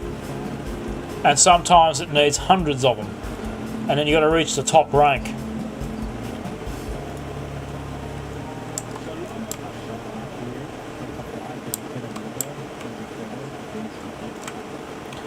I'm going to have to get up and go make this in a minute, but I've just got to go up to this enchanting. I forgot to do the enchanting trainer. Silvermoon City is now the return point. Great.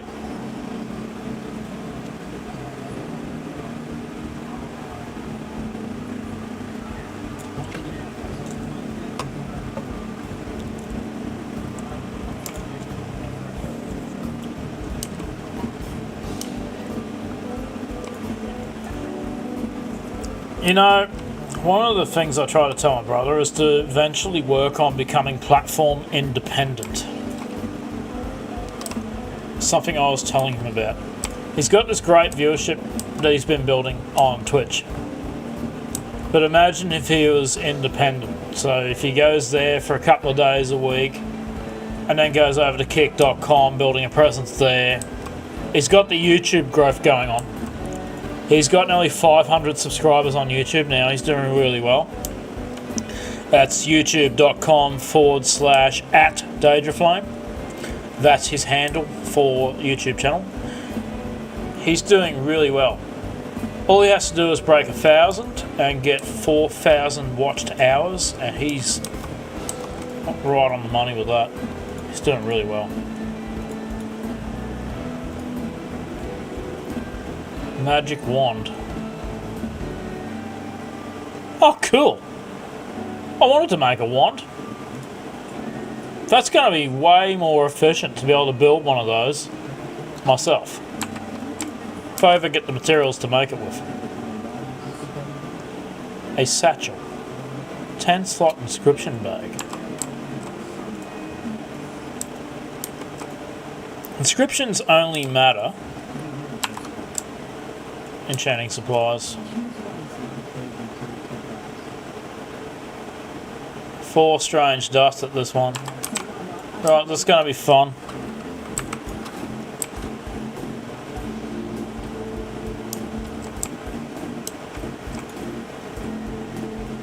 We need a ruined copper rod to do this, which requires 1 strange dust.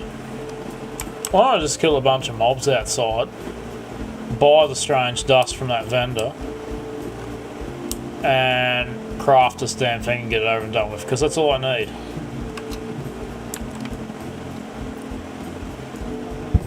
I'm actually quite happy about me brother checking out the channel. That's put it in a footpath somewhere, or simply just log out. That would be safer.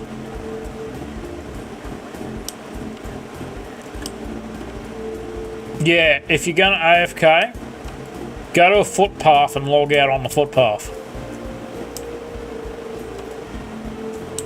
That way, yeah.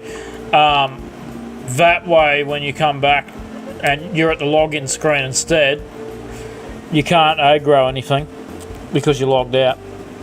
Might take 20 seconds, but if you're away for 5 minutes, you never know what could happen. Alright, better go make my brother's coffee and come right back. I got a short break. This, by the way, is probably my longest stream I've done on YouTube, so I'm quite happy with how it's going.